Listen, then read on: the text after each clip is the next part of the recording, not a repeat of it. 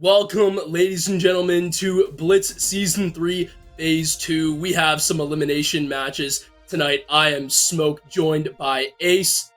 Ace, I'm not gonna lie, we're both feeling a little bit, under the weather right now, but we make do with it. I'm glad to share the desk with you. How are you feeling today? Minus, maybe the slight cough or sniffles. And what do you think about the matchup right now? We got Outlast Black versus LFS. What can we expect? Yeah, I mean, throat's a little dry, throat's giving out a little bit. Amen. Water has helped, but it also hasn't. When it comes down to it, I personally have a lot of recent experience. If you were a TPL XGS enjoyer, one of the bigger things that just happened within this scene, I casted a few Outlast Black matches. I watched a few Outlast Black matches. Don't have as much experience with LFS, but I got a lot that I could say about Outlast Black at the very minimum, so we're just going to kind of try to balance it out. When it comes down to this, same exact maps that we saw against when they went against each other previously in Qual 1. So, I mean, you can really expect anything, but at the same time, maybe you're thinking about expecting the same thing. You're a little bit more knowledgeable on that than I am, but from what I've seen, Outlast Black are kind of on both of these maps. So it's really based on what recently happened, I'd say. Yeah, well, I mean, let's just take a look at our map bans real quick. We're going to see the Clubhouse, Layer, Border, and Sky ban. And there you go. It's like you said, reminiscent of Qual 1, you get Bank, Nighthaven, and then Cafe that goes to Decider. But I'm not going to lie, Ace, judging at what I saw earlier in Qual 1, right? Mm-hmm. I think that leaving Nighthaven for LFS, considering the last time these two teams played, I mean, we're talking about a 7-2 victory over Outlast Black. And LFS started on attack in Nighthaven. That is a routing. And again, that makes me think that even if Outlast Black can get their get back that they had not previously gotten on Bank, it's going to be a map 3 for sure. If not, I have LFS definitely taking this in 2 if I had to call it early. But that being said, let's get into our rosters real quick. First off, we're going to be looking at Outlast Black. We got Stocky, Butcher, Brazy, Dexy, and Demented. And these guys, I just recently casted them going up against Invictus and Border. There's some notes that they kind of, I think, have to work on, but there were some good takeaways as well through just space taking and also holding vertical sight controls as well. But moving on to our second team, looking at our LFS lineup, we have Perka, and Perka, aka Perk and Cav running, Milano, Turbo, and Wimpy. Shout out to the ex-Parabellum bro. Yeah, I mean, Outlast Black, obviously I'm a little bit more well-versed in. I really think that Butcher could have a huge future in the higher-up scene and whatnot. And when it comes to LFS, the only thing I personally know about them is that I follow Gav running on X. That's literally it. I caught the back end of their match against Outlast Black, I believe it was, before Outlast Black ended up falling to Invictus. And yeah, I mean, they look like a very steady team. They look like a pretty strong team as well. Of course, we know how strong they can be because they have already beaten Outlast Black on both of our first 2 maps. So, ladies and gentlemen, this is my formal introduction to casting Siege X. I'm very glad to be here back with Blitz again for another fantastic season as we get ready to see which team moves on and which team goes home. Clash and Hibana being the first 2 bans, it's no surprise at all. Hibana is definitely a well sought after attack ban on this map specifically. It's just not something you see super often. Yeah, absolutely. I mean, any time where you can deny attackers the Hatch Queen on Bank, it's obviously going to be a W for you guys. Banning Ace as well, you take out the Cade, but it's just going to make it so much harder. Your hard breach are so limited. You have the Thermite, sure, with 2 exothermic breaches, especially if we talk about getting into that basement site. For example, do you want to burn it on 2 hatches? Do you want to burn one on an open hatch and then leave the other one closed? You're locking off so many other areas of entry. It's going to be so hard if you cannot find your way through with hard breaching charges. And the thing about Outlast that I kind of get worried about is lots of the time, they're really good at taking space early into rounds when they're on the attack. The problem is then when they meet themselves into the mid-round, they struggle against clearing out certain power positions, and they give up way too many assets in the soft roam. And that is going to be a really big deal for them losing a bunch of their execution pieces, like the Grim, like the Capital, that we saw them losing against Invictus on Border in the mid-round. Hopefully, it does not repeat for them if you're an Outlast Black fan. But LFS, if they do have the same ways and tactics to exploit these mistakes that Outlast Black have made in the past, they should be smooth sailing, and it should be a pretty hard attack for Outlast Black to get going early. Well, in all honesty, it all depends on how they're going to be able to approach this. It's not something that you see every day where they're going to be starting on the attack on Bank. And it might not be the place that they're the most well-versed with. Like you said, that they faced Outlast Black, or they faced LFS on this map.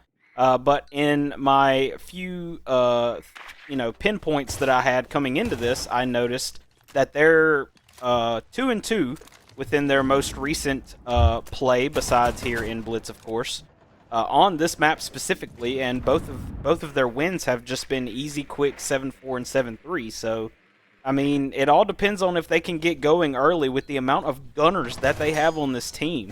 I mean, Stocky, even Dexy and Butcher, of course. Braze has been known to get 15 plus within a BO3 as well. So you really have to get your guns going early against what may end up being a pretty stout LFS defense.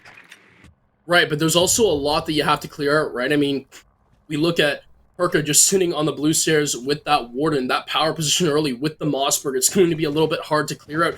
Yeah, you have the Blitz and the Grim to try to do it, but at the same time, that Blitz is going to have a hard time clearing out the Warden, and you're going to really need to start burning Util early if you want to drive him out of that position. Cancels the Capitao as well. It's a good pickup so far, though, as we see that the Goyo goes down, and this Twitch was a great pickup from Dexy as well, just going to be able to get all of those Goyo canisters off the map immediately, and as you see, Outlast Black, only a minute 15 left to go, but they have their entry early. That's exactly what you needed. A nice little cheeky grenade kill from Butcher, playing the striker, an attacker that he has been known to pick up if needed. Oh my lord, that's huge. Getter. He was on the drone, Perka. Oh, but see, look, right back at it. Dexy gets taken out by Gav, and now it's a little bit more on the even side. Even though Perka was on drones, now he can just go back to being on drones and or cams. The one thing that I think I have a hard time agreeing with Outlast Block and how they're going to get this done is you look at the smoke. 2 Toxic Babes still in hand, now 1. But the timer, 30 seconds left to go. You can just burn away all of this clock when it comes to getting a default plant. Someone has to make the executing quickly. The Grim in the open hatch is really great. The Echo comes through as well. And now you have to worry about getting a plant down. 20 seconds left to go. And that smoke is burning so much precious time. Butcher, just on the top of the main stairway, is going to have to try to make a move, get some dual pressure out. Plant going down. Can the Echo drone maybe go through and find a denial? It's not going to happen. The Echo goes down, and all of a sudden, Outlast, they have their foot in the door, and they have bodies to take for it. It's going to have to be the swing in from the Fen rear, but he's so low, and the Blitz, never mind, sorry, actually, Butcher will be able to finish him off on the server door. Butcher finishes it off, and I will say there's one thing that I noticed, and it was pretty important. They backed up and let the smoke do all the work. They noticed that the Echo was firmly planted in garage.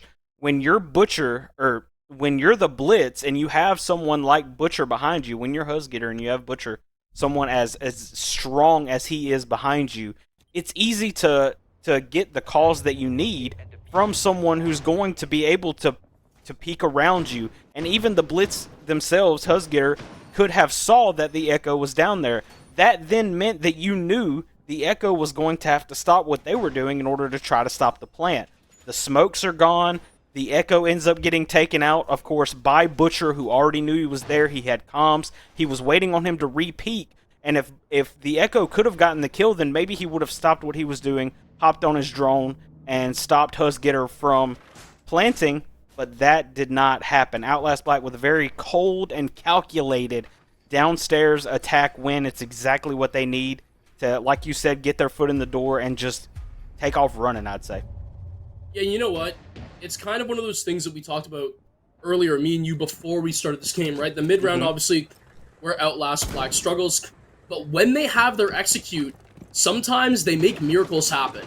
And it's really good positioning, as you pointed out from Butcher earlier. But right now, as this one changes up, you gotta hope Outlast Black, you're able to get your get back. Now as the sights switch, I'm immediately looking forward to seeing what Outlast Black can do to sort of get in the building early and try to rid this mute over here from Janitor. That's the number one thing that is going to haunt you taking this open area, is if you have that mute upstairs who has the hatches under his control, and you have the Legion as well sort of lurking around with that Azami to give him that power position, helping him in stock, that's going to be such a hard place to clear out. Outlast, they haven't had a lot of success in doing stuff like this before, so it's going to definitely be that is the story that I'm going to watch. It's telltale. And I'll tell you the number one counter for that.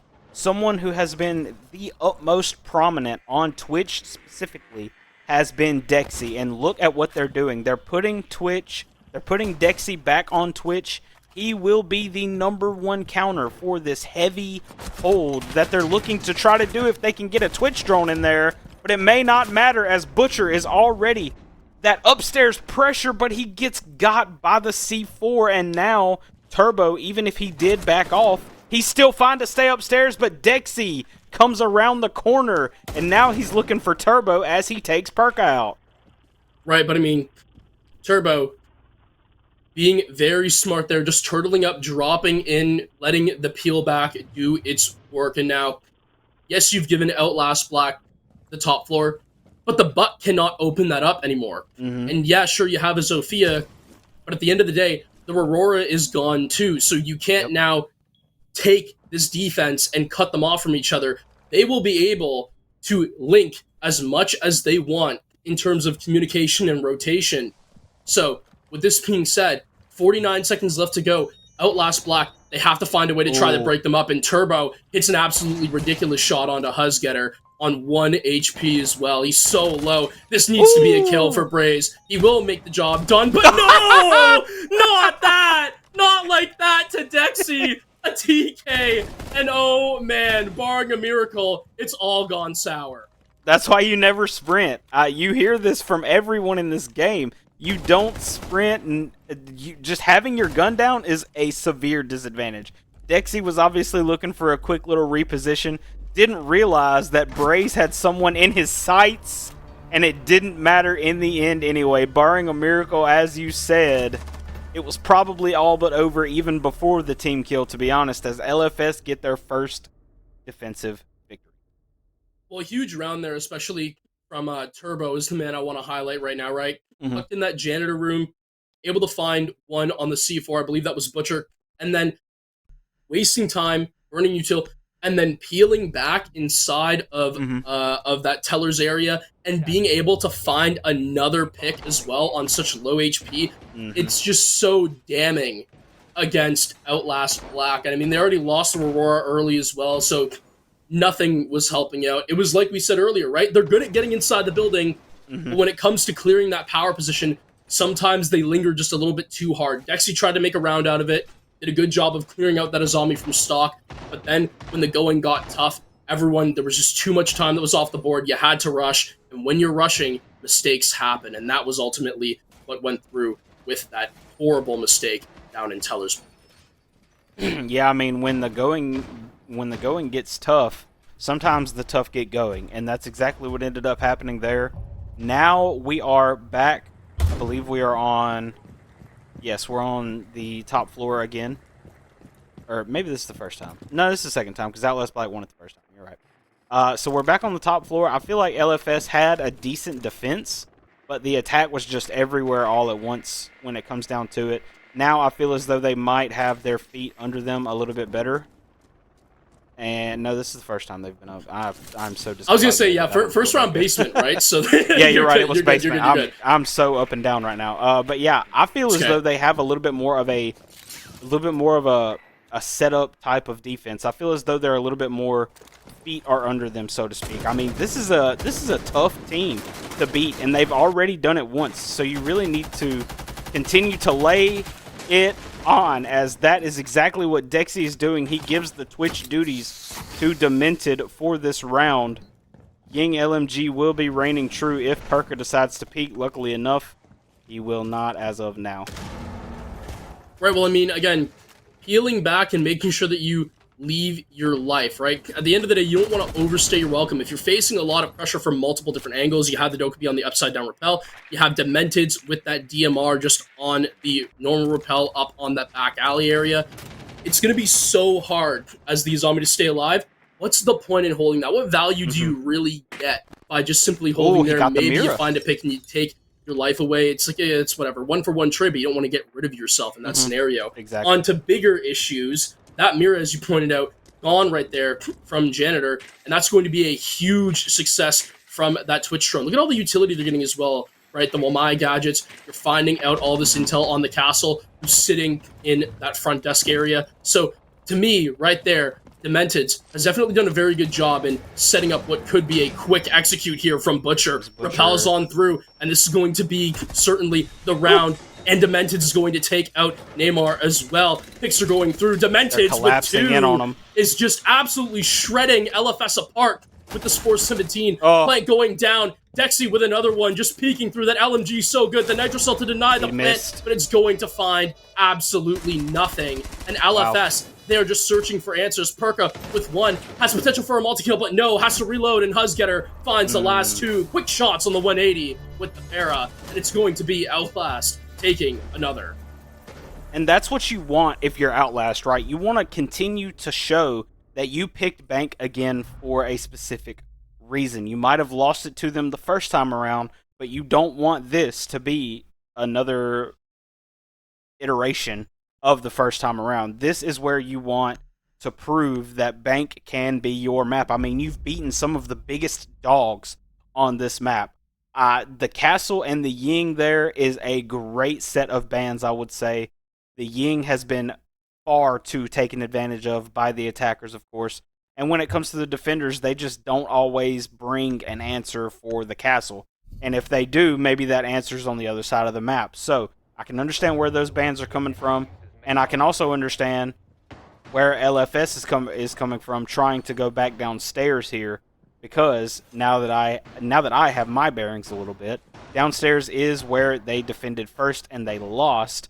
You have to be careful. You have to be wary of how good Outlast Black attacked downstairs already. You're bringing a little bit of a different defender lineup, but at the same time, if you have either Dexy or Demented on that Twitch, they are going to get infinite value. I don't know of any better players right now that I have seen recently that can just back and forth play Twitch and get infinite value out of it. Almost all of their utility is looking to be gone. You can't guarantee it, of course, but when you have 2 really good Twitch players like that, I'm expecting this to hopefully be somewhat of the same. If you're an Outlast Black fan, that's exactly what you're thinking. But when it comes to me, I'm just very specific on what I saw. And I don't really think they need to change too much up, and it looks as though they're bringing basically the exact same lineup. So, yeah, I mean, you have to hope that success goes Outlast Black's way if you're a fan of watching some attack on Bank. Bulletproof Cam going to be going down in Tellers, but what I was going to talk about going down is Huzgetter's health already at half right there for the Blitz. Not your ideal scenario, especially when you have to worry about getting him through into the site and you've got 3 Toxic Babes to worry about, right? So not a lot of wiggle room there, especially when you don't even mention the Goyo canisters. Hopefully the Twitch will be able to deal with those with haste. But that being said, first off, Neymar, I was wondering how long you were going to stay in that open area for with the Blitz just bearing down on you. I was wondering, I was like, if he goes undroned, untopped, there's no shot he lives for that long. He would have been out, yep.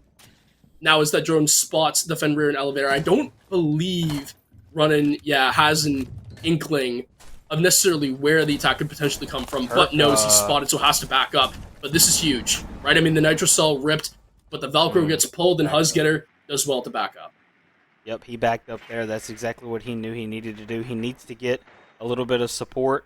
They had a pretty good idea that they were going to try a little bit more of a Teller's type of blue take. And as your support tries to rotate around and help you, that would most likely be Butcher. As he's doing his due diligence, you just have to wait. But instead, you're going to fall. That's actually kind of smart. You're going to go around on him, create a pinch with Demented. Demented shoots him out before the Nitro could even pop. That's exactly what you would have thought was going to happen. You knew that Husgetter needed backup. You call that out perfectly, as you know that you're free enough to hop down and then go back up around blue. Butcher can continue to do his thing. I believe he opened up Vault with the hard breach charges instead of having to rotate over and help you. Now the whole team is here, and now the whole team is ready for the execute. Right, I mean, there's no really problem with this. You have the default spot actually not even affected by the toxic smoke, I believe. There's a little bit of a pocket there. As soon as this fire goes out, you can just alternate between the two positions. The Echo's gone as well. That's the second time now where someone has been able to find the flank onto this Echo, and now it's all panic stations for LFS. It's going to be Dexy who hits another, give him the triple. Dementeds finishes off the last, and a flawless round. Outlast Black. They're looking like they want their get back, and they're well on their way. Unbelievable. I mean, how many times do you have to get caught with your pants down before someone pulls them up for you? That's exactly what Turbo just got caught twice, and someone finally pulled him up for him, because standing, I can understand why you may have felt like that you took way too much time to start moving the Echo last time. Y'all still lost anyway. Okay, so you're going to do it again. What's the definition of insanity? Repeating the same thing and not getting a different outcome. That was actually insane what he just did, because standing in the middle open of garage, yes, you want to have a little bit different of a response time when it comes to using the Echoes like you did, or like you didn't, so to speak, at the end of that first round. Okay, here we are, round 4. We're going to do the same thing. We're going to put you back on Echo, Turbo. Why are you standing in the middle of garage? They knew you were there last time. Husgetter and Butcher were down at the other end of server, and they knocked you out as you were trying to jiggle peek and not be on your drone. So instead, you're going to go back to the same exact spot and decide it's time to start using your drone again, but this time you're just going to stand in the middle of the doorway? It's unbelievable, and yeah, I mean, questions but no answers. Yeah, I was going to say, questions definitely have to be asked about. I mean, especially because when you have the blitz to get in, the calls are already made, the crosses are lined up. They're already coming out where this could potentially be. That's a huge wall bang, and at least he gets refragged. But the blitz, he's just walking in off the side. They don't hear him. He's getting no the way diffuser down. I don't think they are aware of this going down, and it's going to be absolutely free. Outlast, they completely trounced the site. It's going to be an absolute chaotic mayhem, but they're losing bodies. LFS running. He has so much time to work this clutch around, but does he know about the positions? The Z pings go out, and he knows where minimum 1 is. Has to try to see if he can bait this defuse, though. Gets off quick. 5 bullets on Blaze, and he's going to be able to get the job done. The headshot peeking around the rotate in the kitchen. And Outlast, a close one in the end, but a really good job of noting who's on the site, the openings, and exploiting them. You didn't expect it. It's as simple as you didn't expect it.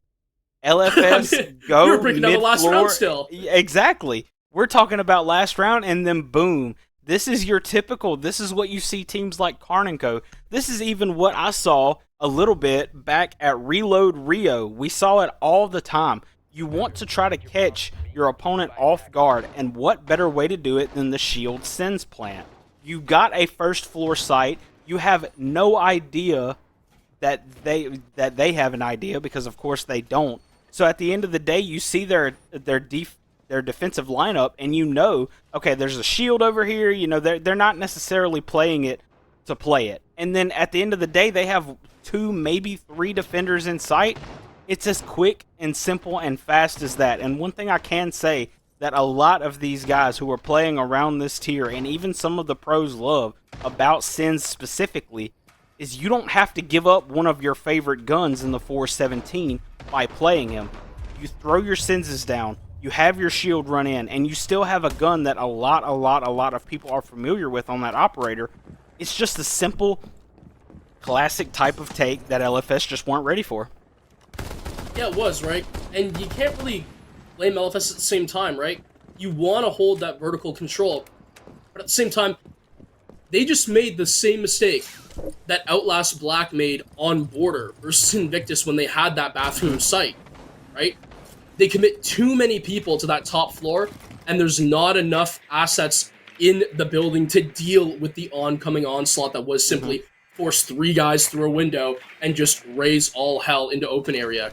But right now, we can't get too caught up talking about the prior round Yep. because honestly, Ace, without quickly Outlast Black move in the early round, which we talked about before, Yes. you have to really pay attention early. It's going to be these nades that are going to clear out that spiral. So just trying to see if they can get the lineup, and the Echo Drone surely has to be spotted by the Blackbeard there. The Ash able to have the repel onto the mirror window and covered by the Blackbeard down below. So they're going to be able to take that mirror window in Janitor for free. And Dexy on this lurk could have an amazing play synced up if he just stays quiet. He's trying to lurk up on Turbo. Him and Husgetter, I would assume, Stocky, have some comms right now. I mean, there's a pretty good chance that he does. He might even stalk up onto Neymar as well. But as of right now, he's kind of just watching the entire team's back. And when it comes to putting Dexy on an operator like Dokebi with the SMG-12, I mean, come on now. That if you want him to watch your back, then that's exactly what he's going to do. Husgetter, I think, is one of the main targets right now for this defense. At least 2, maybe even 3 of them know he's there. Demented kind of fighting his own demons on the opposite end. And yeah, you've got 3 attackers. They're waiting and ready when they don't even realize that there's only 1 defender on site currently. Right, well, I mean, I'm sure they're getting that call from the Blackbeard right now. They're confirming that there are 2 somewhat near elevator, and the Dokkaebi calls that ring out will definitely tell these attackers on the rappel that there's only 1 in sight. But a huge shot from Turbo. Perka, all of a sudden, heads being removed from Outlast Black. They lose 2 in the mid-round, and it might be because they stalled for a little too long. Dexy has to now try to rush this through, finds 1, but is going to get refragged immediately. Demented goes into Janitor and clears out the Mira, but all of a sudden, he's all alone. The trades won't be ever getting found when you're split up like that. 2 free picks for LFS, and they secure the defensive round up top.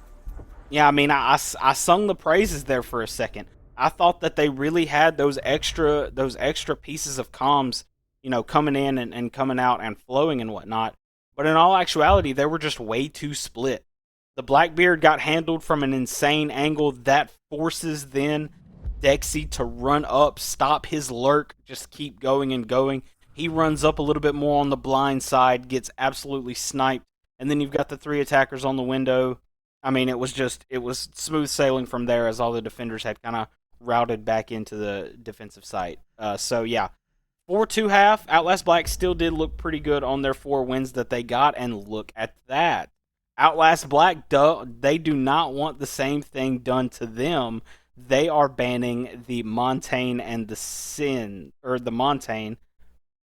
Yeah, the Sins. Yeah, and then the Sins as well. Yep, I forgot that you could do 2 of each now. That's first time casting CJ's house. I'm joking. Hey, you know what? But you're glad you're here, right? And I mean, I'm so glad, especially with all being, it does sometimes go a little bit under talked about, and it's because, well, there are a lot of environmental changes. Obviously, the gas pipes, the fire extinguishers, but if you're smart on defense, you're probably going to get rid of those fire extinguishers anyway near your site. You don't want to give the attackers a free smoke grenade. I saw LFS doing that a few times, yeah. Right, like we saw this even in Reload, especially I notably saw this a lot in Clubhouse when we talk about Church Arsenal as well. You have that fire extinguisher in the hallway that splits the 2 up. Why would you ever want to keep something like that up? Exactly. Right? So when it comes to Bank, it's the same sort of thing, and we need to kind of realize that, yes, those environmental changes, they do make a big difference, but in lobbies like this, they don't just get underlooked or not seen. They don't go unseen is what I should try saying. And if there are factors that are contributing from those, it's usually because there's probably a little bit of an oversight between both teams. But anyway, that being said, 2:30 round underway. LFS, they start their attack, and most notably, I'm going to tell it right now, the Hibana and Ying both on the board to start out early. I know you want to ban that Sens, but you've just given LFS a Hatch Queen, and you don't have a Cade to combat that. So hatches are going to be getting open like crazy, and LFS is going to be very interesting to see what Outlast Black has in pocket to sort of counteract that offense. Yeah, they banned the Cade out. The Hibana then got left on the board. I feel like they were going a little bit more towards a specific take that they didn't want more than they did for the overall extra important utility. But also at the same time, looking at where Husgetter is sitting, maybe it's just not an attacker that you were too scared of. Like, yes, Hibana is the Hatch Queen, especially on this map. But at the same time, it's like, yeah, I'm going to reinforce it, and I'm going to make them have to use those gadgets. But then also you have other hatches that are open due to Husgetter. Right, and I mean, again, when you are leaving that available, you got to have something in the back pocket, right? And who knows, maybe turtling up is just what they have in mind. Maybe they have some insane crosses. They have the tuber out to at least left the tubby on the board, burn the time there. So that'll help out a little bit in denying LFS the element of time for their execute. But you don't necessarily need all that. When you've burned away Goyos, when you've burned away the Fen rears, you can allow yourself to make these quick executes on the site when you have the players like the Grim, like the Ying. But what is notable to me is these Goyo canisters inside of the A-bomb, they haven't been popped yet, right? And the Twitch better get on that quick, because if this drone gets taken out before you can pop some of those, it's definitely going to be a problem. And as you can see, I believe it's been taken out by the bulletproof cam, that EMP. So now Husgetter has a little bit of a chore ahead of him, but has definitely made the job a lot easier for Outlast Black, seeing that Perka is now down a Twitch drone. I believe they only have one Twitch drone left. It's on the top floor, or the mid floor at least. It means as though Husgetter may still be somewhat safe for now. He has to worry about Neymar, but Neymar kind of gets sandwiched a little bit. Dexy's there. Husgetter was there if he would have swung out a little bit more. Gav now. He's going to try to catch him swinging out. 7 seconds. Though. Demented Husgetter and Braze leave it all up to Gav, and Dexy catches him blindly walking right into the flawless round victory for Outlast Black. They go up 5-2 now on their first defense. That was interesting. Well, you know what? You have 2 Twitch drones, and yet I couldn't have told you if a single Fenrir F-Not gadget or Goyo canister got popped that entire time. And that was the start of the spiral, right? I mean, that was immediately what gave Outlast Black that security to realize, okay, if we're overstaying on the soft roam, man, just drop. We have so much damn utility in sight right now that we can all play off of. The crossfires are being held as well. There's no vault control that they're trying to take. You can just back up, play safe, let the Goyo canisters and the Fenrir F-Not guy just do the talking, do the intel for you. No Twitch drones to pop it. Everyone's forced to walk in through singular doorways with nothing more than a gun up. No smokes to be found. No utility to try to make the job easier. Sure, the Grims go through, but they don't find anybody. Of use at minimum. And you get a flawless round out of it. So, beautiful job there from Outlast Black, just peeling back, saving their utility. And if anything, yes, you can ask questions of LFS's Twitch, but at the same time, I feel like in this scenario, just give credit to Outlast where it's due. Yeah, I mean, a team that knows how to use Twitch as effectively as Outlast Black does, there's no way that they don't know how to defend Twitch just as well. And it was definitely shown there at the very least. They made sure that Twitch was a pretty much complete non-factor, as you do have Husgetter on the top floor, even though, and Butcher, even though the bomb site is mid-floor, so you're going to have to tale of 2 attacks on this one. You're going to have to make sure that you can clear out a little bit of the top floor while also making sure that you keep eyes on sight. Absolutely, and it seems like they're now just going to try to back on up 4 people now sitting in sight with Dexy in the elevators. And I mean, there you go, Turbo on the Blitz. If it's anything that a Blitz and a shield up is good for, it's clearing space. You have Neymar behind him as well. That can be your double up if you have any intel that gets given out. No way should a defender try to hold space when you have a Blitz and company around. There's no reason for it. Just peel back, save your life. 1:40 to go. And let's see. LFS, they're in the mid-round now. Are they going to be like Outlast sometimes where we see them sort of meander around and sort of ponder out of the round and they leave it a little bit too late? I know Outlast, they've been doing good on their execute, so you can't really say that about them on Bank so far. They've looked brilliant. Or are LFS going to be able to take control of this vertical with the Ram? There it is, the sight lines. And will they be able to make something off of that? I mean, that's one thing I can say. A defender that wasn't on the board that now is, Castle, is seemingly, to at least a little bit of an extent, giving LFS's attack some problems. You make them have to rotate back around and pay more attention to the vertical because, I mean, realistically, you don't have anything besides a frag grenade, 3 frags left to be able to open those castle barricades. No more ram drones. So, I mean, it all comes down to you have to focus on what you need to focus on in order to fix it and finish it out. As of right now, though, Dexy with an insane lurk from downstairs, by the way. He may come up big here soon. I think the Blitz actually has a feeling. He has an inkling. Perka finds one. The blind goes in. Can the shots be found? No, not quite. Dexy dancing around. The ping goes through, though, and now everybody knows about his positioning. Demented's been downed inside of sight, and now the Azami is going to have to be the thing that holds it all together. The Castle Husgetter, he's getting pushed by every which angle. Northwest, east, south, it doesn't matter. Dexy gets found back on the lurk, running too much sound from your footprints, my friend. And LFS, they put together their first flawless, but a decent one at that on the attack. A great fast attack, I'd say. That was a nice change of pace for LFS on their attack. That might have been what they needed to kind of get their spark back a little bit here on this map. I mean, we still do potentially have 2 more to go, but at the end of the day, Outlast Black have looked like the better team as of now, I would say, on bank, so to speak. They've got 1 more, and then they call either OT or map 2 off of the 1 more that they need to win. They haven't, Outlast Black specifically, haven't looked as strong on their defense as they may have looked on their attack, but either way, they did have that first good defensive round. So it's still kind of anyone's game here on bank, but at the same time, Outlast Black, even though they're a little bit more shaky on their defense than they are on their attack, they, to me right now, still look like the better team.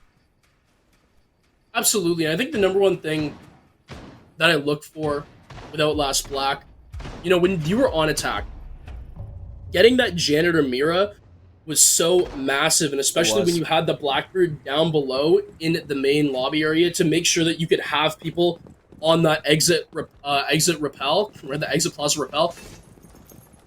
I wonder, right, LFS, are we going to replicate the same thing right now? Because that was always the catalyst, right, for Outlast Black. You have that Blackbeard sitting in the control, making sure that you can't get shot up by those windows. You have the rappel that can then put the Ash into that Mirage in Janitor, and immediately off of that, your intel then gets cut immensely, right? And you can then try to find dual pressure off of that. So, LFS, you've seen the pieces in the puzzle work against you. The question is, will you be able to make it work yourself? It seems like they're well on their way. A drone may have slipped through Janitor, gave the intel away, and there you go. That's already that Janitor Mira down, out for the count. 2 minutes left to go, and LFS, they're doing a good job so far in the early round, taking out crucial utility. That's exactly what you need to continue to do, because utility has been very half and half with Outlast Black. The utility has been a big Never mind, part wait, of... the Janitor Mirror stays up. Wait, there's another one. That. They doubled up. I mean, the utility has been the name of the game, but it also, I mean, their guns are still their guns for Outlast Black. So you take away one piece, you might end up being able to take another one unless you are willing to sacrifice your head for it. Braze is in a good spot here. You have to watch out for Turbo. Wimpy does take Braze out. It was a little bit more of a back and forth between those two. And now Outlast Black are seeing stars. Being down 1, that Nitro might reign true! Ah, but it hurts running. It doesn't take him out. The frag grenade didn't do anything as well. Turbo, he gets stopped. A double down trade. It's absolutely horrendous so far. Whoa! But LFS, they're making it work. They're coming back. Outlast, yeah, they get the down, but they've wasted too many assets on it. It's now down to Butcher. Demented. Demented's down. Another one, but he's not going to find a damn thing. It's going to be LFS on the attack. Wow. They get ever so closer to making the comeback. Only down. You have to ban Blackbeard here. Yeah, you have to ban Blackbeard. I think you have to. It's too much control. There's too much intel that gets torn up. That top square area, it had everybody on Outlast Black looking his way, and no, the Grim gets taken. What? So for the remainder of this match, LFS, you will be able to run the Blackbeard.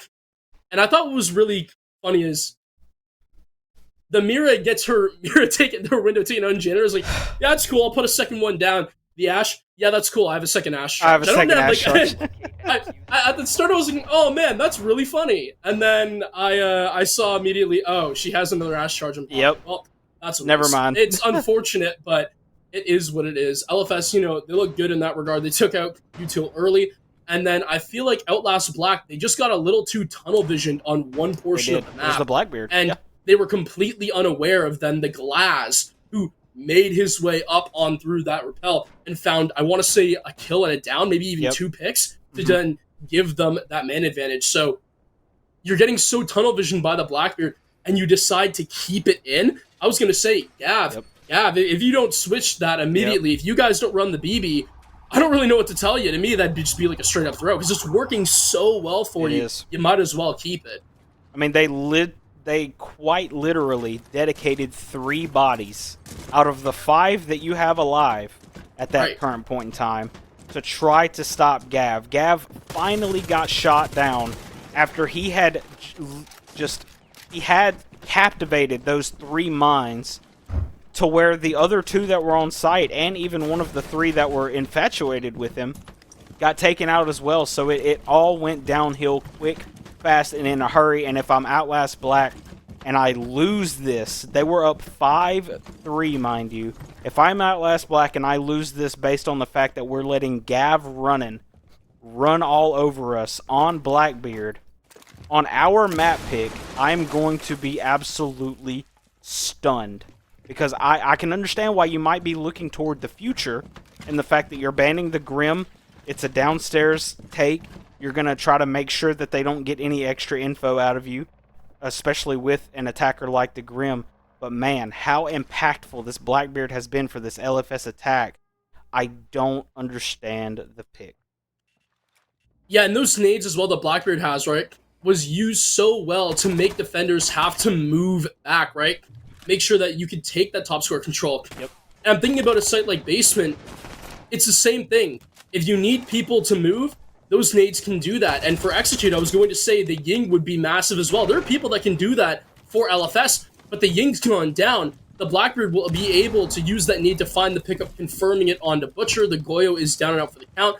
But now the question to me, Perka, on that Twitch drone, you have Miras, Fenrirs, Goyos to clear out.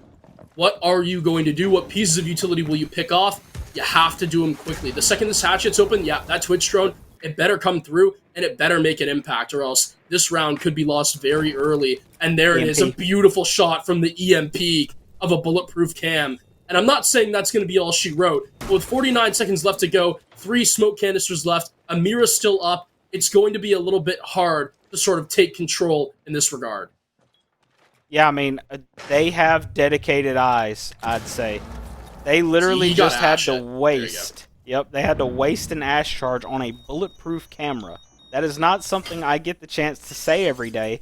As well as they got rid of the Mira, of course, but that is how important the Twitch usually is. You want to make sure that you can hopefully keep that drone up. See, now Gav is in sight. He's got his Hibana down with him. Hibana getting ready for the plant. That wall is a little open, though. Braze overstays his welcome. Perka catches him off guard. Now, Wimpy gets it down, but what a trade. It's up to Husgetter now.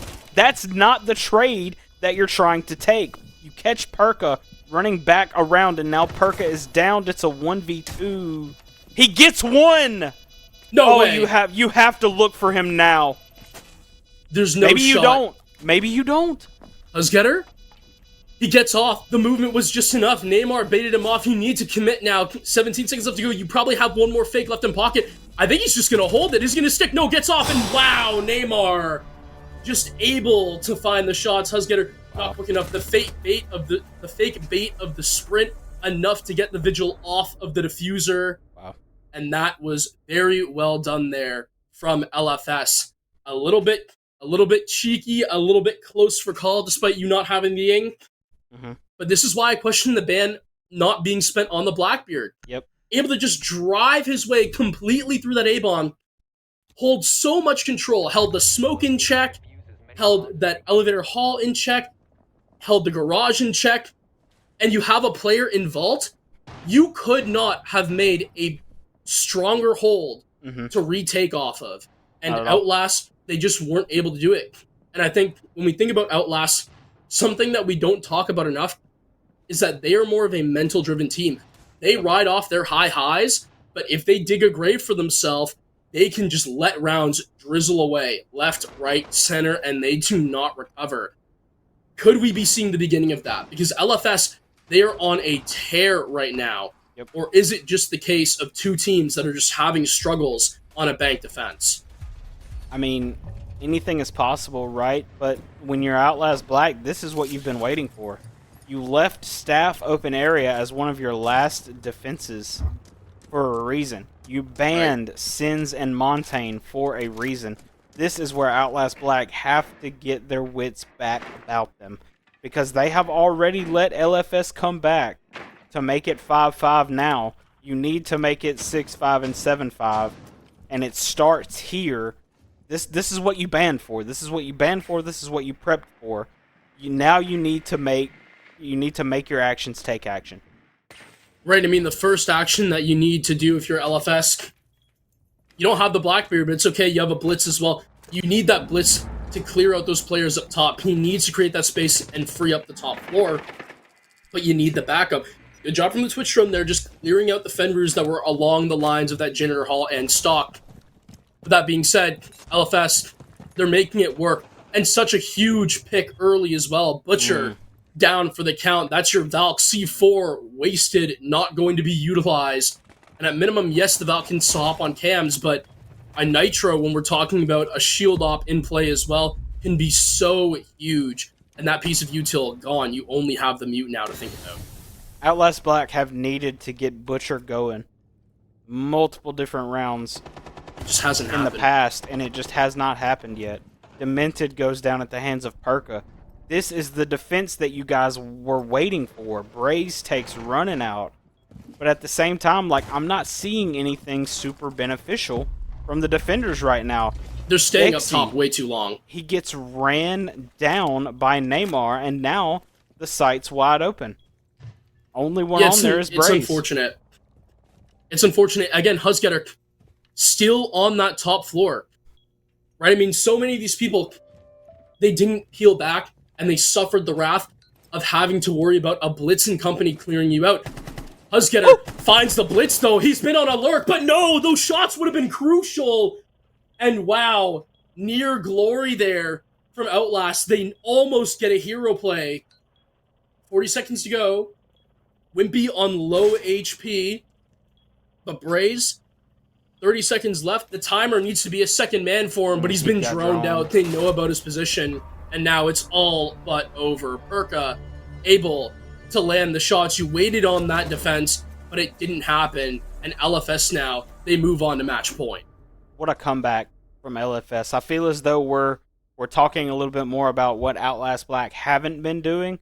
What I have seen from LFS, and what the biggest takeaway from me right now is, they have Outlast Black's number, and they know how to dial it. They are playing every single operator. They are doing every single operator that Outlast Black don't want to have to deal with. They are doing extensive droning. They are making sure that even without red pinging you, they will know exactly how to get to you, whether it be with their gun or whether it be running up and going around you. I mean, LFS have just been putting on a masterclass, and it has now brought them back to within one from winning this match. They were down 5-3, ladies and gentlemen, and now we are now here at a 6-5 score. LFS looking to be on top and looking to end it out here. I feel as though Outlast Black have just fell straight on their faces throughout these past few bank defenses. I mean, they definitely have struggled way more than LFS did on theirs. Right, I mean, you look at the basement site, you think about what the Blackbeard was able to do for LFS. I mean, hell, they didn't even need the Ying for the execute, right? The Blackbeard just took so much control, was able to find all the gaps in the defense, and you're able to use that yet again. Perka on the Twitch, I've said it before, I'll say it again, that drone is going to be everything. And Butcher, this could be a play that Outlast they need. That Nitro Cell on the Two-Brow, being able to just keep those hatches from being breached for just that extra second. Reminders, ladies and gentlemen, that on a soft floor, right before Turbo takes out Huzgetter, if a Two-Brow Zoto canister gets chucked on a floor and you're standing over it, he can see your footprints. But right now, he's getting cleared out. The frag grenade, and a huge pick from Butcher. Turbo gets the refrag, yes, but the BB is at least off the board. And Outlast Black, they have a shot. Very, very, very important player for LFS off the board right now. No Gav. He might be 5 and 10, but I will argue that he has been one of, if not the most important, besides maybe Perka, player on this team as of right now. Dexy fighting his own personal demons. He now knows that he has to fall, but does he know that Demented had one above him? Yes, he does now. And now we've safely rotated back in, but yet LFS are still kind of on top a little bit. But they can't get their Twitch going. No, they can't. I mean, that bulletproof cam has quite literally taken out, I want to say, even just on the observer feed that what we know of, 3-4 drones that we've seen there, Ace? I mean, it's just been incredible bulletproof cam play. The shots from the EMPs have been getting found. And I'm not going to go ahead and say that's been your win condition, but sure helps a damn lot. You can't deny that. Does. So, with 50 seconds left to go, Outlast... On a pellets somewhere? They're tucked in quite well, but Dexy, a huge kill there for LFS. Braves with a Nitro, then the diffuser's gone cold, but 40 seconds left, and here it is, the Candelas. This is going to be an open area drop. The Ying has to make in the smoke, but he's stuck in. He didn't get it down. Perka, he didn't get it down. 30 seconds left to go, and the diffuser's come on cold, case cold, but it's not going to be enough, because when you have the hatch control, you can just have the Ying watch for the rotation, watch the cross. Demented's not going to get there in time, and Outlast Black, you've given your map away. LFS, they take bank, and they move on to a very confident Nighthaven. It's unbelievable. I mean, look, when your bottom fragger is Gav running, he's going 4 and 12, and yet he is the most influential attacking player in this entire match. I think that says something. I think that actually says a lot. Gav played such an important role, and you see him in the aftermatch chat right then. I'm bad at bank. I went 5 and 12 against y'all last time we played it. We are literally seeing history repeat itself. The time is a flat circle, and that's exactly we're just looping back around, because Gav went 5 and 12. Gav was the most influential player on either of these teams. Like Butcher was absolutely dead in the water. He was asleep. He is the best player on Outlast Black. And then to top it all off, you got a Blackbeard. Gav was the most influential because he was able to play Blackbeard. You had Turbo on Blitz. That was a completely different animal. I personally do not understand what is going through Outlast Black's head, besides the fact that they need to get a defibrillator on Butcher right now. Yeah, you know what, and it's tough. In the latter rounds, we did see Butcher get picks that mattered, but at the end of the day, it can't be a one-man show. And if no one's showing any bite back, because, well, you can't when you're going up against a Blitz Blackbeard combo, sometimes they ran both of them, sometimes they ran either or. The whole point is you keep Outlast Black guessing. It's not a recipe for success if you're on the defense. And you gotta give Outlast Black credit for how they started, right? They had Turbo's number on that Echo for basement defenses, but it was simply just an attacking-sided bank, neither of which team could defend as well. And for that 4-2 half, those 2 rounds where LFS were able to get it together, it was just the straw that was it was enough to get them over the hurdle. I was going to say it was a straw that broke the camel's back in Outlast Black. You could technically say that's the correct phrase, but yeah, it was just enough. And like you said, we see history repeat itself. Outlast Black, they picked bank in qual number 1. It's the same thing right here. 7-5. You saw it happen, and now you're going to go to Nighthaven. If history is going to keep repeating itself, Outlast Black could be looking at a very early exit right now in Phase 2. You got 7-2'd last time on Nighthaven versus these guys, and you started on defense. It was, now granted, yes, it's LFS's pick. Nighthaven defense is one of the most defender-sided maps in the entire pool. If you're getting 7-2'd at minimum, I'm sorry, that's a blowout. Yeah. It's not a competitive game, and you need to figure out something, and you need to figure it out quick. And judging at how shocked the mental, if I had to guess, is right now about Last Black, they need a team talk. They need something, because they need answers, and they don't have a lot of time to find them. They don't. Yeah, I mean, this will be a very important match for a very important team. Outlast Black, this isn't your map pick, but you really, really need to step up here. I have seen Outlast Black hang with the big dogs that have already been since past qualled, just got straight invited to the actual thing. Like, I've seen how good Outlast Black can be, but just running through the trenches of the quals and against teams like LFS who still have a lot more to prove.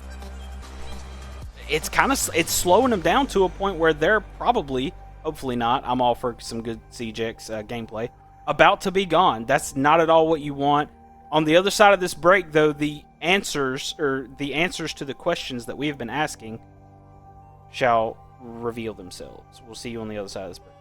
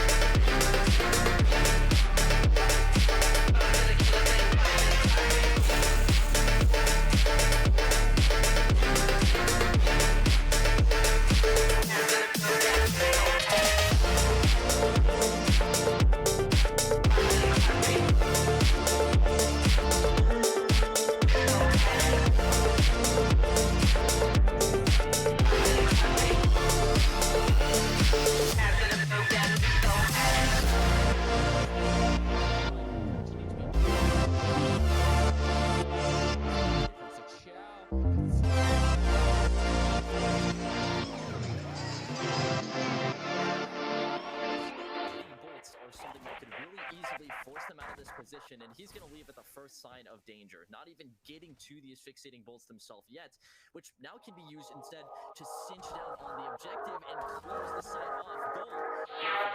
For 2 rounds,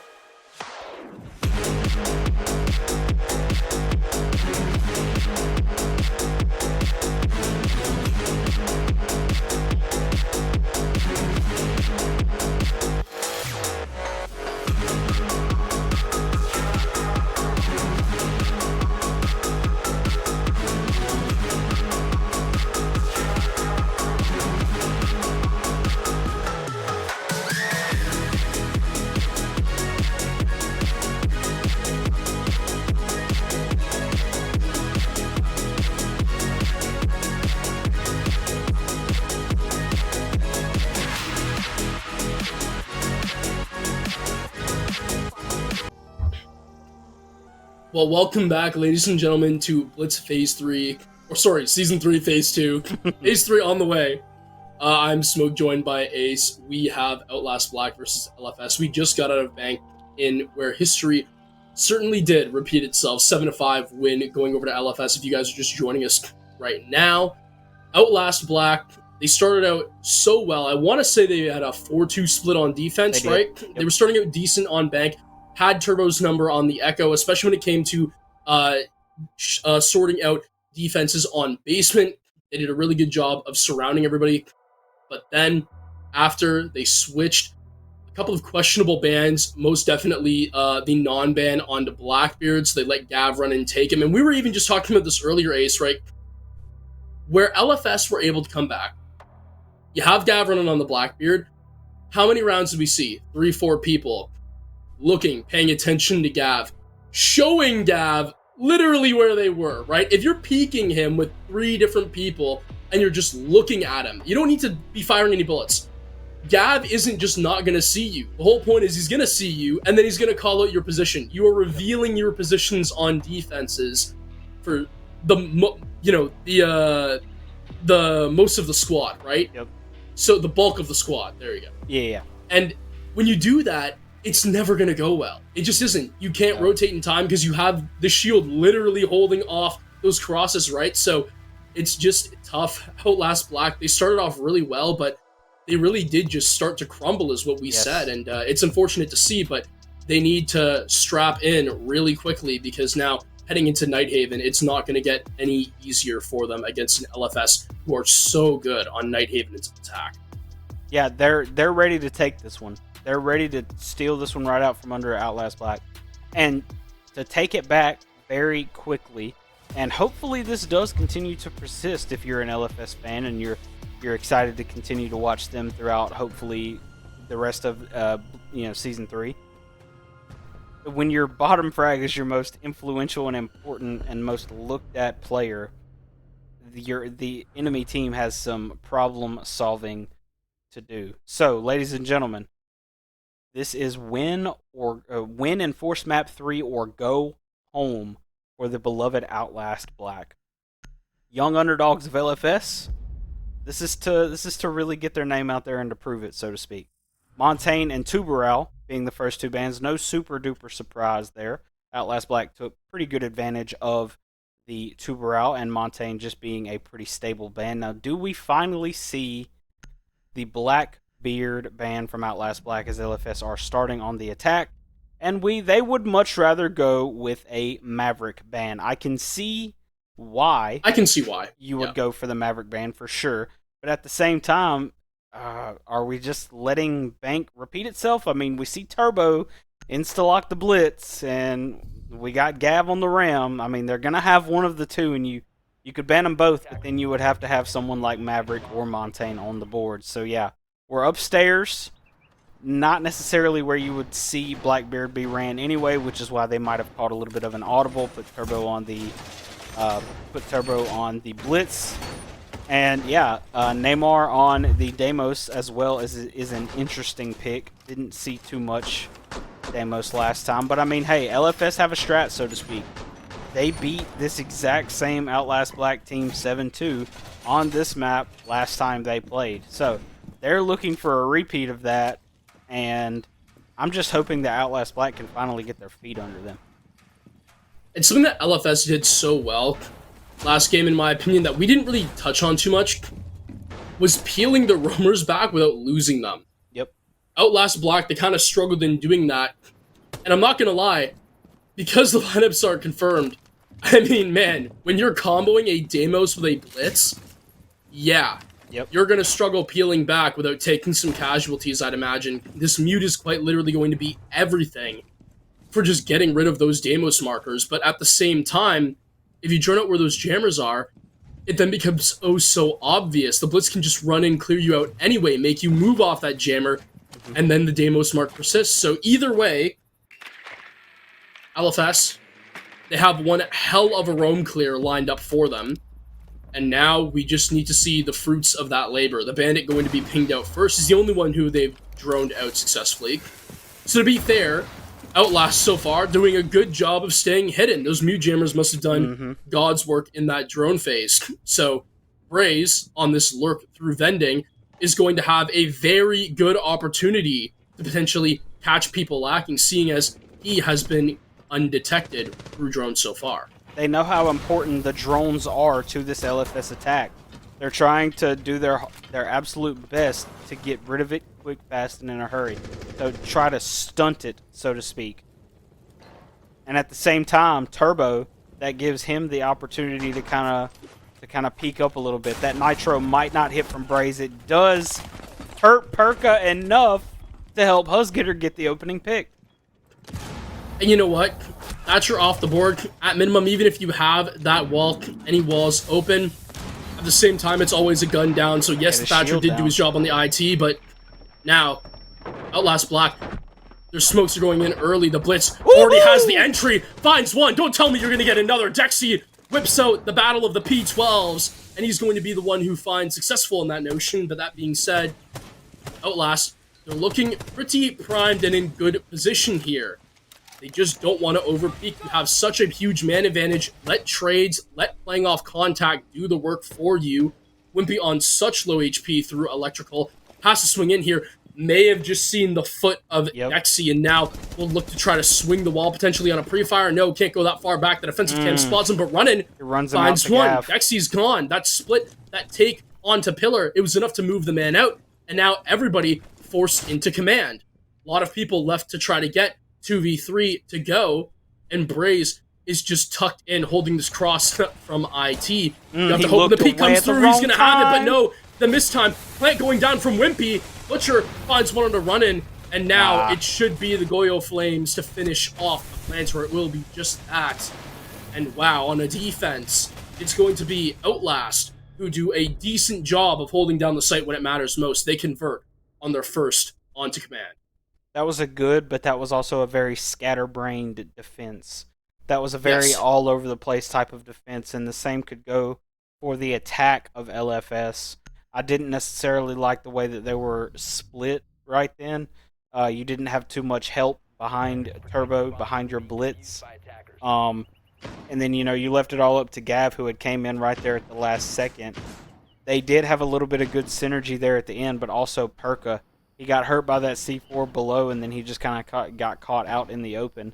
So it was such a scattered around the board type of attack, but the exact same could and will be said about that previous defense from Outlast Black. But they did do a good enough job to make it 1-0.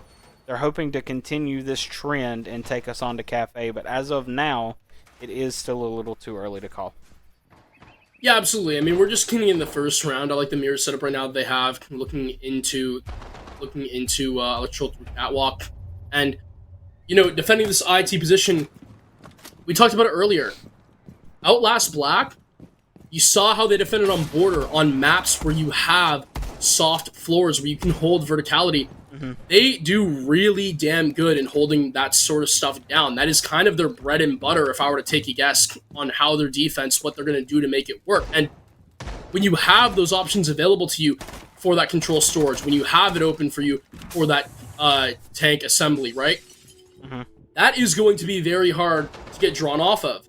That being said, LFS, they've dealt with these guys before on Nighthaven. They 7-2'd them, so you have to change it up. The mirror's broken, and wow, Huzgetter.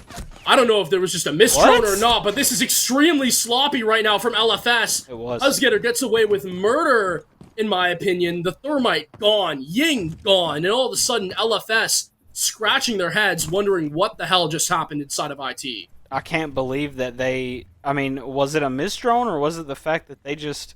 There's no way they had eyes on him. I didn't think Why would you they just had eyes sprint in up there to at the all. IT on a broken mirror? There's no shot. Actually insane. I have no idea why it ended up coming down to that, and now you're a little bit more sight heavy here. You kind of have to be. There's no reason for you to try to get in up top, but Butcher makes them pay for it. 1 down. Could be 2 down. Oh, no. From Perka. Neymar, wait a minute. And now it's a 2v1. How did this round slip for Outlast Black? This has to be so mentally chalking. You get rid of the hard breach, you get rid of their execute for pretty much free. Right? The mirror's already done their job. The nitro was burned earlier, so you're literally nothing but a gun up, and you convert twice.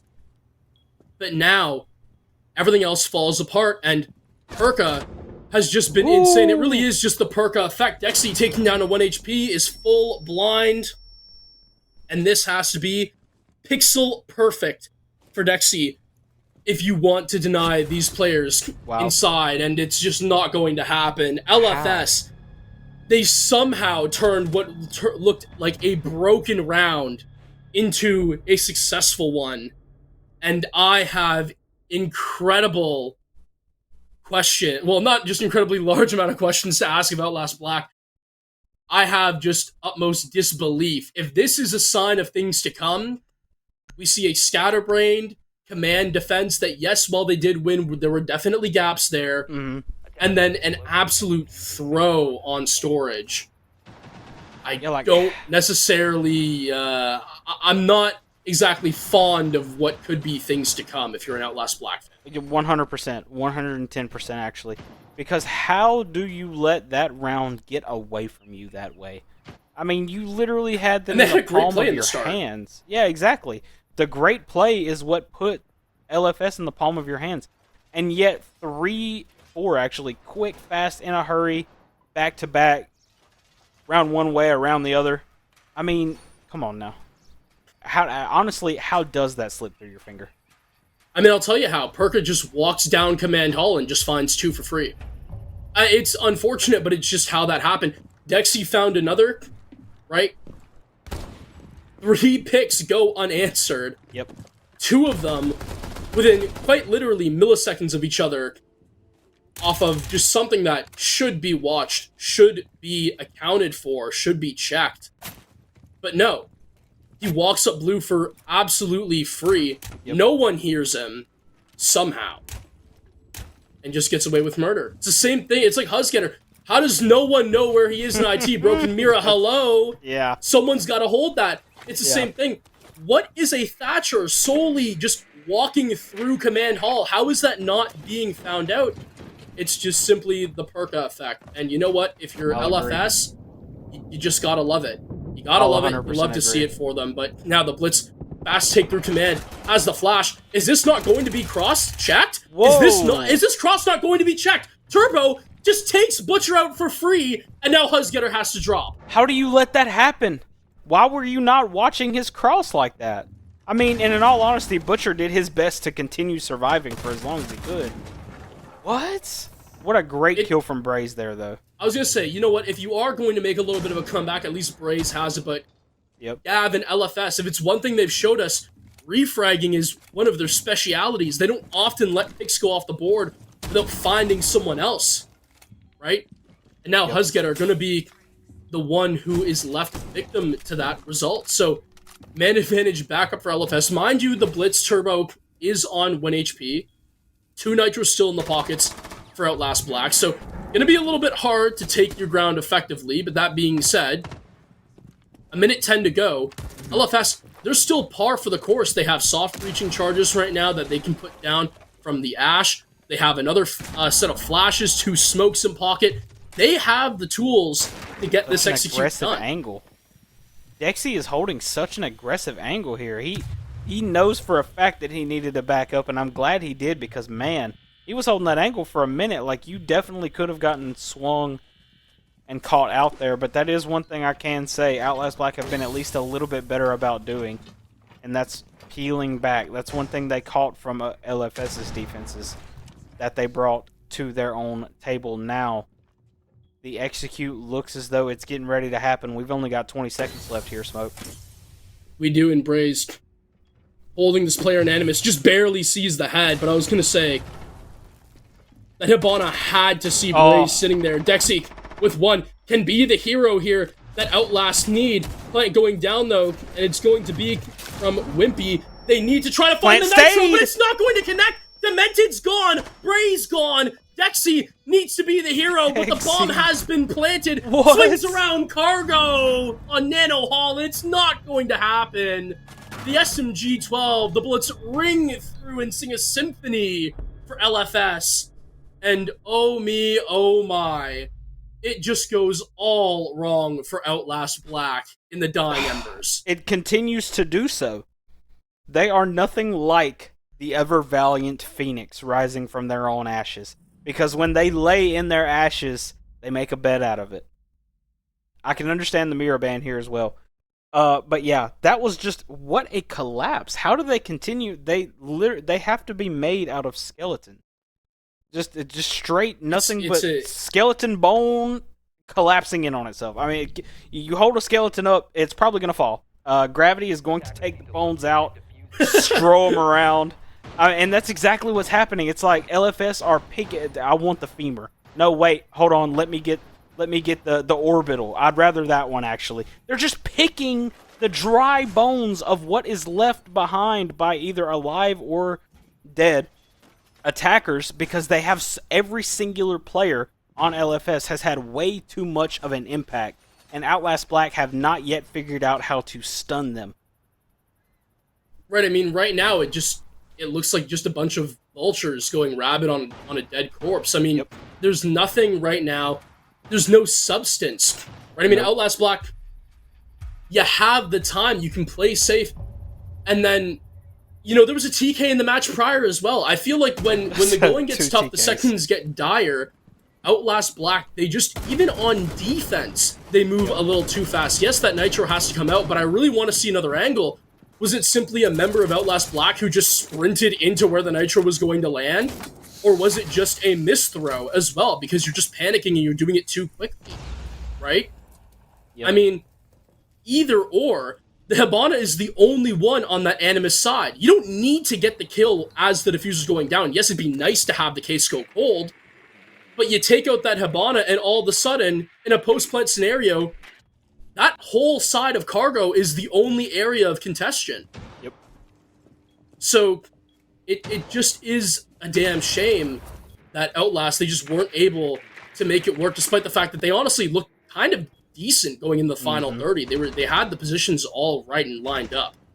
Hopefully, they can start to replicate it a little bit better here, because LFS, I could see them running away with it soon if it's left unchecked.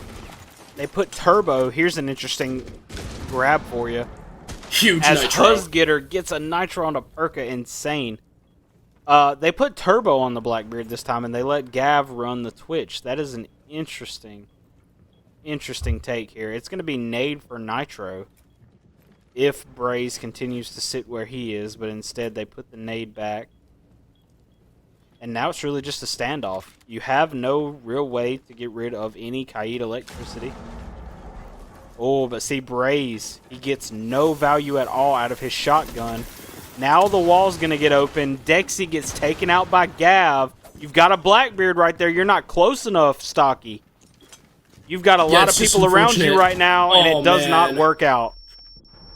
I mean, I get it, the need to drive him out, but this is just a slaughter that we are witnessing right now. The down player, two actually, and whoa, hold on now, Demented's. He has a pair of downs, and he's able to hold that electrical. They're all just sitting in connector. You can actually make a round out of this, believe it or not. Blackbeard's still Find the downs, it gets rid of the comms, but no, This 417 is going to find the headshot. The swing comes through. And Gav running on a long sightline with a 417. I wouldn't recommend you peeking into it, Outlast, but it's just what happened to be done. LFS, they take a third. Like, you leave the Blackbeard up and anything is possible for this LFS attack. At this point, it doesn't matter if it's Turbo or Gav, or you could even put someone like Neymar on it. He's obviously your main entry, but he would definitely know how to run the Blackbeard AR that he has. And yeah, I mean, at this point, you could literally put whoever you want on it, as long as they aren't Perka. I would say he's definitely a really good support from what we've seen so far. You could put anyone on the Blackbeard, and Outlast Black won't have an answer for it. I mean, let's be honest with you. That's exactly what has happened so far. We think that a round is developing in Outlast Black's favor. Hold on now, wait a minute. Never mind, the Blackbeard is still on the board. I mean, it's just something that Outlast Black don't have an answer for. All their bans are now out as well until the side swap.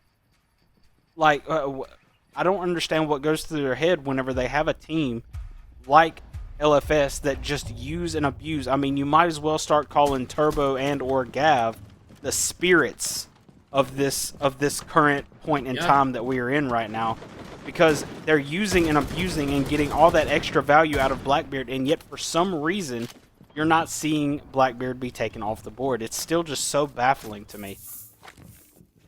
Right, and I mean, it's literally from every piece of his kit, just having the shield, the intel you're gathering, the nades to take out util, or driving defenders into weird positions. We saw it used so damn effectively against that Warden in their little duel through electrical.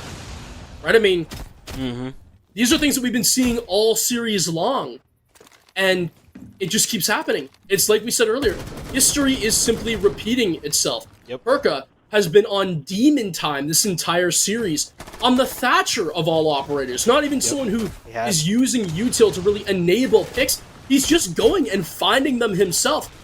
And what's crazy is Outlast Black, they're not even doing bad on entry. The last round, a huge nitro cell, Turbo. But this time on entry, it's just not working out. Turbo with a beautiful shot onto Huzgetter. Nexi falls down, and it's just Turbo again. He's running a clinic! He's running a clinic! The man is your doctor, and you're all just patients to him, waiting to fall into his open arms. Turbo on a Blackbeard, have a day. No stem shots here. No stem shots needed. You can put Gav on Blackbeard. You can put Turbo on Blackbeard. This Outlast Black team does not have an answer for it. Plain and simple.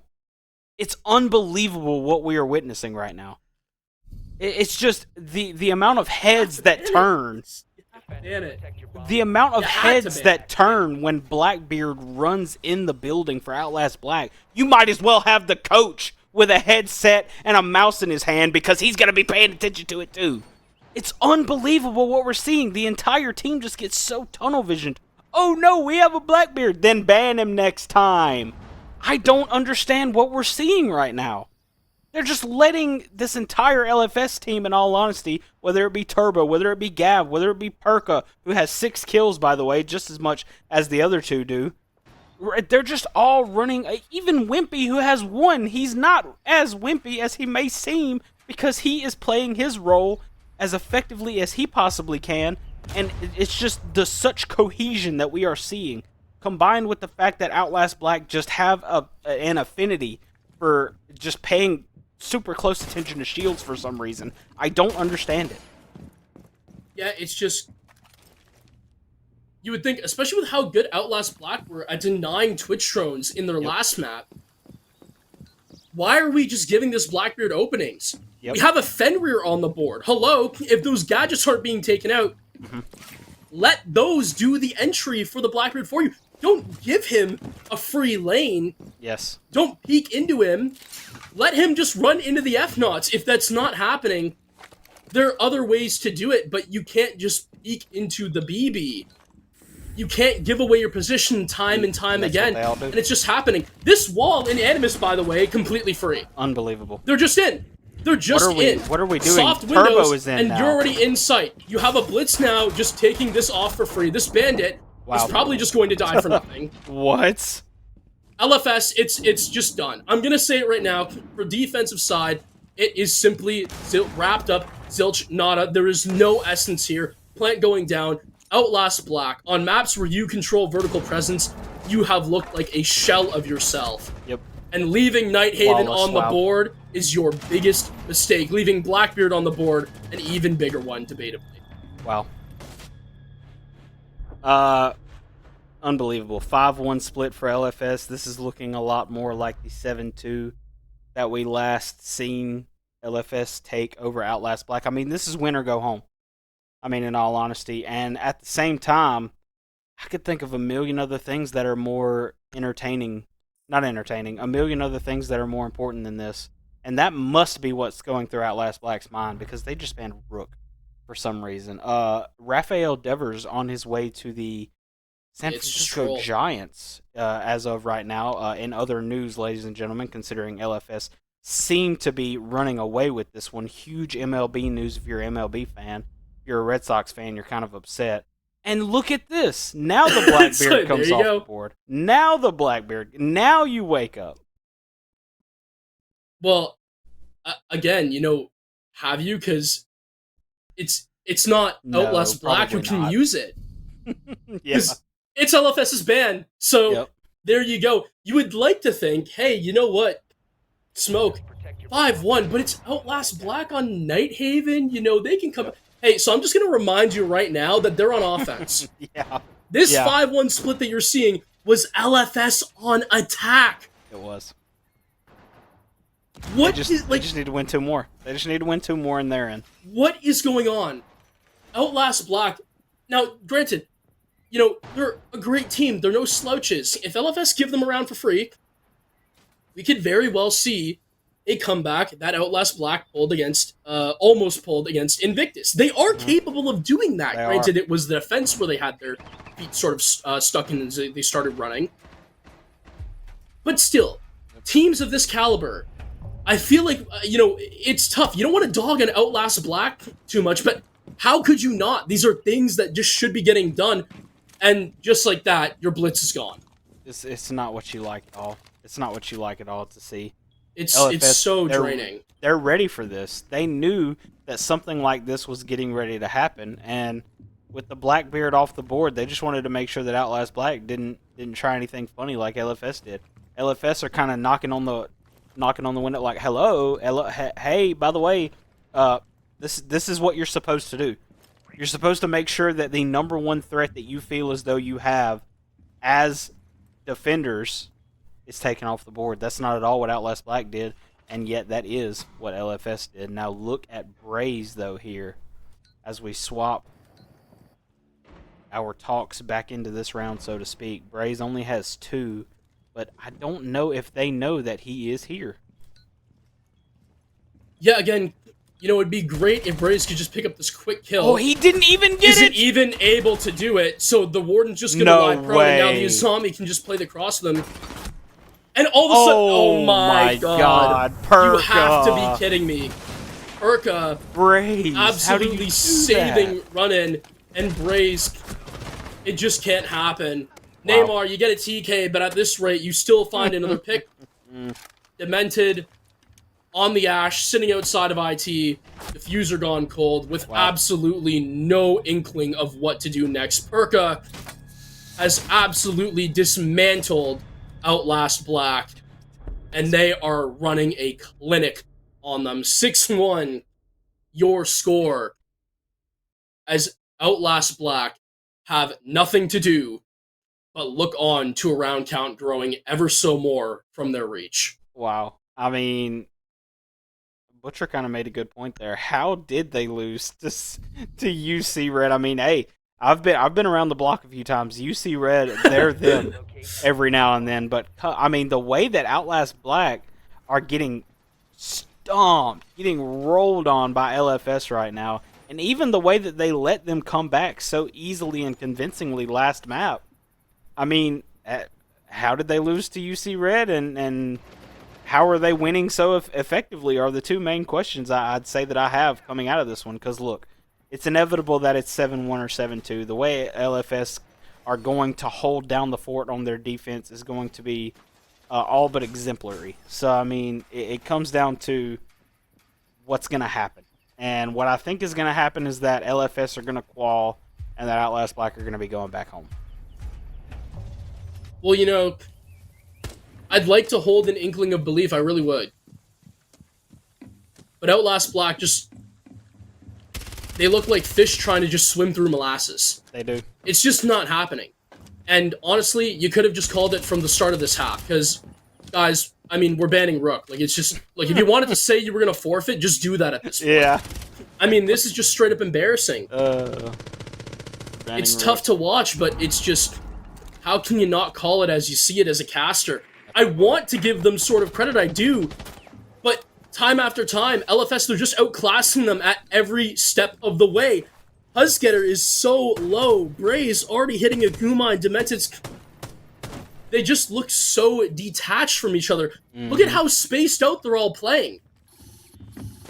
There's no one stacking. The Scopos getting out. It's a good job there from LFS. Now, granted, this round is just starting, right? There's no reason why Outlast can't get something going, but right now, they're losing through on their trades. Husgetter, 1 HP. The Gumine, you have to take out the Gumine! He lets the Gumine down himself. He's not in a safe place. Yeah. Run and finds one for free. This one is all over. I don't care. I can Caster Curse it as much as I want. It's done. Finished. There is nothing that Outlast Black can do. LFS, give him the Brazil. Send him home. 7-1. Get him, Gav. Come on, well deserved. In all honesty, I've been seeing your highlights on X for a little while now, and here you go, ending it 11-2 when you were just previously 5-11 or maybe 5-12, and yet you were still from that point until this point now. Throughout both of those maps, throughout all of it, you were, if not the most influential attacker on that team, besides maybe Perka, I would say. It's just an absolute masterclass. I feel really bad for a team that I had high hopes for in Outlast Black. I mean, Butcher is still him. It just wasn't his day at the end of the day. And, you know, I do feel bad for him. They are going home. But LFS, I mean, it seems as though there's a lot left to be desired, even though they just threw it all out on the table and won as convincingly as they did. I'm very much so looking forward to seeing what LFS have in store in the future for us here at BLITZ Season 3. Yeah, absolutely. I mean, that was just incredible siege there from LFS. Day in, day out, map in, map out. Let's take a look at the bracket to see what they could potentially have next going to them. That might be some... there we go. Get a look at. There we go. So there you have it. They will move on and they will face one of Mouse 1 or you, Cincy. And honestly, we just saw earlier, you know, LFS on Bank, sure, they lost to you, Cincy 8-7, but they made it so competitive. In judging that, you know, maybe that was why Outlast wanted to take him to Bank, but I mean, Bank was literally a perma-banned map, like instantly banned map for Outlast Black ever since LFS literally beat them on it. Yep. And I'm not gonna lie, if I'm Outlast Black and you're facing LFS, yeah, I'd do it all over again. I would ban Bank this time around and never let it run through. Nighthaven as well. Yeah. I mean, it's just so... LFS just played it so critically correct. It is what it is. It's just, it was a routing. It was a routing, and you hate to see it. I love watching competitive games. Yeah. This just simply, on Nighthaven, it just wasn't that. Bank, you know what? Outlast, I'll give it to you. You started off well, and that was all, the onus was all on LFS to get the job done on the comeback, and kudos to them, they did, but Outlast made that a competitive game, and I thank you for that. Nighthaven, though, it was just simply Outclass Siege. Outclass Siege at all ends of the table. That's exactly what it was. It came down to it. LFS just had more to prove. They had more to give. Like I said, Butcher's my guy. He's the guy on that team, and yet it just wasn't his day. And when stuff like that happens, it just kind of falls apart a little bit to an extent. So, ladies and gentlemen, congratulations to LFS once again. Sorry to Outlast Black, me being a guy who had a little bit of a belief in Outlast Black coming into this. Yeah, I mean, they're going home. I feel bad for them. I do. But I feel as though LFS have a lot more to show, and that should hopefully make you want to stick around. If today was your first time watching any of Blitz Season 3 and you've grown a liking to LFS, maybe you want to continue to tune in and see how they end up progressing throughout the rest of it. And I believe they do have one more match that they'll end up having to play eventually. So yes, ladies and gentlemen, as of now, sorry for Outlast Black. Kudos to LFS. I have been Ace of Toronto, my esteemed co-caster, Smoke. I believe you might be seeing him again, but you will not be seeing me again. So that will do it from at least me, maybe even Smoke as well. For right now, we'll head off into a quick little break, and we'll be back with our other elimination match right after this. Cleared there from Jogs on the ram, and here comes the Amaro. It's going to be met by Poison, but he gets the kill.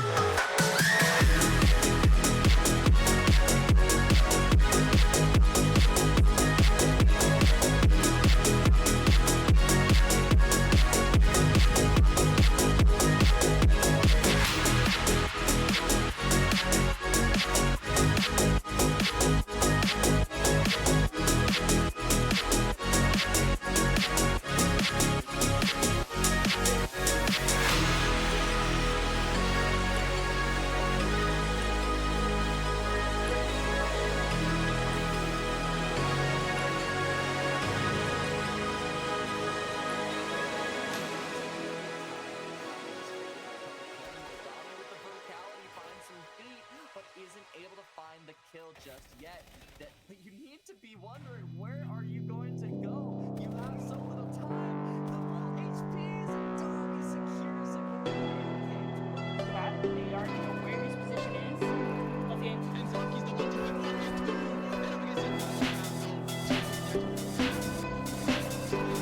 In doing that, times two. But these guys are Now they're gonna drop down to right place because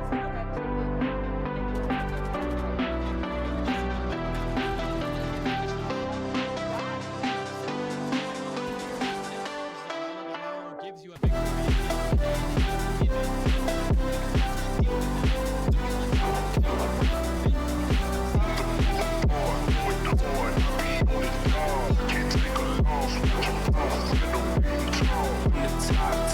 All the way to bottom of the never seen it all. It can all so they don't get a task. The current spins, no flurries. The rhythm won't worry. If you fall behind, I'll be home until you hurry.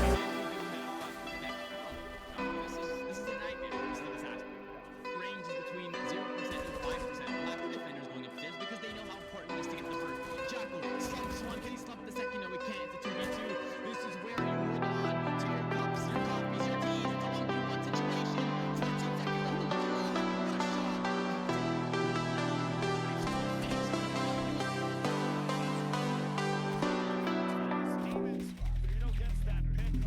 Diffuser is dropped. Refresh. Top,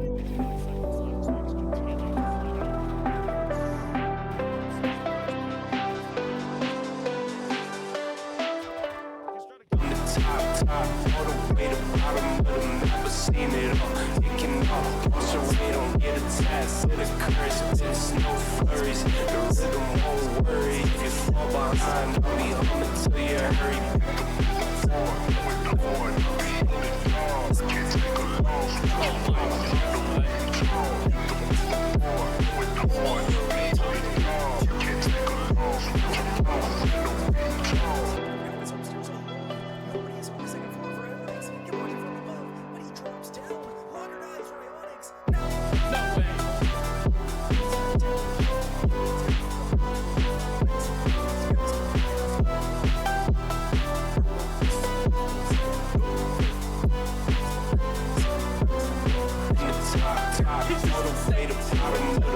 Seen it all. It can all cross your way, don't get attached.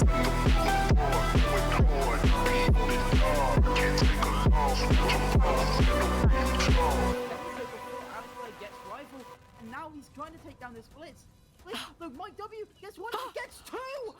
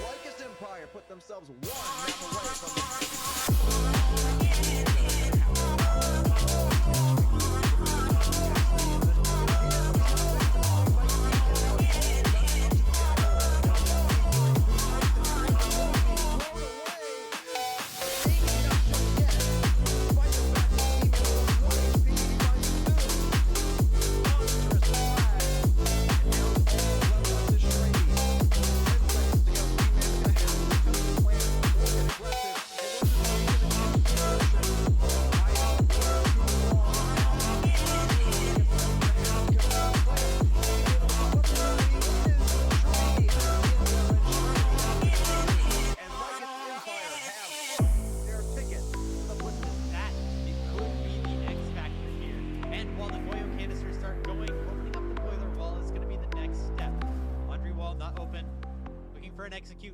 Players on hatches. Player trying to go through boilers. They could go for a plant on the blind ball. 3v3. Once again, one player standing up on top of the table and the shot from behind. There goes one. There goes the second, but the plant is going down. It goes down and he finds a third scoop. All three. 1v3. And seven base shooters. They give themselves an advantage.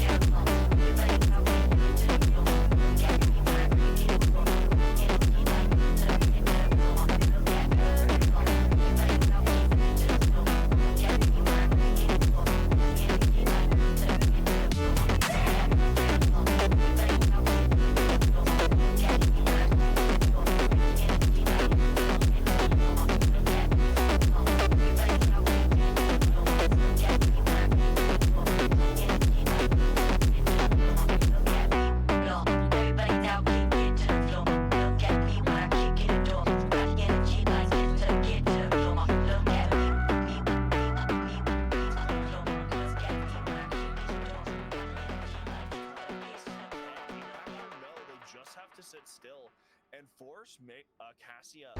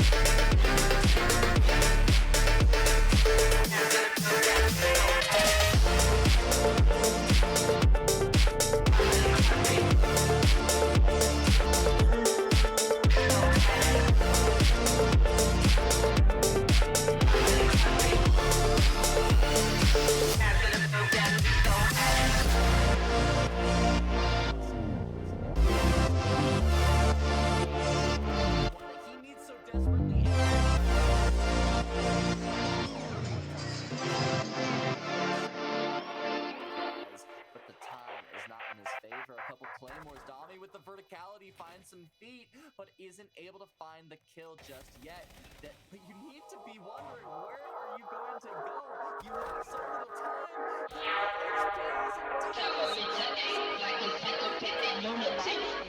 Where his position is.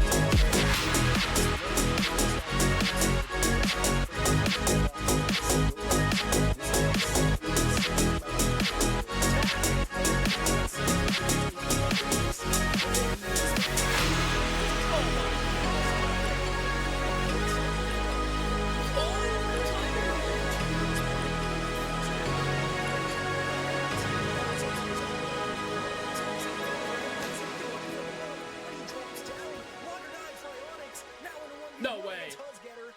Inside of Teller's shotgun is going to be preferable here for Bryonics. Needs to get this goal on the castle, looking the wrong way. They're both so close together, both on full health. Let's get around the side. Bryonics now holding behind the shower stall. This is insane. Yes, this is Bryonics. He's killing it.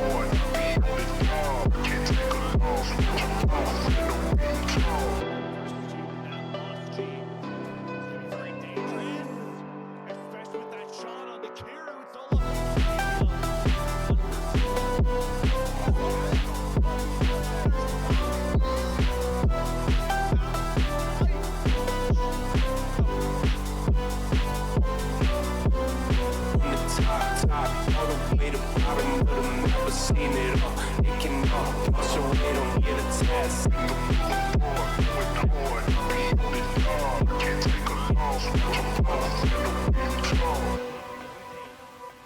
the wall's not open, C4 sits in the hands of rival. If they try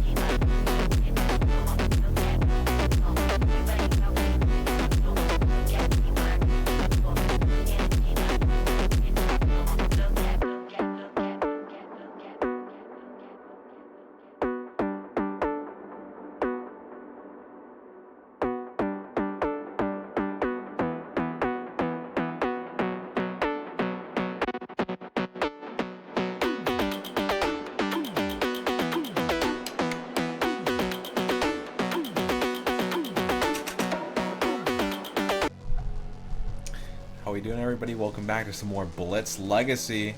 I'm Botanic, joined by Rennie, and here we have another lower bracket match. This time, it's going to be F5 versus Temper. Rennie, what do you think of the match ahead of us?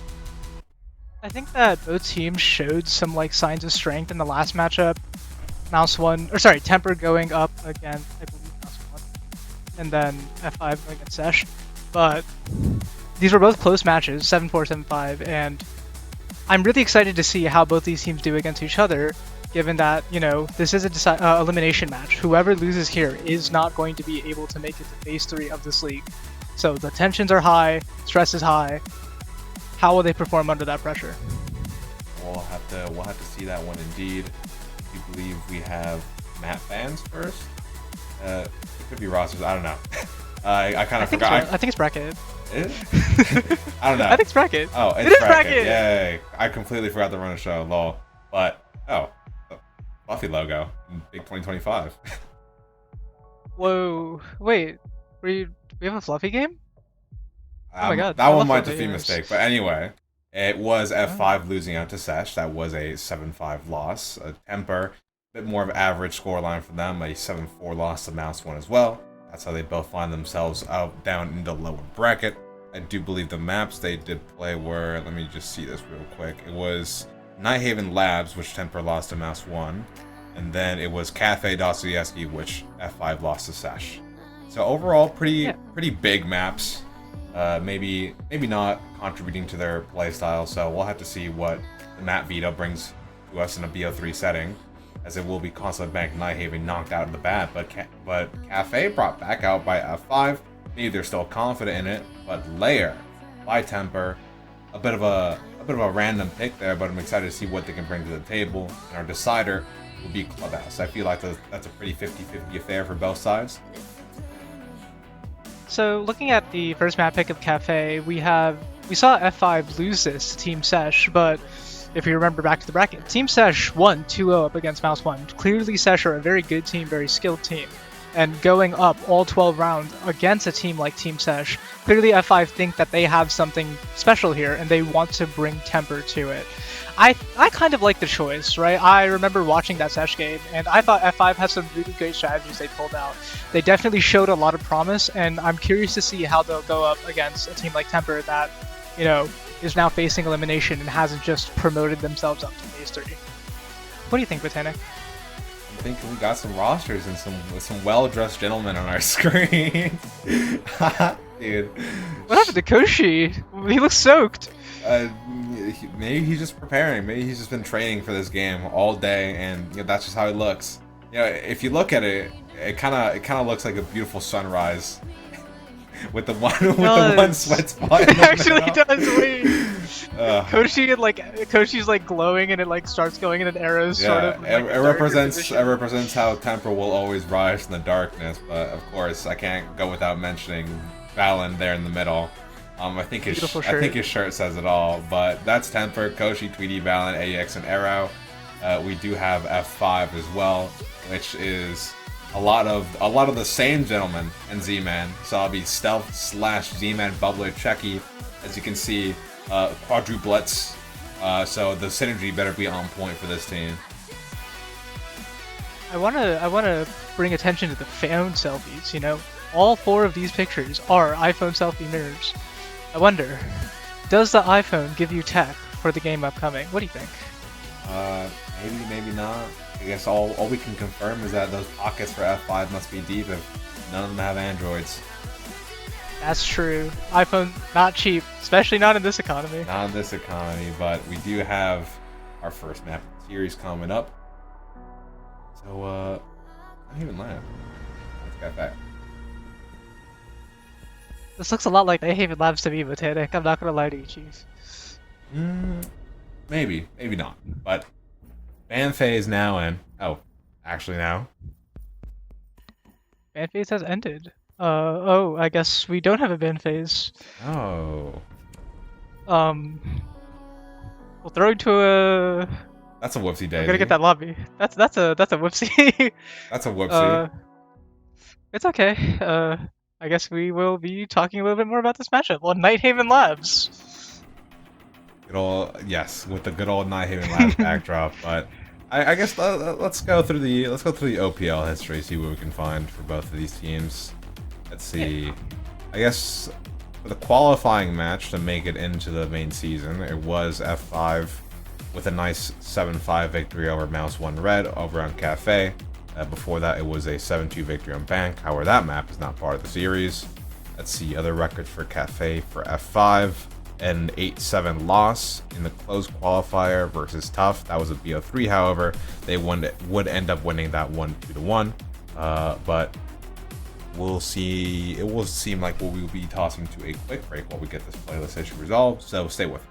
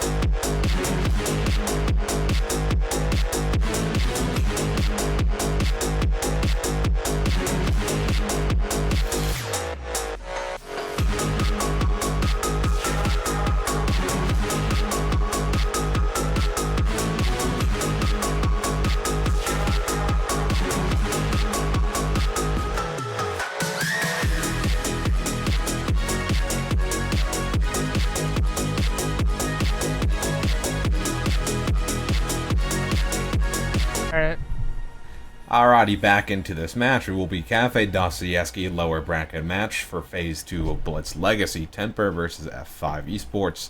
Temper going to be starting over on that defensive side. Will have an opening attacker ban, while F5 can do nothing but ban those defenders. Rennie, what are we thinking these bans are going to be like?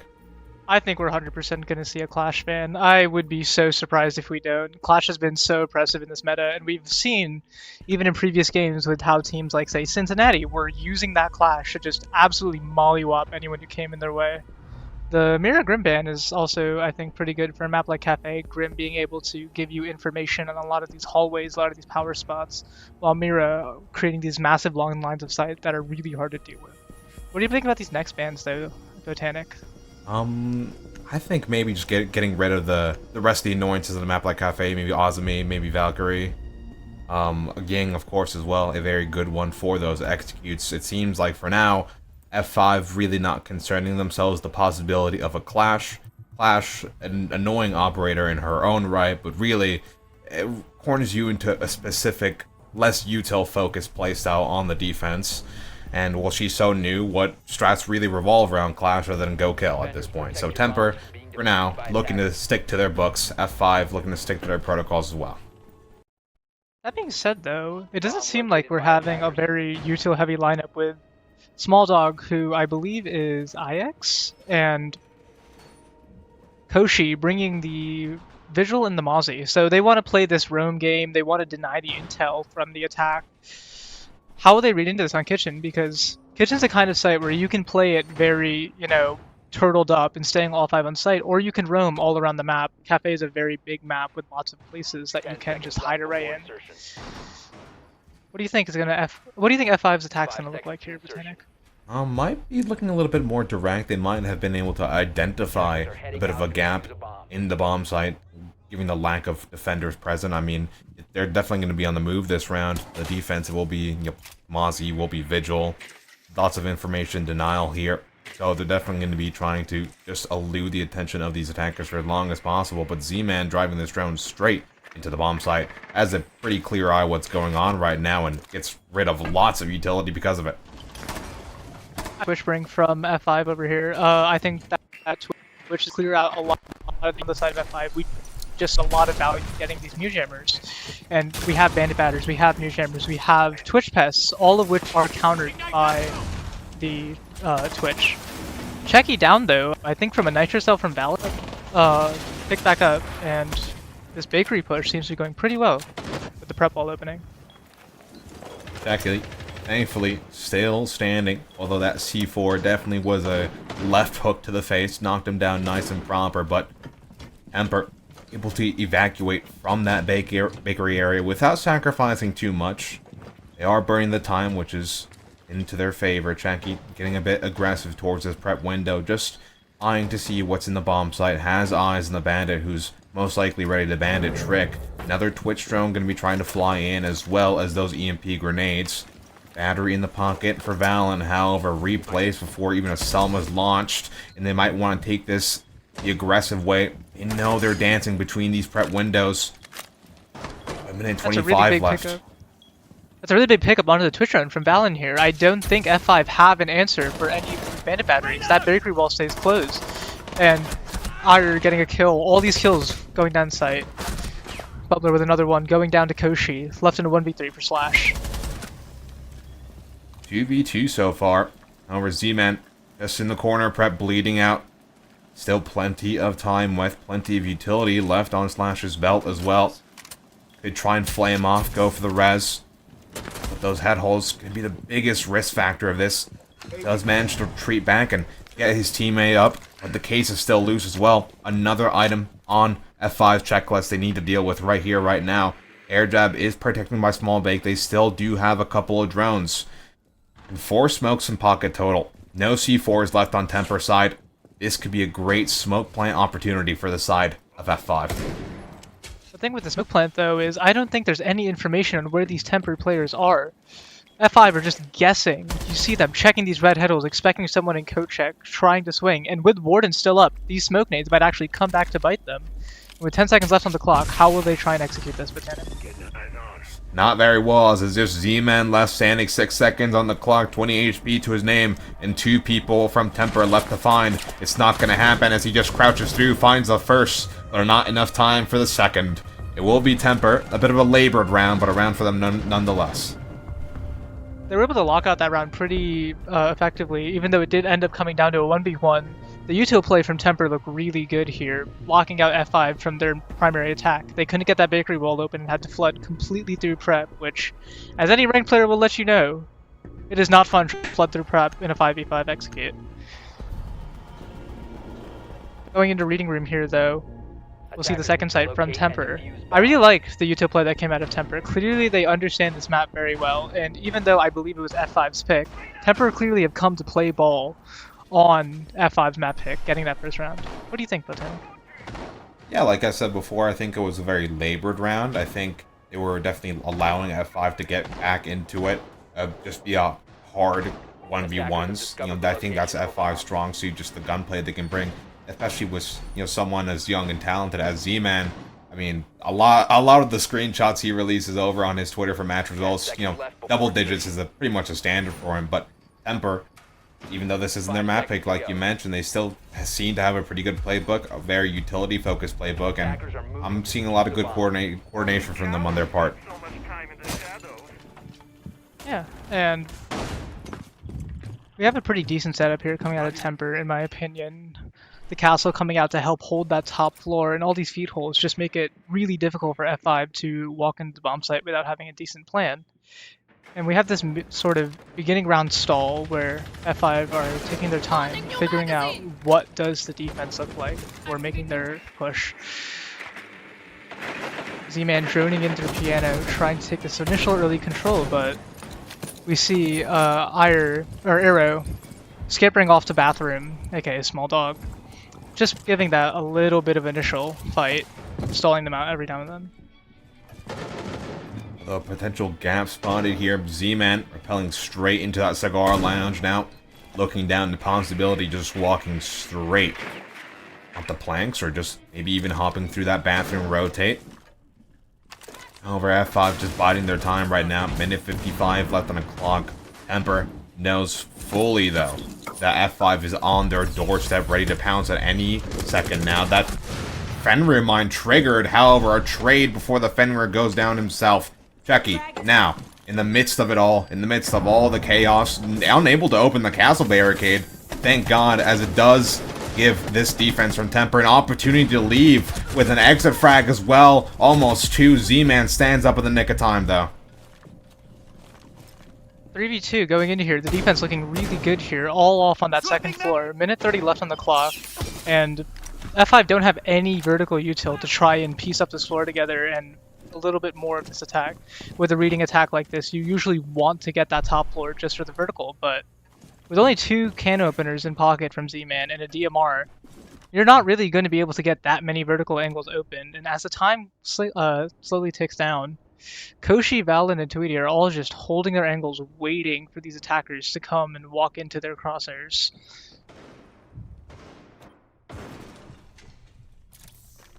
Yeah, that was A little more patience. such little time left.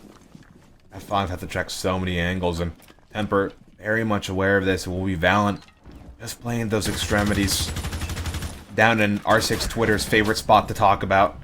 Will be Koshi getting one to slash, leaving Z-Man in a 1 versus 3, less than half HP to his name. So much to check, so much to do, so little time. And a frost. You better no. have eyes on the back of your head, because that's what's gonna take you down. Little late frost mat, cheeky one. Takes Z-Man down a peg. Another round for Temper. Z-Man counter already at 2, Tweety says, and I think he put it pretty well there. He's been last alive 2 rounds in a row, with F5 not looking any the better for it. But Temper just look really good in these defenses. They've played that util game, they've played that timing so well, forcing F5 into their crossfires, into their funnels, and they always come out on top for it. F5 have not really brought anything to challenge what Temper are bringing, and with another mid-floor site coming up, I'm worried that this is going to look like a repeat of last round. We have that castle again. Even bringing the cap cans and Fenrirs for added tilt value and just increasing the task list of things F5 have to get rid of if they want to try and have a less than, I don't know, funneled, I guess, round. What do you think, Botanic? Yeah, these cap cams might definitely give F5 some trouble, especially since they seem very quick on entering the map, but they do stall out. They do find themselves in a lot of those sub-minute situations, especially once the defense manages to whittle down their drones. So those cap cans are definitely need to watch out for those. A little bit of late round early action phase setup from Koshi here, and makes sense. A castle's job is not the easiest in the world. You just have so many things you need to put down, plus the secondary shotgun. But I think F5 here are trying to set up for something a little quick. You have all these repels on, seeing if they can spot a gap over on that mid floor. An early round pause as once again we try and figure out the droning. Checky droning into their mining room.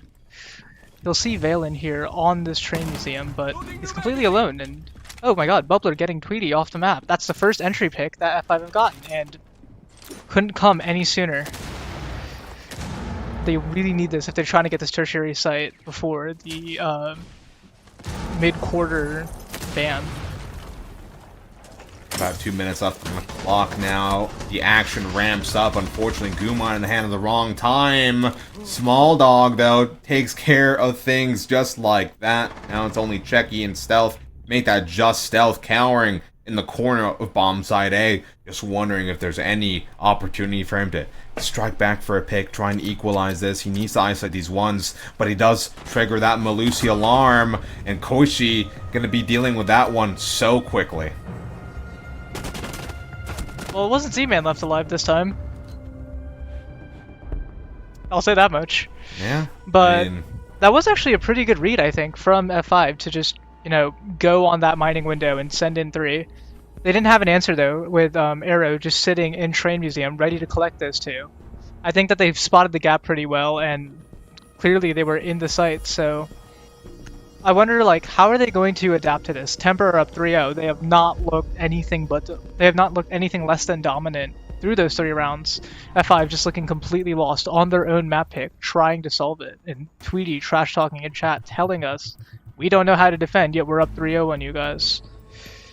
It's all a mental game. This was F5's own map pick, like you mentioned there, and well, at what point does it start getting to you? At one point, does the momentum just completely escape you? And Emperor just walks away with this one scot-free. Attackers have located a bomb. I really like the castle ban from F5. Like, that castle has been destroying them a little bit. You saw it really well on the second round with them not being able to get that cocktail double castle open, and then Koshi just walks in from white, top white, and just is able to kill someone through those rotate holes. Like, clearly a lot of Temper was leaning on this castle to cut up some angles and make it a little easier for the defense, so with Azami and Castle gone, I'm really surprised not to see the clash from Temper. I think that it would fit very well into their playstyle, but they disagree with me.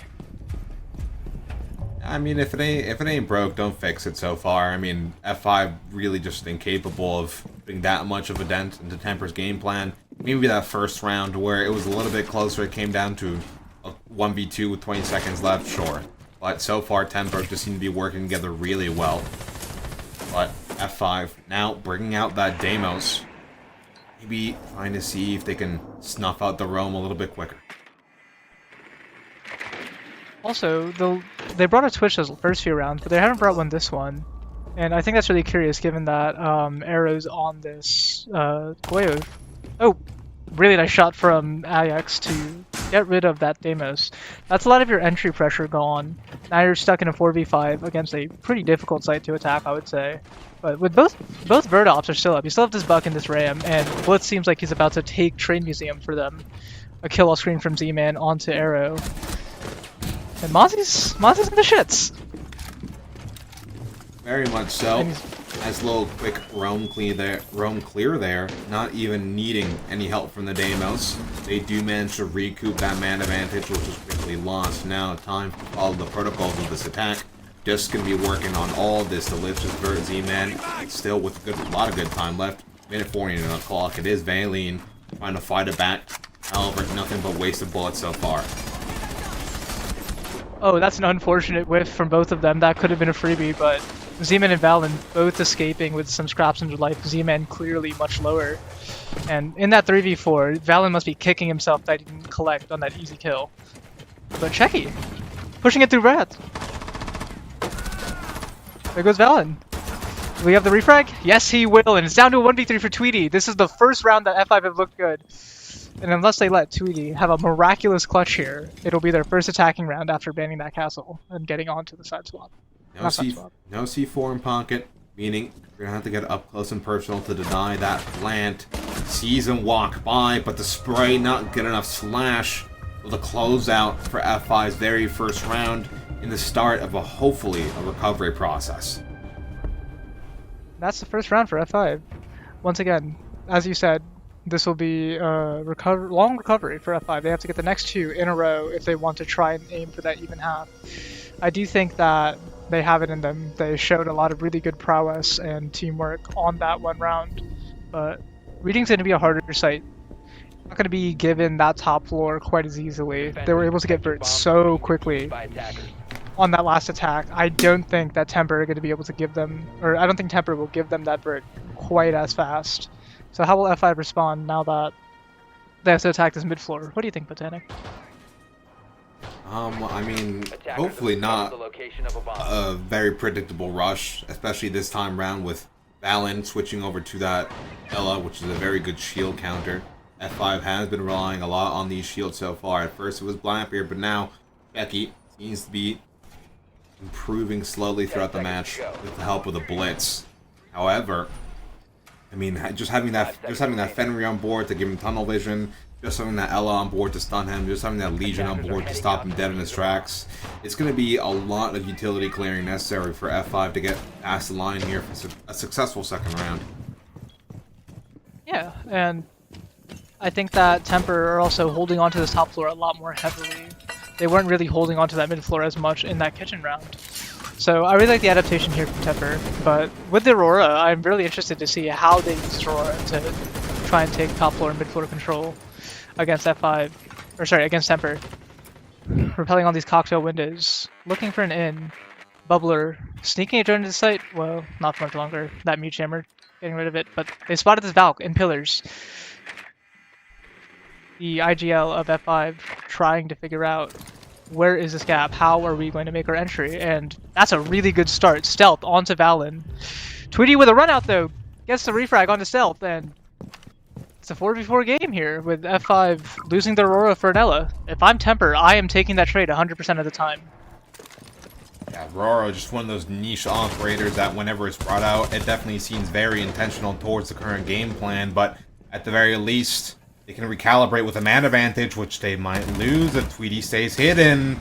Just circling around through this bathroom rotate, he does find a refrag. Not for long, though. A double cross straight onto him. Secures it for F5 once again. It is Small Dog trying to recoup anything. However, not to be found. Only the Lion left. Once again, a 1 versus 3 scenario here for Temper. How will F5 respond? Well, without his Small Dog, the Lion seems a little lost, looking for a pick here, but F5 don't seem keen on giving it to him. The C4 might find someone? No, nothing. Trying to creep up these white stairs, challenge these people taking Vert, but decides better of it and comes down. I think F5 are doing this correctly, droning it out, seeing what space they can take, looking for Lion, and that's IX going down to Z-Man. A really good round from Z-Man, triple kill in the round, to give F5 their second attack. I really liked what I saw there, and I think this Castle Van is actually showing a lot of the weaknesses in Temper. They're not really able to adapt now that their operator to lock down these sightlines is gone. F5 seeming to swing the advantage in their favor even when they're losing the opening pick or getting traded out, keeping their composure and always swinging the man advantage in these last 2 rounds. At this point, F5 has pretty much done their job over on Cafe Attack. You know, you got your little 2 rounds for a typical 4-2 split. But given Temper's own statement that they don't know how to defend this map, the pressure's kind of on. Giving F5 a 3-3 split could potentially mean early curtains for you on this map once you switch over the attacking half yourself. I really like the Tuber Arcade coming out from Temper. I think it's a really good adaptation here, and as I was making my point before, they haven't really looked like they've adapted to the fact that an operator that I think they were crutching on was banned. So instead, going here to this 3rd floor site and using the Tuber Arcade to try and keep some of these walls closed and not allow F5 to get any of that AC util value. I think it'll be a good switch up, and I'm really curious to see how they use the Mute Jammer in CS alongside this Tubecade to stall out this F5 attack and not let them just work together picks and string and execute. I'm surprised they've decided to forego somebody like a Valkyrie in this round, especially with Checky moving on to the Monty. It's going to be much slower take in nature, and given the 3 C4s on the board, that threat from below definitely could have been useful. Stealth in the meantime, though, being a threat from the rappel, just taking care of all these windows. Or by Cocktail side, a cheeky nade out. It's going to be forcing Koshi to move, does take down the deployable shield. That shield is kind of replacing that castle barricade, and I know I keep harping on this, but I really do think it is that important. Oh, I haven't actually gotten a chance to play that CJX, so when I saw him sprinting on the rappel, that like gave me pause for a second. I was like, oh, you can do that now. Yeah, it makes you think. Anyway, Small Dog taking a little bit of damage from Slash's Capital Fire, backing off his position. Seemingly dropping the hatch and going back to Reading Room, and Checky on this Montaigne. Oh, Slash taking down IX. Wow. What a pick. What is happening? Might have been Fallon caught on a run out as Z-Man was just holding that white garage exterior for about 40 seconds. So that aggression now punished by Temper. Only Koshi, Small Dog, and Tweed left as F5 slowly coil around them. They know where Checky is in the Monty. They know there's at least somebody over on Rappel by those cocktail windows. And now this freezer breach gets open. So many red pink, but not enough vision. The C4 misses. Somehow, though, these numbers equalize not for long. Koshi falling down, now taken out 2v3. Although Checky, not exactly a gun, not exactly alive either. Tweety shoots the toes clean off. Smoke still fly out. Plenty of utility left in these pockets. Plenty of firepower as well. Z-Man for his second this round. Unfortunately separated from his teammate Slash. Got caught pushing with no information. And now all the information possible on Z-Man. However, still pretty low himself. 2 more good shots from that TCSG should be able to take care of Z-Man. Z-Man himself, 1 stun in the pocket. Able to try and use that to detect him, but there it goes. Caught by the ADS. Now you're flying blind here. 20 seconds left on the clock. Case in hand.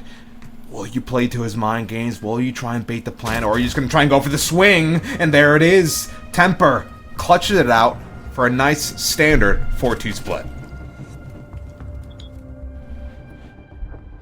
What a round from Temper there. They look like they had it, and then they look like they lost it, but a really nice shot from Tweety onto the toes of that Montaigne, and then a 1v2 coming out of the Cade.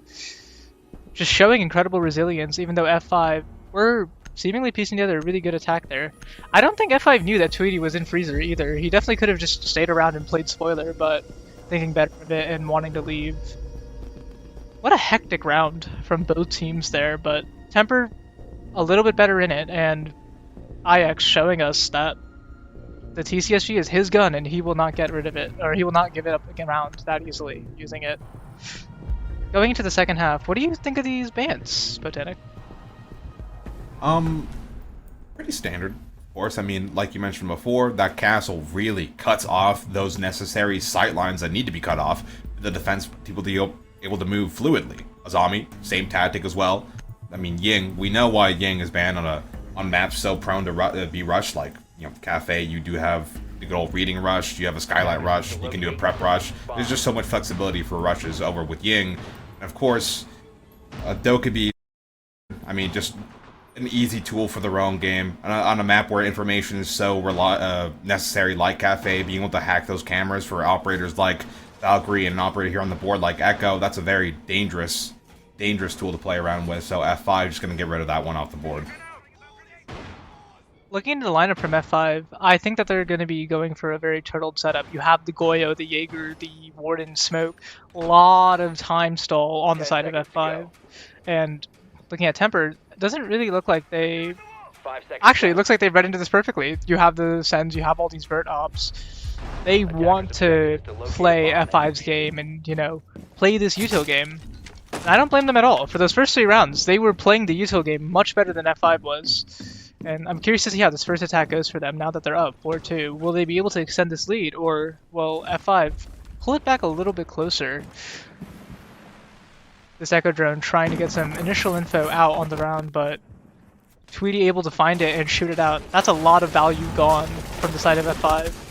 Slash getting a little bit aggressive on this red window, seeing if he can catch Ire off fog, and he will pepper a few shots onto Arrow, but nothing really substantial, just sticking on this red stairs, scampering off. Letting Temper do their due diligence to drone out the top and mid floor, and they will eventually see it's clear and take all that space up, but they don't know that yet. I really like this from F5, just giving a little bit of hesitation before just taking up all of the space, making sure that Temper double checks and every crossfire and every rat spot. Yeah, that's kind of the tug of war of a big map like Cafe. You have to continuously fight for that space, especially with operators like Ram, like Buck on that board. If you grant them that space quickly, well, there goes your entire site setup, because now it's pressure from above, as we see on our screens. Minute 30 left on the clock. F5 has done well to waste as much time as they had while keeping all their members up. Really, the one biggest loss was that one spare Echo drone that was lost on a bit of an information run out, but still, F5 sitting pretty, looking comfortable. Now, it's up to these Twitches, up to destroy massive utility like these Goyos. Thankfully, though, even if all these Goyos go, they still do have those late game Echo drones and late game smokes. And that pick from Z-Man is going to be huge for them. Taking down this Grim, that is some primo execute util that Temper are going to wish they had going into this. A minute left on the clock. Still a lot of time left to try and figure this out, but losing that Grim is not a good one to lose. And they also haven't opened up that, I call it emo ions if you're watching. But, oh my god, what a rotation! What a run out! Bubbler! Immediately refrag, but that's completely worth it. Sends it down. But Valen gets 2, walking down on the staircase and scabbering off here with 30. That smoke does save Slash for the time being, and Temper really no time to confirm that kill. Will be Small Dog rotating out, maybe just to try and get cased. Slash still left bleeding out, but it's a bait from Z-Man now. He can recover his teammates. That's only Koshi left in a 1 versus 4.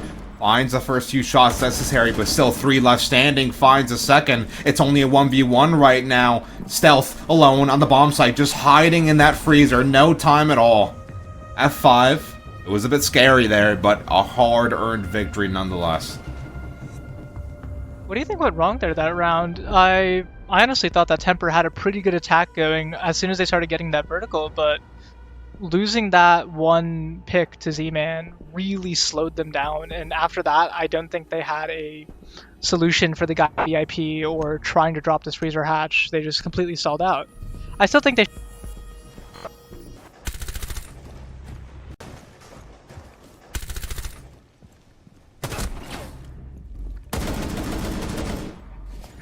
But yeah, if you ask me what went wrong there, it was really just that Temper had blind spots to the aggression. I mean, obviously Z-Man started off within the building to get a nice little pick to tip the scales, but Bubbler, an incredible run out towards that main door from small big window. I mean, it's that kind of, it's that kind of aggression you have to look out for in a map like Cafe. Like I said before, it's just a constant tug of war. And yeah, I think Temper will really be kicking themselves that they lost that round after seemingly having all the answers with the Twitch drones and the Grim and the Sen's util to stop F5 from being able to deny their attack. Getting it down to a 1v1 like that definitely doesn't help that frustration either. F5 going to be trying to mount a comeback here on that defensive half, going to Reading as their second site, and with that castle and a zombie band, it'll be a little harder to hold on to Cocktail unless they fight for every inch of space that F5, or not F5, Temper will try and get. But with the Blackbeard, I think Arrow will be a real decider on these entries, determining whether or not Temper can get the foothold they need into that top floor to start making Burt and really pushing out these F5 players. Double shield now to the side of Temper. Whatever F5 has, they might have it completely disrupted by quick play, especially with that Lion on board. They're going to be extra dependent on acting on the information these Fenriers and Goyos provide. Becky taking a nice initial keep of damage and Stealth going down to the Blackbeard. However, a trade instantly by Checky with the C4. Traded out once again, one shield down. However, arguably the least threatening one, as Small Dog Stealth up with that Blackbeard. Still 2 grenades left in pocket. Is Z-Man close on by? Maybe looking to snipe some toes through those footholes. Bubbler still left upstairs, still trying to see if he can maybe burn an extra pick, get some extra time on the board here. But it's not going to happen as Slash does fall. The side push, inevitable. I really like that attack from Temper, taking all this mid-floor control and even if they do somehow lose this to the 2v4 from Z-Man and Bubbler. Speaking of Z-Man on 10 and Ford, absolute insane game from him so far. But Temper spotting the weakness in F5's defense and taking all that mid floor control. Bubbler trying to find this flank watch player, but IX just sits him down, and now it's a 1v4 for Z-Man. He's looked really good throughout this map, but I think even this task will be a little too tall for him as he rotates into reading, looking for a pick.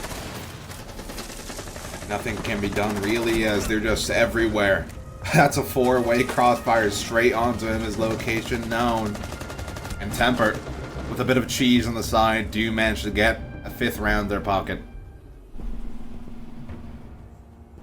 5-3 here for Temper. A really great grab spot in IGL call just to send 3 through mining and collapse onto the guy in train. That Blackbeard, absolutely monumental, or that Blackbeard was absolutely huge in winning them that round. Being able to take down 2 of those players and just give them that entry pressure, freaking out whoever was on site trying to hold up against them. F5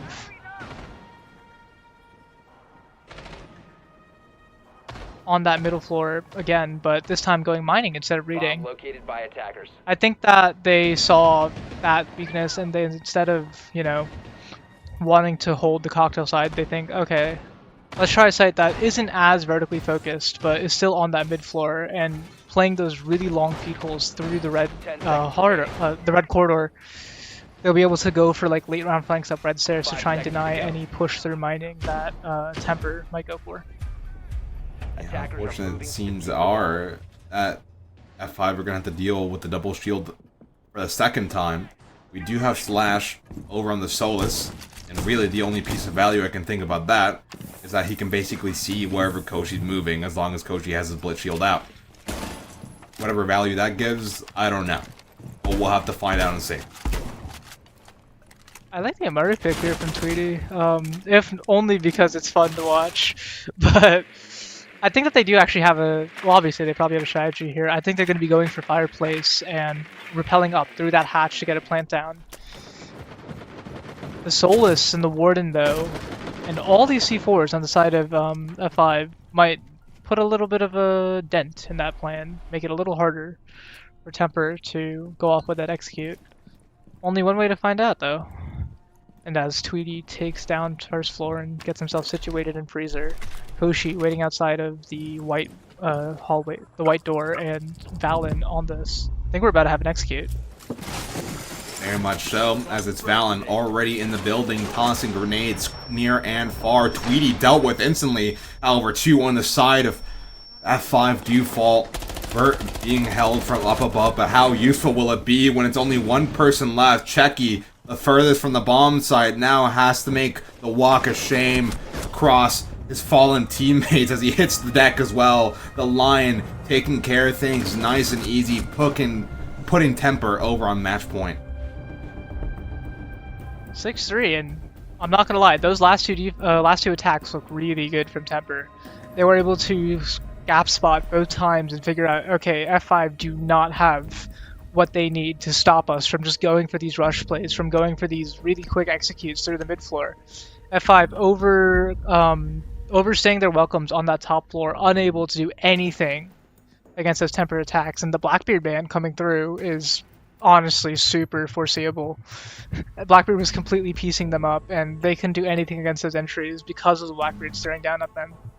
A Mira ban though, I'm curious to see what that's all about. I don't think F5 really brought Mira or had any value with her, but when you've been so dominant on this attack half and Mira's a decent operator on this map, what else are you going to ban? Yeah, pretty much just a bit of a whatever ban. Emperor most likely expecting you to close things right here, right now.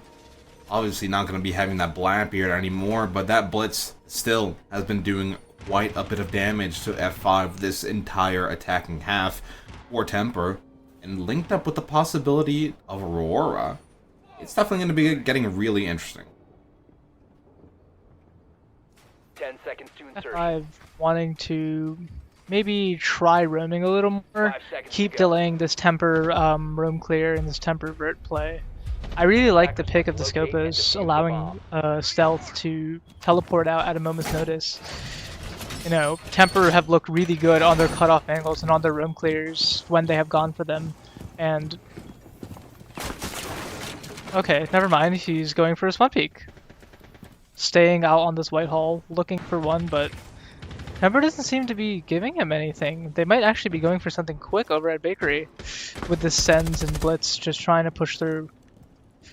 Tweety standing outside small bake window, hoping to open that small bake wall, but Slash is there. He won't shoot the H charges. Stealth getting one, I'm guessing outside by White, but Temper already in the building, and now they're not. Beautiful coordination there from the Echo. Perfectly timed stun into the swing. Does take care of the Blitz. The Sens, now, only person remaining in this round. The Rush just completely shut down immediately. I think F5 saw this rush coming, I'm not gonna lie. They've pretty much rushed the last 2 rounds in a row. And there wasn't much happening on other parts of the map. Ooh, that nade taking out his own Sens gadget. That's rough, that was the last one he had. And now driving himself in a bit of a corner into the fire and the flames. It's not looking too good, Rennie. I mean, it's only 1 round, right? They've looked really good on these last 2 attacks, and I think they went for something kind of silly. Got punished for it. It's only 6-4. They have 2 more chances to try and lock this game out, but F5 stopping the bleeding a little bit, even if it was at the hands of some Temper silliness. I really did like that Echo play, though. The Blitz could have made a lot of damage, but because of the Echo knocking that shield back, they're able to completely blunt the initial push. Going to reading again. They lost this round. They lost their last defense here somewhat weirdly from a mid-floor rush through Temper. I hope they have something for that quick kind of aggressive play. Bring the Ella and the Fenrir. Gonna slow down Temper if they try and go for something super fast like that again.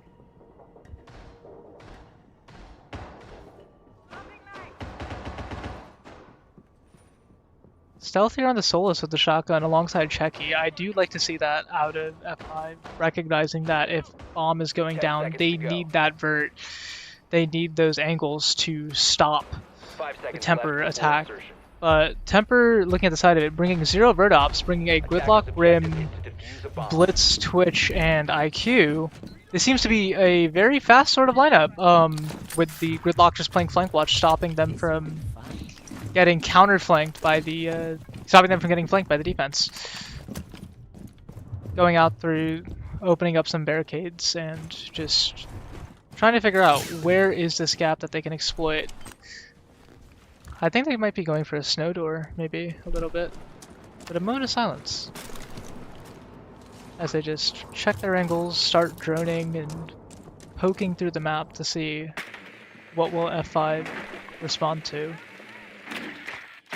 Obviously now, it's time to scout things out. They do see a potential threat in the form of that long angle delving deep in the freezer. I guess this is why the mirror band was a little bit useful for the side of Temper. Now, it's a bit ghetto, replaced completely just by a deployable shield instead of a mirror window proper. But nonetheless, Temper will be looking to clear this, as it will be already tracks going over by Top Red. Pressure on Heaven and on Cocktail as well. They know one of these F5 defenders are just sitting casually over by Cocktail. It's going to be an easy way to isolate. Bubbler might be the first victim of this round. Does have Slash close on by, but it's Stealth to take an initial bit of damage over on the Roam. And Bubbler still dodging hell, dodging grenades. Checky, though, will be getting that nice low C4 onto a major pest in the form of that Grim. In the meantime, throughout all this audio, it is Small Dog already making their way into Heaven. Does miss the initial gunfight, though, so the game is up for them. How much longer are they going to be trapped in there? I mean, Kochi's era here, coming to that top floor, trying to assist, but it's a lot of stalling out from Temper here. Unsure what to do after losing that first pick. Arrow still sitting on Heaven, looking for any gunfight, but F5 know better than that. They're just holding their angles, waiting for Temper to make the mistakes and walk into their crosses. And we see that there with Z-Man and Slashy both getting 2. Another one from Bubbler with the pistol, and it's just Lion left out on this rappel. unable to do anything in the round. Desperation swing in, gets absolutely shut down by Slash. Another really good round coming out of F5. Bringing them up to 5 rounds. They need one more to push this to OT. Temper losing that Blackbeard seemed to really give them pause, and they're unable to react now. See, what will they do here? Getting that 4-2 split initially was one of the keys for Temper's success, because without it, they wouldn't be here with a guaranteed overtime at the least. While F5 slowly crawls their way back into the series, now will be Temper opting to switch off that blitz and instead going to Monty. Maybe he wanted to take things a little bit slower, take space a little bit more safely, a little bit more guaranteed, and well, a notable lack of C4s on the side of F5 here means Almonte is going to go relatively undisturbed. Unless he accidentally hits a frost mat, which frankly I don't see happening, but we saw that second round, anything could happen. Slash on the Legion as well is a notable Monty counter, just forcing him to get off of it, but all this talk of Monty, and Arrow switches to Nomad here. Maybe we won't even have the shield. But I really like the Twitch coming out of Valen here. He seems to be sticking it. Twitch is a really good counter for these Goyas, for that Legion, for those Meat Jammers, and last time we saw Temper play Twitch, I think they got a lot of value off of it. Clearly liking it. Stealth also favoring the Solus here, but it is a mid-floor defense, so I think the Solus makes sense. Making a little less sense though is going for the exact same spawn peak that your teammate went for, but gets punished for it. Koshi Zera taking down Stealth, telling him to sit. Get off my white door. I'm better than you. And a little lull. Stealth clearly finding humor in the situation. A little lull. Temper will take that first pick and continue on business as if nothing happened, because that first pick is nice, but at the end of the day, they still do need to get all of this control and make sure they are dotting their I's and crossing their T's before taking the space and not letting any unchecked aggression out of F5 really stop them and make them squander that first pick. Yeah, for now, it is just Temper doing their due diligence. Lots of droning. They want to be very careful. This is an opportunity to close out F5's map pick right here, right now. Or else, risk overtime, risk giving F5 more momentum to get back into the series. The Pixel Shield will be one of their initial sights, but destroyed with a beautifully placed Ace Charge. Now the Ace Charge will be flying towards that bathroom wall. And a minute 30 left on the clock. Is F5 down a man, but still, that roam, for the most part, seems to have been dissipated. This is kind of scary for Temper, though. It's only a minute 30 left on the clock. Well, not anymore. I was going to say the teams are stalling out, but with 2 quick picks, well, Slash is down in bar, and then finish off quickly by Valen. Oh, 5v2 here. Bubbler and Checky, both on that second floor. Hitting a frost mat, Valen. F5. And Valen being down to that 20 HP might help this clutch attempt a little bit more, but it's looking pretty dire. I think the map seems pretty firmly in Temper's hands unless a massive troll comes out of all of them. Never know what happens in these sub-minute situations. Still, Temper busy looking down at Vert. Lots of noise being made, and this first potential kill from Checky needs to happen. Needs something to distract Temper, to put a fork in the plan, with so many possible angles it could be coming from. So much noise everywhere. Gonna catch Bubbler off guard. Now only Checky left. And there he goes, Valen. Nice slow 2-piece in a pocket and a flawless round for Temper to close out map 1. It looked like Valen it looked like Temper were about to let that map go by, but with a pretty bad spawn peek attempt coming out of Stealth, and then just some really good discipline, not letting that ticking clock get to them and setting up their execute, they were able to close it out on F5's map pick and gave us a pretty good series. Yeah, indeed. I mean, unfortunately for F5, their confidence in their own map pick was not to be had. Now we do move on to Lair, which is Temper's map pick, and I don't know. I'm a little bit scared for F5. I don't think they really put it together as a team that map. We saw a lot of really good stuff out of Temper there. especially on the strategical end. And I don't think Lair is a map you pick into unless you have prepped it, unless you've played it together and scrimmed it as a team. I'm scared for F5. They haven't seemed to be very comfortable on Lair. Clearly they let it go through ban phase though, not expecting Temper to pick it against them. And with Temper taking their map pick, there's only one way to find out how Lair will go, but I don't think this is looking good for F5 either. I would be scared if I was them, and I think they should take this next little break that they get to figure out what went wrong and how can we prepare for Lair, a map that we haven't seen them play yet. Yeah, and we'll get to see all the answers to what happens on Lair right after the break. Stay with us.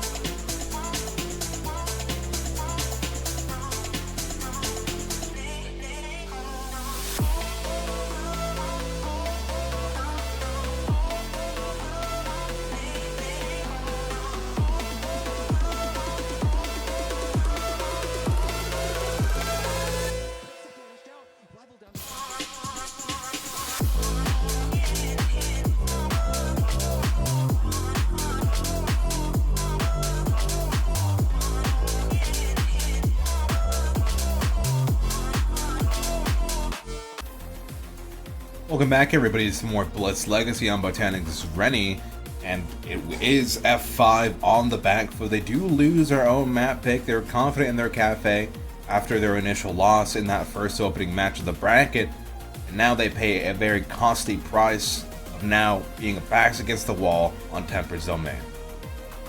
Going to Lair, that 7 map pick from Temper. Once again, this is usually an off map pick for most teams, opting not to go here.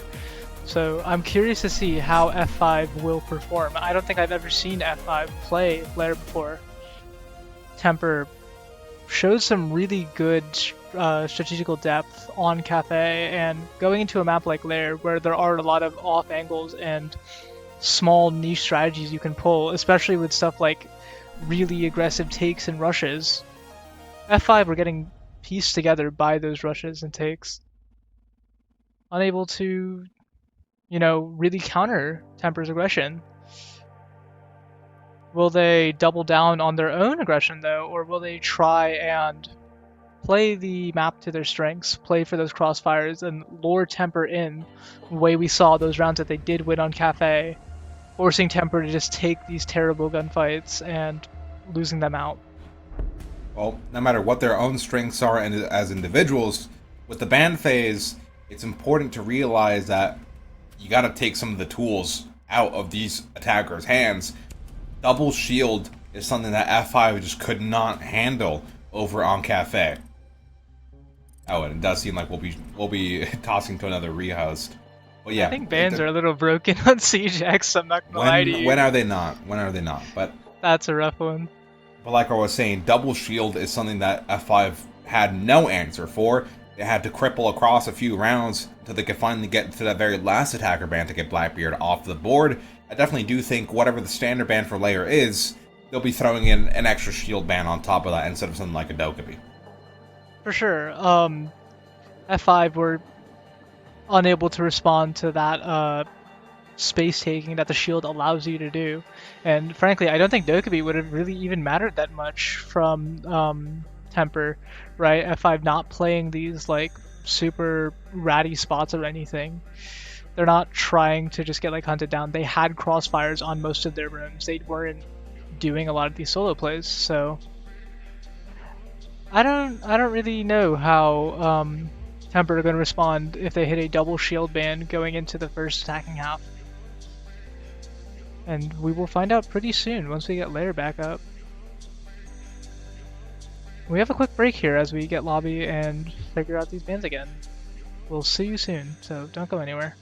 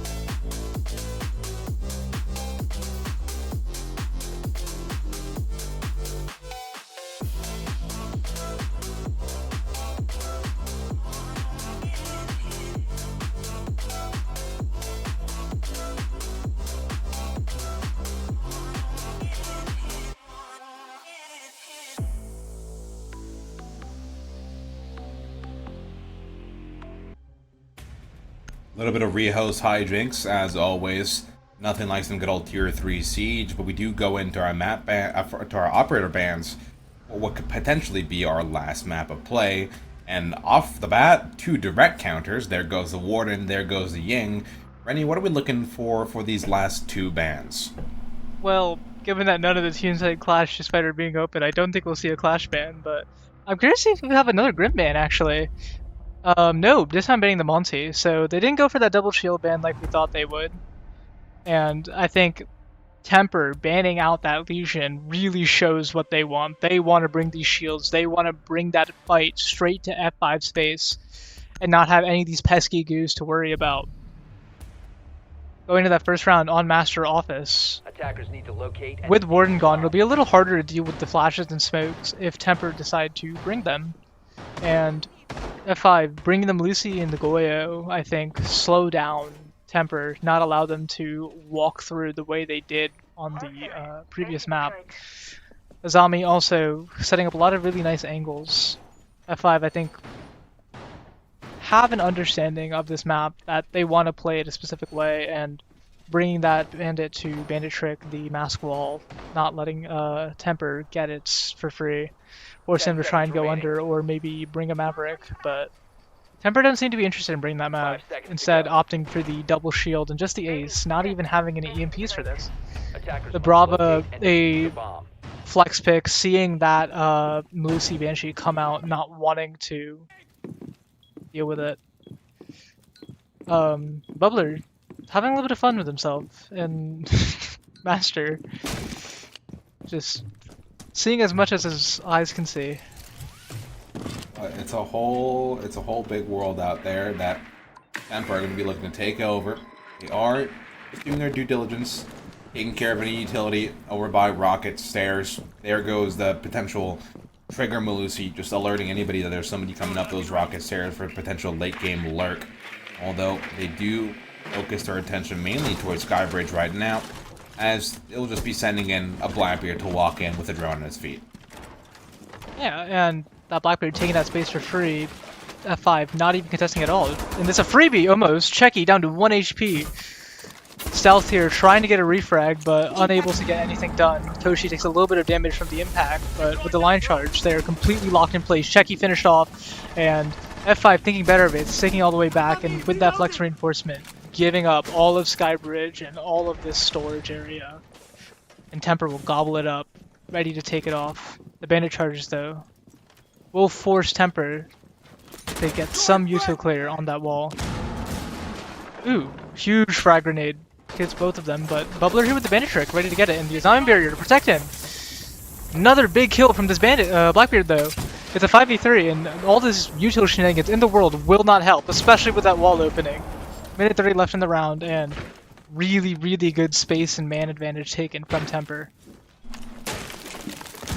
Thankfully, they still do have that Goyo that needs to be popped before Stealth dies. Doesn't even do it on his way out the door. Minute left on the clock here. Only Bubbler and Z-Man, however, participating finally. Does find the line, although there goes the flex pick of the Brava. There's still 2 shields, both limping, that need to be taken care of as these rolling grenades just destroy F5. They don't move out of the way either time. And like I mentioned before, this double shield setup just killing F5. I don't know why we're banning Monty when the real problem seems to be the Blackbeard. I mean, I just think it's curious that the small dog is on the other team, yet it seems like F5s are the one playing fetch with these grenades. They just take them. I don't know what it is, but 2 grenade kills give Temper the round. The whole point of the fetch is that you're supposed to move. Either these are some. But you're supposed to catch the grenade. They're throwing the grenade and they catch it in their mouths before it blows up and kills them. Yeah, usually you're supposed to return the sender there. I see. The fetch metaphor gets a little strained there, I hear. Bomb located by attackers. Running that master back, though, I think F5, recognizing that they made some small mistakes and thinking that they can fix those mistakes for this next round. But Temper seemed pretty happy with the double shield, bringing that Blitz Blackbeard combo again, and even on Cafe we saw that Blitz and Blackbeard were just so oppressive. I'm really surprised not to see a Blackbeard ban coming in from F5, instead seeing that Monty Ying ban, 5 but seconds to go.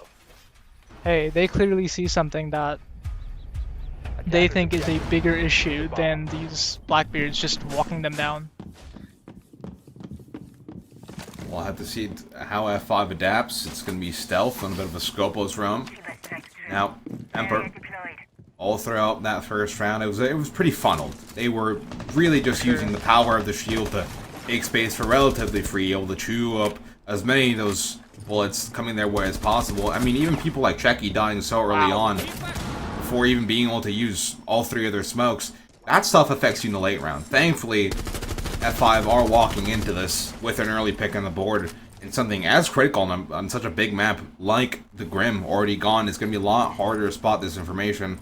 The drone work, the shield work, going to be depending on that a lot more, Temper. And with no heart breach on the side of Temper either, I don't really know what the idea here is. They had a really good attack last round, and even though they only have that ace, it was enough for them. The impact nades from Slash, getting rid of these Sen's walls, stopping it from happening, and Temper very obviously telegraphing the kind of take they want, but with Koshi in our 6 room already taking up that space in the hallway. Never mind, Bubbler with the kill, just takes him down. Another one from Stealth, and it's a 2v5. It's looking like a polar opposite from what we saw last round. F5 clearly learning from their mistakes, and even though Tweety goes down, there's a really good refrag from there. I really like what I'm seeing out of F5 here. They've learned from their mistakes, and they're playing together, stopping these shields from taking up all that space for free, and it's a 1v4. IX, left alone outside of this display window, gets one for free, but I think it'll just be kills for naught as he toils against this bathroom player, looking for anything, but F5 won't give him a single inch. Like you mentioned, F5 getting a lot more active. They're fighting for this space. They're meeting the shields where they're at. I mean, these shields are a scary presence, sure, but they have the ADS to really do any damage. If it's just a simple, clean gunfight, well, F5 is more than capable of meeting you where you're at, of taking you up on the challenge. The Lion, blocked off by a hallway worth of smoke, still one in the pocket of Checky. Really, nothing to do in these 40 seconds except twiddle your thumbs for his teammates. And I guess it's lead season as the shotgun reigns supreme, taking down that Flores. A really good round out of F5 to counter what was a really good round from Temper in this 1-1 here. F5 definitely learning, and I think pushing Temper with that just aggression, seeing that, you know, Temper were trying to take all of the space solo without much of coordination.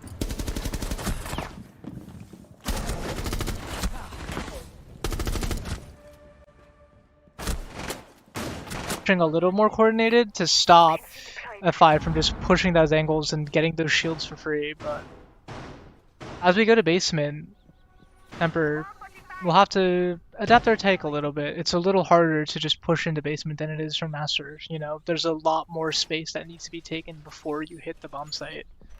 And with a Kapkan, a Goyo, and a Malusi, F5 are clearly not wanting to give up those small angles and let them just walk in for free. Setting up across the mid floor as well to stop the vert. And Temper are bringing the ram here, so clearly they do have an idea that they want to take some of this vert. And with a site like Tank, or with a site like Labs, where you have all of this like soft floor, that vertical pressure can be really important for trying to work a pick and work and execute.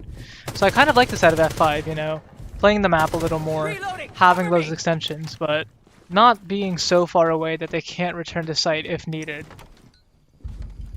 And that was, I think, the biggest issue with Cafe. You know, F5 had these extensions, but they weren't able to react quick enough, and Temper were able to take advantage of the, like, lethargy from F5, not letting them react quick enough to the aggressive space taking that they were employing.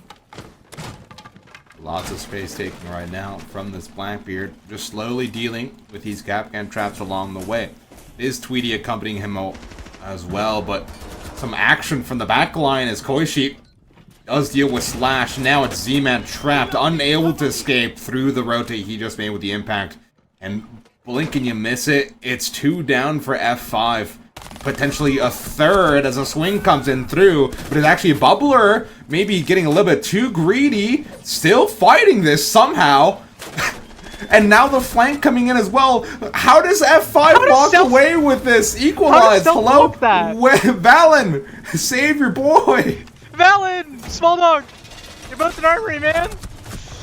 Okay, but with a flex reinforcement going the wrong way, that bird that I was talking about earlier, the ram just getting so much value, taking down, and even if it is a late trade, it's still a trade onto their blitz player.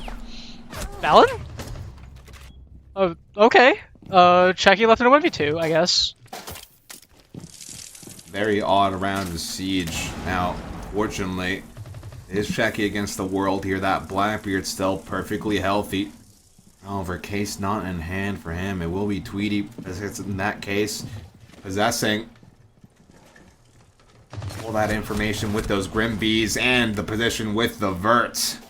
Able to take care of things before they get a little bit too hectic. Will be Temper walking away with that round nice and clean. The capitalization off the Blitz was really good from Temper there. They were able to take those first 2 picks that the Blitz got and just absolutely run away with all the Vert they wanted. And that Vert was clearly massive in the round. It got them, I believe, like 2 kills from the site players, and F5 just didn't have anything for it. These flex bans coming in, and it's Blackbeard on the side of F5 and Azami on the side of Temper. What do you think about these bans, Botanic? Obviously, that Blackbeard ban was well overdue, and Temper, in the same way, getting rid of that Azami for F5. I mean, pretty much one of the main anchors of any F5 defense this round. So flexible, able to create these power positions, even though the shields can blow straight through them. It's just nice to get rid of any annoying things over on the defensive side. Now that your main ace up the sleeve, Blackbeard is now gone. For sure, and running back that tank bomb site, I think F5 saw something they wanted to change. They just said, oh, you know, Blackbeard, too good. We couldn't entry on them. GG, go next. Deciding to run back that tank now with the flex bans in place. The Azami ban, I don't know how much effect that will have for F5. That Azami was very quickly dealt with by the Blitz last round, so at least in the context of this round. I'm curious to see how the change-up, bringing the Fenrir instead, will work out. I think Fenrir counters a lot of these entries, forcing the attackers to be nearsighted walking through those doorways. But last round we didn't really see that mattering too much. It was just, you know, Blitz able to find a gap, and then the rest of the team walking in through that armory hall, stopping stopping F5 from being able to escape that death trap of first floor.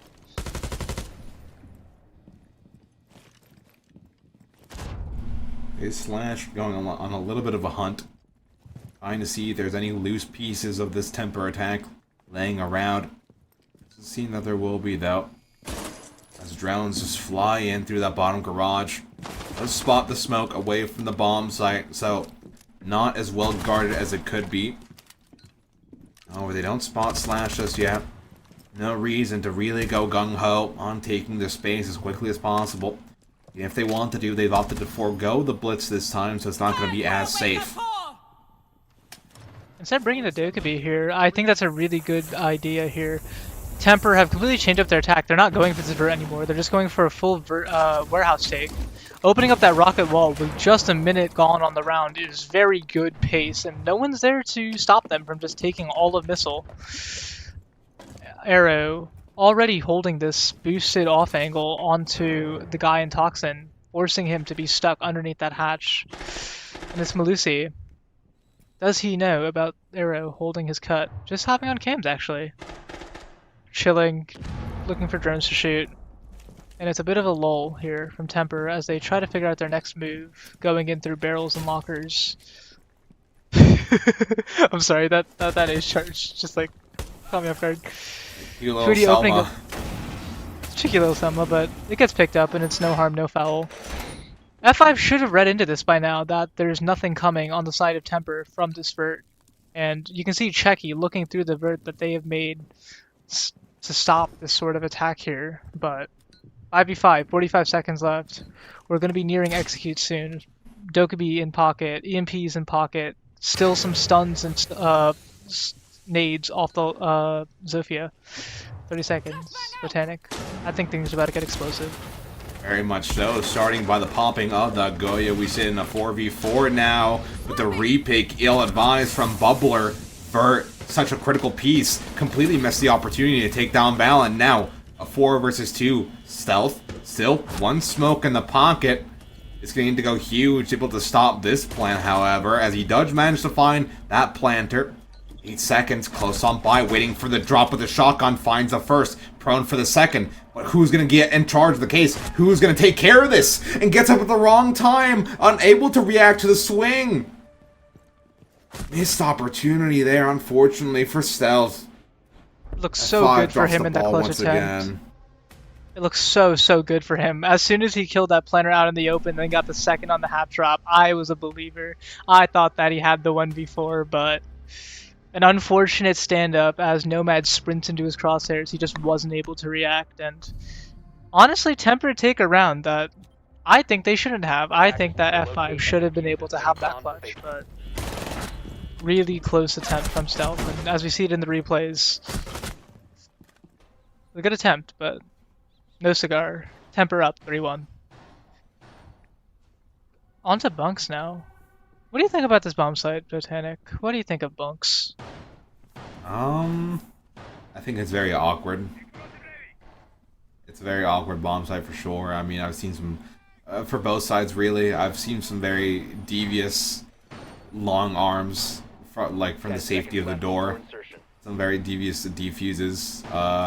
Usually by that main breach, sometimes it's a clutter of smokes, and I see some very goofy stuff happening there as well. I don't know. It's a very 6 out of 10 bomb site for me. For sure. I think it's also really similar to Reading and Fireplace, which we saw last map. And F5, I don't think defended Reading very well here. This is a bomb site where you need to take this vert, and you can hold pretty much the entire bomb site from vert. Temper were able to exploit a lot of F5's weaknesses, and before I finish my point, Bubbler seeming to get in some early action, but escaping with his life in a somewhat confusing manner. Has the desire to reattempt this, I think, but we'll just sit on his angle and wait for a second. Temper not really thinking too much of it, and looking to coalesce around this security hallway, maybe looking to go in sight quick. If we look at the lineup here, Temper have not brought any vert ops. I don't think they care about taking this vert at all. Just push through mid floor and bottom floor and hopefully hit a flank that'll distract the vert long enough that they can get a plant down. But that'll take a lot of coordination, especially Aurora, and Gridlock going down will not help the case there, but Valen's already taking it in, so it might not be that bad. We'll only one way to find out. Valen might be able to get in sneaky, but those flames are going to be a main stopping factor for any sort of push. They consume Koishi and Tweety. Now it's only the Lion and Valen left at multiple different doorsteps trying to piece together some frags. But that LMI completely gives the game away, completely gives away the sneaking flank. Now it's only Valen left in a 1 versus 5, alerts the position even further, misses some shots, throws a grenade. Won't do any good. At least knows where Bowler is as he runs directly outside. With a minute left, it's a tall mountain for Valen to climb. Shoots Bubbler in the back of the head though. That's a freebie, quite literally a freebie. But now, alerts everybody else of his possession. What more can you do? I don't think it'll make that mountain any easier to climb though. Bubbler was just kind of asking to be killed there, but 45 seconds left. Oh my god, what a nice shot onto stealth. It's a 1v3, 40 seconds left. I might be becoming a little bit of a believer here. Clock ticks down, he's looking for a kill, trying to find an entryway into the site, but he has no info on where these other players are. Deciding to walk up, try and take this engagement onto the smoke, but shotgun's too good. And that's a round for F5 to stem this bleeding and hopefully try and aim for a even half. Same situation as it was on Cafe. Temper up 3-2. Obviously looking to poise themselves for another 4-2 split. And I believe they can, honestly. F5 has been looking even shakier than they have over on Cafe. For sure, and I will say, this is kind of the Temper special, right? You have two really good somewhat aggressive takes into a very bad rush. We saw this sort of cycle happen on Cafe, and I think that cycle has repeated itself a little bit, but Temper clearly, they'll just shrug that one off and go for this next round. Back to that master bomb site, though. F5. They attempted it twice, and they won one, lost one. F5 definitely hoping that it'll be like that second attempt, and a little less like the first one, but with no second shield up for Temper, only using that blitz to try and push through the fog of the Temper or the F5 defense. I'm curious how this round goes. They brought the Sens again for that display window, I assume, but a lot of execute util here with the Capitao, the Grim, the Sens, even the Blitz. F5 just waiting for that initial push to come from Temper and see if they can work any picks, work anything happen. But Temper aren't giving them any space, just waiting, making sure to measure twice and cut once. Getting all this initial info onto operations and taking that as they see it's clear. I mean, we've seen how telegraph these Sens walls can make the push seem, how easy it was to counter with a simple impact grenade, but now opening a breach towards operations side might push and pull the attention of these F5 defenders, as now maybe even potentially setting their sights up, running straight up on through those rocket stairs. Lots of rotations going on right now from the side of Temper. An opportunity to get the breach nice and clean. However, Bubbler with the first trick. I don't think he'll make it in time for the second.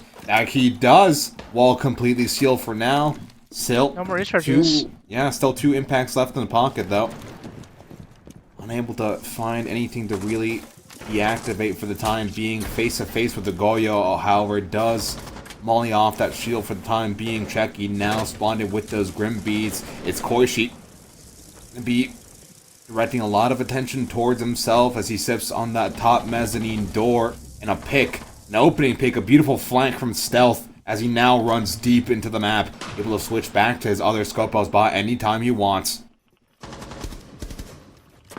Not getting that wall open was a huge loss for Temper, and the bleeding continues as Stealth gets another one before teleporting out. 3v5 for Temper, and one of these is a shield. It's not good. Kobe doesn't even, or Koshi doesn't even know where these players are, seeing that that Scopo shield is gone. Spotting a foot and is able to kill that shell, but that's just pity prize. And in the 5v3 with 0 hard breach left, just being forced through these doorways. With smoke nades, Goyo cans, crossfires, it'll be a hard task, and Valen down to 1 HP off the flame. It is looking like a 3-3 half here, but Botanic. 3-3 indeed. C4 deactivated on the side. Smoke's gonna fly out, but you only have so much time left to act. And as you go into the hell of smokes and bullets, you're not gonna come out alive. Stealth does fall, but the rest of the team coils around that last attacker. It'll be an equalized 3-3 split. F5 still has something to say about this map. For sure. But I don't think a 3-3 half is really all that satisfying on Lair. You're really aiming for that 4-2.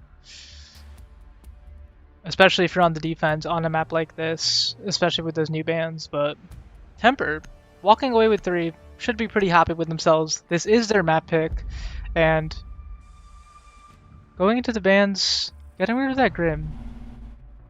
Clearly that execute util, that information is just something they don't want to deal with. They banned it both times that they've been on these defenses in these CU maps.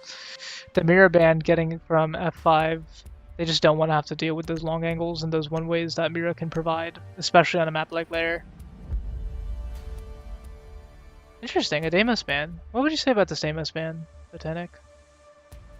I'd say it's a pretty understandable ban on a map where so much vertical play, like Lair, especially with the possibility of these more annoying anchor ops being brought out. Of course, you know, you gotta track your Scopos, you gotta track potentially a Clash if that ever comes out on the board. Just getting rid of that Deimos. I don't think these teams remembered Clash exists, I'm not gonna lie to you. Yeah, but it's always a possibility. Who knows when times get desperate. So far, Temper has been comfortable enough where they don't have to bring it out, and F5, well, they've been trying to stick to their playbook as best they can.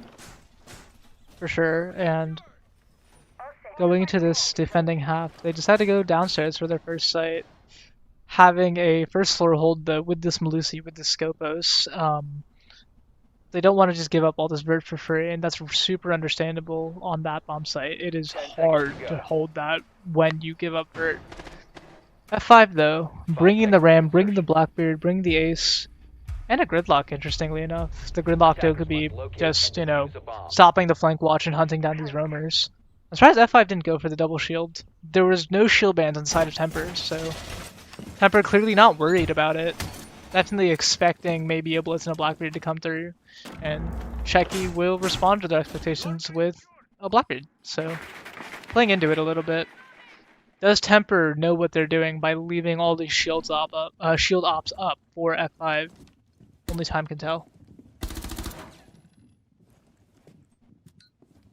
Koshi poking at this initial security door, seeing if he can get a pick for free, but F5 have all but scampered off, not letting that pick happen. But still a little bit of a lull in these first 45 seconds as F5, never mind. That's the ram down. That's not good. That's your only vertical op gone, and Temper will start scampering off, falling back, seeing if they can make their way down to the bomb site now that they've taken the ram off the board. I say this, but Valen seems to be going for a little bit of aggression, seeing if he can pick up a second, but will he is the question? No, he will not. Misses a few shots, gets traded out by Z-Man with a very ill-advised swing. Yeah, fourth time was not the charm on that one. Koishi also going down to stealth. And although Temper initially had a wonderful pick, the rest of the team a little bit greedy, honestly, trying to find more. And even though there's no more vert ops to disrupt the bomb site, it's still, the line is left limping. Small Dog, sure, is able to teleport back and forth, but doesn't have much stopping power in terms of utility in the bomb site. And Tweety, well, needs to wait for some smokes to, or anything really, with flashes or anything of the sort, to really make his gadget useful. And with that Scopos shield going down, that's the teleportation ability gone. You still have 3 breaching charges on the side of Bubbler, and even though it's a little pitiful to be honest, you can make vert with the Super Shorty, contrary to popular belief. So F5 will start piecing up these floorboards, getting ready to set up for their execute. Tweety thinking for a C4, but picks it back up. Those Goyo cans going down. As that time ticks down, a little bit of small damage going on to Small Dog. They better come and execute soon. These Goyo's really going to be the only saving grace for now. 30 seconds left. The Lion left limping, Small Dog limping just a little bit. That's C4 out for the round as well. And it's only really 3 guns, but these Goyos so well timed is going to force F5 to funnel in a bit of an ugly way right now, as it is Tweety falling. Now only the Lion and Small Dog left, the iconic duo, as many of you know. 9 seconds left on the clock though, running straight through the sideline. Checky taking heaps of damage, Bubbler teasing a plant, off and again, going for the plant once more, does get pushed back by the shield, however not taken out. Opportunity left to stand, that plant is completed. Now, only Small Dog left remaining in a 1 versus 4, a bit of an impossible scenario here, just bouncing back and forth through the angle, Z-Man to close it out. What a round. I really thought that F5 were going to, or sorry, I really thought that Temper would have it with those Goyo cans, but unable to complete the kill onto Bubbler. They just couldn't get that case dropped, and some really unfortunate missed shots just cost them what otherwise would have been a very sneaky 2v4 that they could have made like thieves in the night and gotten away with. Running Master clearly not feeling very comfortable in that basement bomb site, not liking the way they lost that. They wanted to run back onto this top floor, bringing the Bandit, going to be tricking these walls like we saw F5 do to them, and frankly, on Temper's last attack, that Bandit was absolutely monumental in stopping F5 from being able to get the attack and plant down and have an entryway into the site. Temper taking notes, and I'm sure they had already planned for having a Bandit here. Bringing it, hoping to have a little bit of the same success that F5 did on that round 6. 5 seconds left. Attacker's objective is to locate Looking at a the side of bomb. F5 though, bringing the Glass, the Monty, and the Sens. Important to note that Glass cannot look through Sens walls anymore, but still, 2 smokes on the side of Bubbler, 2 smokes on the side of Checky. A lot of smoke nades here, and with Small Dog being the only one who can look through these smokes, I think F5 have in mind a very interesting attack here to counter this Temper defense. What do you think, Botanic? I'm expecting a lot of cheese from the side of F5, like you mentioned there before. The Glass is on the board, although the Sens changes make it so that he can't see through those Sens walls anymore, so it's just going to be a lot of disruption on both sides, I feel. For sure, and Checky taking this initial control of Storage Hall. He sees the Warden, sees the Nitro Cell, takes a little bit of damage, and whoa, big kill from Warden out there onto Z-Man. The Sens, and that's our Sens gone. That's a huge piece of site util. Even more damage, and Checky's down to just a sliver of HP. This is not looking good for F5 at all in the 4v5. But Bubbler even got the man count, and another one from Bubbler! Oh my god, bringing it down to a 4v3. Still 4 smokes in pockets of F5, however, as long as that Warden stands, it's not a completely safe play. We do have stealth from below, forcing these defenders to move on. Unfortunately, taken out just now by the Lion. Becky still standing, making it past that Goyo barricade, and could help isolate onto the display window. Sweetie does cut himself off from display, however, Checky with the pistol whip managed to find the man advantage once again. It is still Small Dog hanging close by, knows exactly where that Monty is, but when does he choose to act? When does he choose to activate those glasses, and will it be heard? Lion creeping slowly across, trying to support his teammate, unaware of the cut from display window. Now only the Small Dog left in a big world. A 1 versus 3 for him.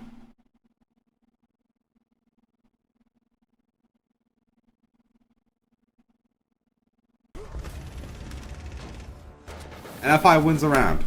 Smile. Smile. Smile. I mean, after the Lions duo of or after the Small Dogs duo of the Lion went down there, it was kind of a very difficult round for him to piece together, and we see that going down. A tech timeout from Temper. I think this is super understandable, right? You've lost 2 defense rounds on what was your map pick. They definitely wanted to stop the bleeding and say, hey guys, what's going on? What do you think they're talking about here in this timeout, Botanic? You know, I think they're just a little bit nervous right now. They've let the past 4 rounds slip. This is their map pick. Obviously, you know, they had a pretty good start to it, but right now they just need to find a solution to this Monty, I feel. For sure, and not only just finding a solution to this Monty, I think they need to find a solution to this, you know, unchecked, these really good, like, cutoffs from F5, right? Temper are trying to go in these rooms on that first round, and they just got absolutely cut by F5. And then on the second round, right, they weren't able to even, like, turtle correctly. F5 just able to piece together picks almost out of nowhere, even though they had that initial pick.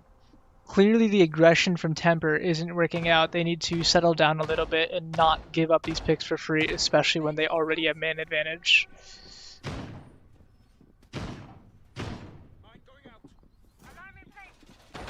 Bringing into bunks this round, clearly that tac timeout telling them, hey, let's try this tertiary site that we haven't seen yet. And I'm curious if it'll work out here. What do you think this round will go, Botanic? 5 seconds remaining. Double shields out in the very last few seconds by F5. I mean, I'm expecting a slow coil of map space, just trying to put these Temper defenders in some very uncomfortable positions. You once again do have the Sens as well. We've seen how telegraphed that can make the pushes, but does Temper have the utility to respond? We'll have to find out as the round develops. Right now, it will be just some droning going on by operations. Let's try and scout out, see if it's clear, but also stealth from the backside. wanted to scope out the situation. Spots one of those few Malusis. Does also spot somebody near those green stairs. In the form of Small Dog on the mute. Now, opening this barricade is going to make a lots of noise. Gets a goo mine out of the pockets of the Lion, but so far, really, nothing comes from it. Extra grenades thrown as well. There goes one of the Malusi charges, but that Fenrir is still active. Small Dog does manage to climb up and find a pick. Now, hot on the heels of stealth, but Becky is also already well deep into the bottom side. C4 flies, doesn't hit the target. He spots two. Checky from the flank with the blitz, now able to run straight at Koishi, but they hit the deck straight onto those green stairs. Tweety also somewhere in the bomb site, as Koishi does manage to find Z-Man.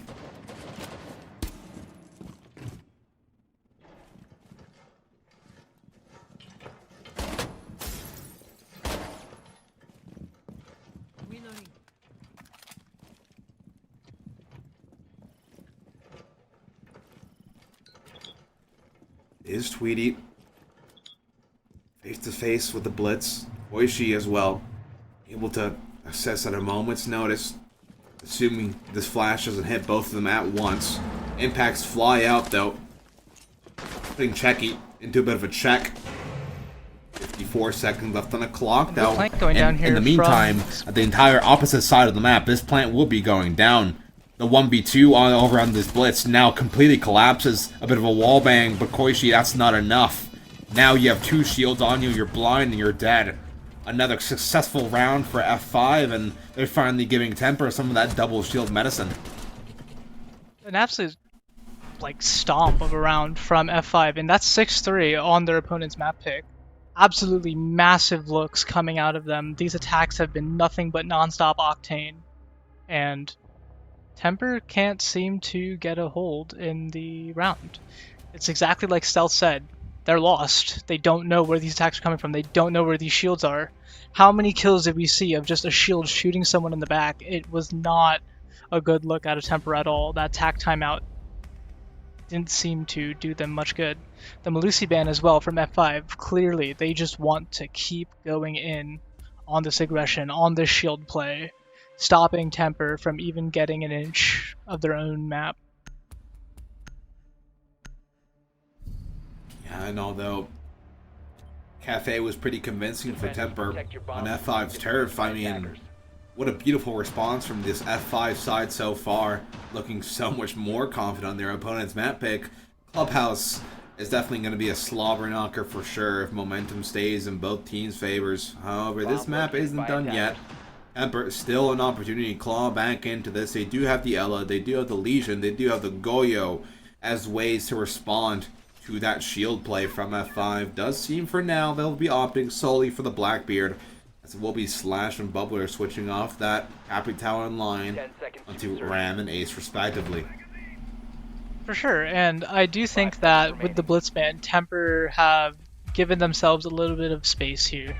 That Blitz was so oppressive in trying to challenge it was just not an option for Temper. F5 though, still bring this Blackbeard, and now having that slot open to bring something a little more flexy like the Twitch to clear out a lot of this util. I really like the pick of the Twitch, to be honest. It gets rid of these Goyos, it clears a lot of these Legion mines, it clears the Ella mines, and they've read into how Temper are looking to deny the F5 attack. But as we get into these first 30 seconds, F5 are just droning, opening up these walls, making sure that they understand what the hold looks like. How will we take this map? Slash droning in through that mid floor, and Checky taking that initial space, not knowing about Arrow here on that mezzanine. That's your Blackbeard down. That's a 5v4. This is the best Temper have looked in a round at all, but if it's anything like previous rounds, Temper will throw the man advantage somehow. I hope that they talked about that in their tactical timeout and learn how to not do that.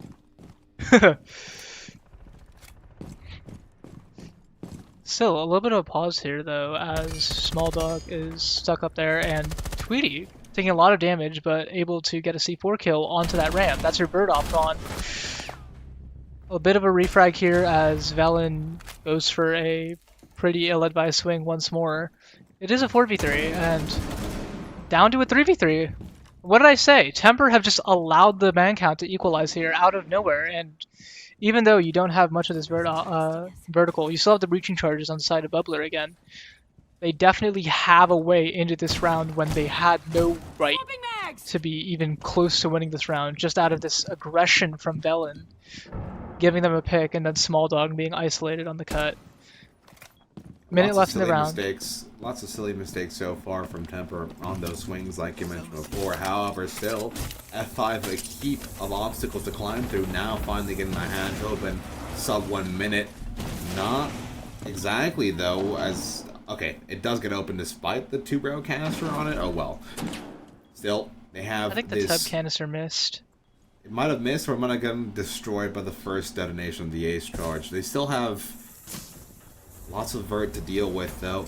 Courtesy gets slashed right before he died. Will be that... I forgot to call it for that, sorry.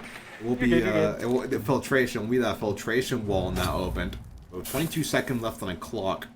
Still 1 C4 in the pocket of the line. This could disrupt any possibility of a plant. F5, they really need to burst through this round immediately. Stealth, not going to make that happen. It's only Z-Man left from above. With 6 seconds left on the clock, Koichi taking a hefty tank through that smoke, but just going to be playing it safe and tucking in the smoke. Temper, with a 4th, they slowly start the recovery process of their own map pick. I think that was a much better round out of Temper, but you still saw a lot of those issues that plagued them those first 3 defensive rounds. This over-aggression, getting punished by F5. I don't think that Temper really have a read that they need to, you know, chill a little bit and let F5 waste their own time looking for an execute. That being said, the picks went the way of Temper coming into that late round, and F5 just couldn't get an execute down, giving them the round. And we go back to this Master office. Those double shield play in Master was what destroyed F5, or was what gave F5 the round last time. But with the Blitz ban, I wonder if they'll bring them onto or they'll opt for something different. A little replay of the last round as we saw it happen, but back into this prep phase. Bringing the Fenrir, bringing the Legion, right? That Legion was such a good counter to these shields. But F5 bringing the Monty again, you know, opting for a little bit of a slower approach as compared to that Blackbeard. I think that's well advised though, right? You have the Buck here to take underneath and stop Small Dog from being able to bandit trick these walls. You have the Ace. This is looking to be a pretty decent operations take if F5 want to go for that kind of thing. And I'm curious how Temper will try and stop this attack with these mines, with these smoke nades, and the C4s. They do have a lot of util. But it's hard to play the util game. So far, Checky has kind of been able to walk wherever he pleases on the Monty. It's everybody just seems so scared of dealing with him directly. You know, these smokes are fumbled, these C4s are fumbled. Really, Temper just need to be in a position to refrag off each other, make sure they're tossing their utility in a way that actually proves to be effective. For sure, and I mean, we saw that. Checky is just face-checking a Fenrir mine, and realistically, there's not much that F5 can do it. Checky, thinking better of it, decides to go for a Sword Hall and Skybridge, taking up all that space for free, but how much will it matter? Okay, Ace decides to just walk in front of him, Stealth gets a kill onto Tweety. This vertical play really well, but Bandit downstairs might be able to do something, say something about this Buck piecing together these floorboards. Lion walking up here, see if he can get a pick, but it's just a Monty staring at him stone-faced, and the Lion dealing damage to the Lion. Unfortunately for the Lion, no more smokes in his pocket, despite there being over a minute 30 left on the clock. Left limping, holding on for his life with a white knuckle grip as he's forced onto this blaze site. That Buck holding extreme dominance of reverse vertical directly into the bomb site. Now Checky walking in to the bomb site, deciding to walk up, back out. Slash just holding that display door very carefully. Still, Z-Man does have a heap of ROUs in the pocket, ready to display and execute any second now. But F5, this is match point for them. This is an opportunity to take this map right here, right now. Extend this to a third as the smokes fly out, but so does the C4. Takes Checky for about half his health. That should have had a way bigger impact, but now finally Stealth falls from below, and they don't have to worry about being held at the doorways. It is the line being reds as well, 44 seconds, and now finally the RUs fly. Yep, down to that 40 seconds. XQ's about to come in, Slash looking for a pick onto the person holding servers, but unable to find it, and in this 3v4, 30 seconds. Pushes in, gets one, gets traded out. Down to a 3v2. Z-Man on the send, but Checky's in the site with the Monty, and they're able to find this small gap, trying to piece together a plant, but it's a moment of silence as 15 seconds left on the clock. Z-Man looking for this Legion in servers, doesn't seem to find him, and decides to look away almost inexplicably at the last moment.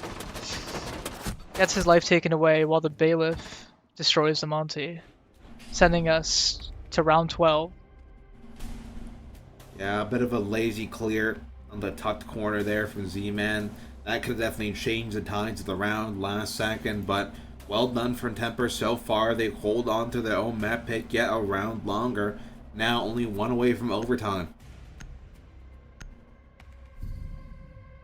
Bunk's briefing though, this is a pretty difficult site to hold. Defenders, protect your bombs from being defused by attackers. No, small dog, we did not see that, do not worry. But going on to Bunks once again, this is a round that will be a little difficult for Temper, I think. They haven't really shown that they're able to fall off of an extension very well, and even though they did get these last two rounds, it was off of that, like, countering the execute and stopping F5 from being able to push in.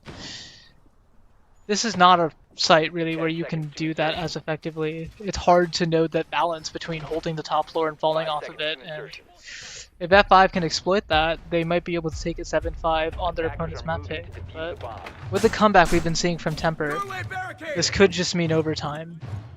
What do you think, Botanic?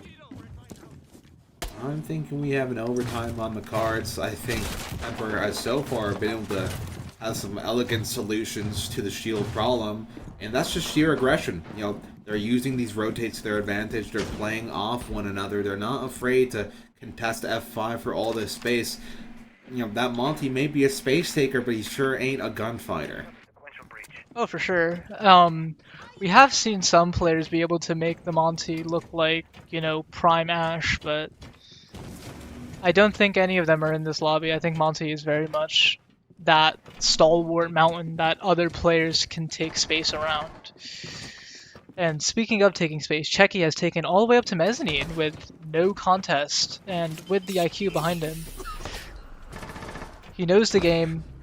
Wow! One tap from Z-Man onto Valen. Gets rid of that Fenrir, taking away that pressure and Master, and now it's just the Lion and Koshi trying to hold this top floor. Smoke might be able to make a little bit of a difference, but it's going to be difficult for sure. Legion stuck in bathroom. Z-Man holding the angle out on him. Will he be able to escape? No! But it doesn't matter because they don't know he's here. 3v3! Temper holding onto this one for dear life, and Slash looking to pepper through some shots through the wall, unable to get that kill onto the Legion. Bit of a lull here, Botanic. Yeah, that's kind of what happens when you don't take care of those bathroom windows first. You allow those defenders to sit pretty comfortably, no concerns of pressure at all, and the lack of droning there, I mean, face checking can only take you so far. On an operator as critical to your strategy as Monty, you want to make sure you're guarding that resource, but pretty much a one-man army situation. Now finally the army falls, but it is Bubbler taking matters into his own hands, just completely pistol whipping Small Dog out of the round. Wow. Unfortunately, it is the Lion still standing bravely over by that bathroom side, equalizes it into a 2v2 scenario, 46 seconds left on the clock. A little bit of droning action coming out of here, trying to find Koshi on this display window. He's still stuck here though, he's refusing to move, deciding that this is where he wants to state his claim. Stealth. Seemingly having a read on Koshi's position with a quick peek confirms it. Koshi running out of ammo, only 6 bullets left in the magazine. Stealth able to get the one, but the Lion letting off his roar to take them down to OT. And it's Temper. Just piecing together 3 rounds that seemed somewhat tenuous, not letting F5 run away with their map pick. Yeah, now we move on to overtime. A flawless streak of, I believe, 3 or 4 from the side of Temper. That has to be an absolute mental choker for F5. This map was in the palm of their hands. And now, well, it's a complete mess. It's a complete jumble. Thankfully, they still do have that Monty on the board. It has not been banned out in this, once again, restored set of bans. So, still have an opportunity to claw back into this. For sure, and I mean, we didn't see all that much out of Temper, to be honest, in those last 3 rounds. It was just this aggression and great composure in the late round to let F5 sort of fumble and make their mistakes and then capitalize off of those. I think that, given that Temper is staying on this defense size and F5 has to keep attacking here, they've lost their last 3 attacks in a row. It'll be hard to recoup that momentum, but this is a new round. It's overtime. They have to just take a pause, breathe, say, okay guys, we got this. We know how to attack this site. It's just basement.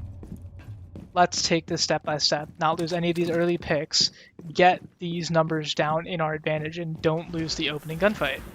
Because Temper have been having all the opening fights and then have been losing those man advantages back, so imagine how much better it would be if F5 was able to get those initial kills and not let Temper, you know, have these cheeky kills out of nowhere and then get traded down. Additionally, I mean, especially on the bomb site like basement, it's just been a lot of aggression that takes down such critical operators for F5 early, like that Ram. If F5 really want a chance to survive into this, they need to make sure they preciously guard all of these resources, the space taking in the former Chucky. He needs to make sure he actually has the drones on him and doesn't face check everything before he ultimately dies to someone riding in a corner. Slash needs to make sure he stays alive to actually make those boogie drones count. We say all this, but if we look at the side of F5, no one's on a drone. So it doesn't seem like they've learned from any of that, and Small Dog able to escape out of that second floor for free. The Dokkaebi call and Dokkaebi lurking up on him, giving him a little bit of anxiety, not wanting to overstay. Just gonna prone here, maybe place some rat in bunks, place spoiler into the late round, and Tweety shooting that boogie drone from the floor, stopping that vert from being made. F5. They get their initial control into the mid floor and have started making this vert. I think it's a lot better of a round looking from them, given that they haven't lost the early pick yet, but it's still 5v5. Anything could really happen in this round, and I really like how Small Dog is playing this, just sitting in bunks, waiting for the opportune moment to make his bark heard. Z-Man holding this vert, seeing if Temper will give them an easy pick. Temper holding still, waiting for F5 to come into their site and open up the hatch, looking for this execute, not knowing where it's going to come from. Yeah, I mean, Temper right now just playing the extremities and safe spots of the bomb site right now. F5 with all the vert in the world can do really nothing but just toss some more utility, try and filter them out. But now Small Dog finally, all the way from briefing, does take care of stealth. There goes your 13-11 performer. There goes your Dokkaebi calls. There goes another body. And what is going to be ultimately a scrappy execute with 25 seconds left on a board. Tweety can only keep that filtration wall closed for so much longer. There goes his last canister, but still C4 in hand. It could be a massive threat to Chucky and co. There it flies. Kaboom! Down goes Chucky. Down goes Slash as well to another C4. It's Z-Man and Bubbler left in the bomb site. Now Bubbler alone, typing those digits. No one left to find. There it is. Temper. The streak continues, and now they're on match point. What a resilience shown from Temper here, being down 3-6 and then piecing together 4 rounds in a row on this defense against what was looking like a pretty good attack out of F5, but the C4 sung and the Small Dog barked from briefing. They were unable to, stick it, and this is the last round they have. If they lose one more round, they are out of the league. This is an elimination match. Tweety typing in, trying to chalk those mentals a little bit, telling them, hey guys, it's time to lock in. F5. Can they steal their nerves after losing 4 in a row? The side swap will certainly help, as it'll give them a little break from the monotony of losing on attack, but can they stem this bleeding, or will Temper just slash the knife all the way through for the kill? I mean, F5's momentum has just been completely cut short. It's really how much resilience they have left in the pocket. You do take down Temper's prime strategies of a double shield, especially that Blackbeard. However, Koishi has shown us that they can do wonders on the Blitz. They show us that it's a consistent threat, and it's all about how F5 reacts to it. For sure, and I think that Temper, you know, having access to this Blitz, it's the only shield they have left up, and they are going to use it. Back on that attacking half, those shields were a really big problem for F5, and with no Legion on the board and only really a Frost to stop that Blitz, I don't know how good it looks for F5 here. I think Temper might actually just take the game here, 8-6. Only one way to find out though, the impact trick onto the Ace charge from Bubbler. Stopping this mask wall from getting opened all the way, but if you remember last time, that Bandit is what really stopped F5, or is what really stopped Temper from being able to take this wall. Without even a Bandit showing here, I think F5 have somewhat trolled the utility game. Those breaches being open, now they have to worry about some fast space taking by Koishi. They do stop it for now with those smokes, but being used so early in the round, they're going to have to depend solely on those Goyos for any late round rushes. Yeah, and I mean, it's still a 5v5 with a minute left on the board, so that's good for F5. They haven't lost any of these picks too early, but that could also just seem like Temper figuring out where they want this attack to come from. They have a headhold through Mask Wall. They have a little bit of space over, and as we can see, everyone is on these storage halls. They're all trying to coalesce and break into this R6 room bomb site. Minute 30 left on the clock, and with all that space being taken, that's a really good look out of Temper. Koshi down to 1 HP, downed and killed by the smoke grenade of Checky. That's your main spear tip gone here. 4v5 out of Temper, F5 clearly holding on, not wanting to lose the game just yet. Just look at the absolute funnel that's going on right now from the side of Temper. Just 3 of these attackers, make that 2 of these attackers already by this storage side. You do have the Lion over by display / bathroom looking to make some kind of attention drawing play, but really nothing can be done if the rest of your teammates fall at the extremities of the bomb side. Now only Valen left, trying to win his way through this the hard way through hard-earned gunfights. Bubbler goes down, so does Stealth. But another gunfight creeping in the form of Z-Man. This is a double swing from both sides, and it will be F5 extending play 1 round longer. Yeah, and we have to go to 7-7, max overtime. Temper do get this defense back to try and claw it out and win the series 2-0 here, but if F5 can reclaim a little bit of that magic that they had on those first 3 attacking rounds, we could be going to a map 3 here, Botanic. What do you want? What are you thinking? I want to go bad. Me too. Well, for the sake of the argument, because I know I hope Z-Man takes this round and we go on to map 3. Yippee. Oh no. Well, with only the Montaigne, they haven't really had any great attacks. I do think that if F5 want to win this round out and bring it to map 3, they should stop relying on these slower Monty takes and bring back that aggression that gave them those first 3 rounds. Bring back that Blackbeard. You know, bring the fight to Temper's faces. We've seen them losing these rounds by just trying to stall till late rounds, then fumbling the executes. And Temper, I think, have learned to bring back that aggression a little bit, not give up those early picks to F5 and let the man advantage slip away from them.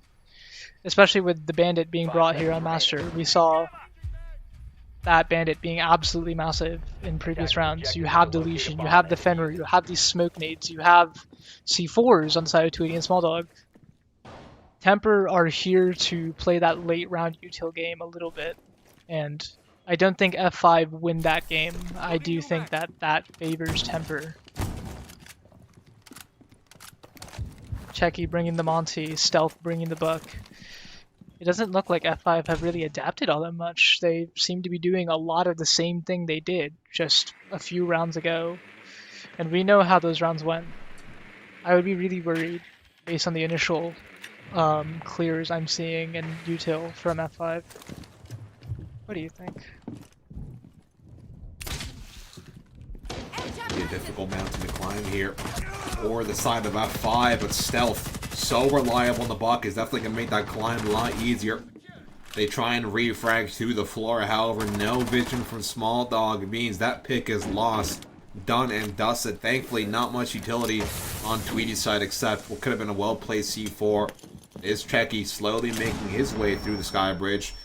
But in attempts to re-equalize, the line goes hunting for prey. Unfortunately, decides to clock out a bit too early. Minute 43 left on the clock now. F5 will take all that space up in storage for free. I don't think Nomad really knows just how close he came to the Lion's Maw there.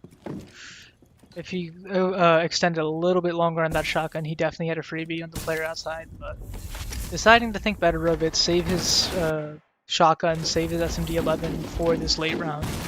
And F5 opening up that R6 room wall. Already looking a lot better. 3v5, 2v5 down, Z-Man and Slash both picking up 2. The duo of the dog and the lion go down, leaving it all up to Koshi and Valen to try and finish this out in 2-0 fashion.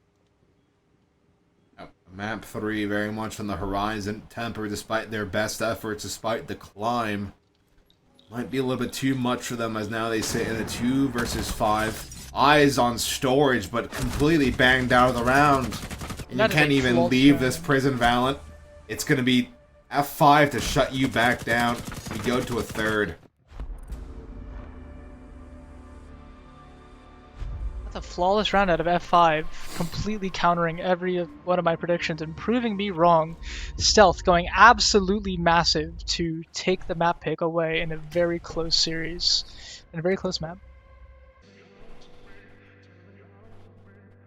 And I don't know what to think about that map, Botanic. I'm gonna be honest with you. It was a lot of back and forth. It was very weird. Temper really looked like they had it, bringing those 4 rounds in a row to get us to OT and even bringing it to OT match point. But at the very last second, F5 remembered how to attack and took it flawlessly. I just wonder why they couldn't do that 4 rounds ago. I mean, it's a momentum-based game, you know, and with all these bans in place, there were definitely some very different circumstances depending on the half, different tools you could use, but ultimately it is F5 getting the job done. Good on for them, but we still have a third map to play. That'll be Clubhouse. We'll get to see some of that action after the break.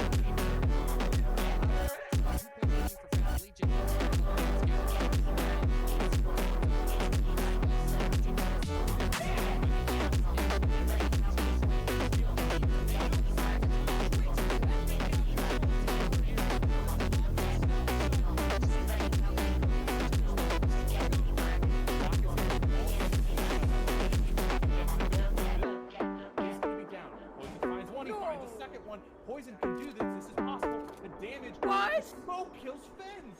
They have to stick the plan. All of a sudden, pushes the What? over and shoot him. What a clutch.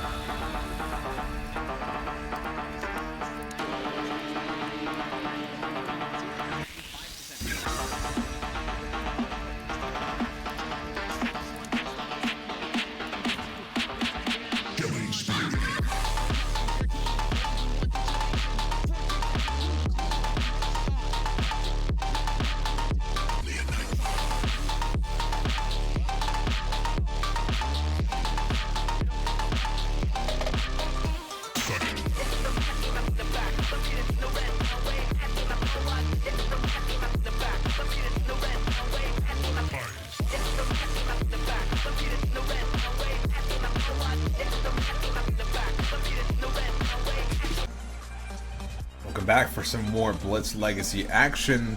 We arrive on map 3 after an exciting conclusion to Lair. F5 managed to bounce back and they managed to stop the comeback. And, well, Clubhouse, I'm feeling pretty 50-50. What about you, Rennie? I don't know. I think that Temper showed some great resilience, and F5 showed even more resilience, being able to take it out on Temper's map pick. I didn't expect that game to go that way at all, especially after F5 were up 6-3, having such a close bout to finish it off. Clubhouse is much more of a default, I guess, smaller map, for one. A lot more tried and true than, you know, Lair and Cafe. There isn't as much of this window play. There isn't as much of this, like, insane ratting that we saw out of Lair. But both these teams are incredibly aggressive. They both love playing their shields. They both love doing these, you know, we call them ill-advised peaks, but hey, sometimes they worked. So I'm very curious to see how Clubhouse, a map that is so well-tested and so default, will respond to the kind of aggression that we like to see out of F5 and Temper. What do you think, Botanic?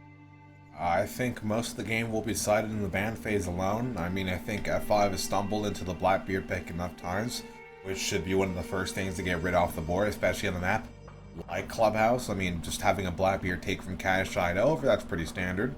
But yeah, I mean, all this initial momentum is purely on what operators get banned. For sure. I think we saw in Cafe with the Castle ban, and then here in Lair with that, like, with the shield bans, that Blitz ban especially. These bans have been so important to determining, you know, what team comes out ahead in the round. I don't think we will be seeing a shield go unbanned through this first phase, but only one way to find out as we load into Clubhouse and get our ban phase. Hopefully correctly this time. Hopefully, maybe? Yeah. Yes! No, works right off the bat. We love to see it. Third time's a charm, baby. Let's go. Temper on the defense, F5 on the attack. I'm sure F5 are tired of attacking after attacking so many rounds in a row on Lair. But, new map. Those scores reset. It's 1-1. Winner takes all. And Grim off the board from F5, Cade off the board from Temper. How do you feel? I mean, that Grim is obviously pretty understandable, especially with all these different power positions like Jenny, downstairs basement. Of course, you have the entirety of Rafters for the the top floor, but I'm not seeing any of the bans we were hoping to be seeing. Meaning no shield? Yeah, meaning it's a shield playground once again, and even then, no Azumi ban either, no Castle ban, which are both still pretty useful on a map like this. For sure, just the Fenrir ban, and I think that F5 must be looking at a Grim Ying and going, oh my god, we could play Blitz and Blackbeard and just absolutely maul any of these roamers. Temper, I think, maybe going to a map more default like Clubhouse, not feeling the need to get the shield bans out of the way, but that's a gamble, and that's a gamble I wouldn't want to take at 10:30 p.m. on a map 3 of a series that seemed almost in the clutches of your palms just a few minutes ago. Let's see how this works out. I mean, at the very least, they can get those hatched open quickly thanks to that Cade being banned, but it's all about how they deal with this Temper aggression from the roam. They do have Checky once again on a shield, but they do have also Oryx and Legion on the side of Temper. Thankfully, they did also bring the Deimos, so it's going to be a little bit easier to guard such an important asset like Checky. For sure, and you know what they say about Oryx? If he's playing him, he's moving with speed. A really big roam setup coming out of, I'm so sorry. Temper deciding to go for a really big roam here on this basement site, extending all the way to second floor with these vert holes, having players on the main floor.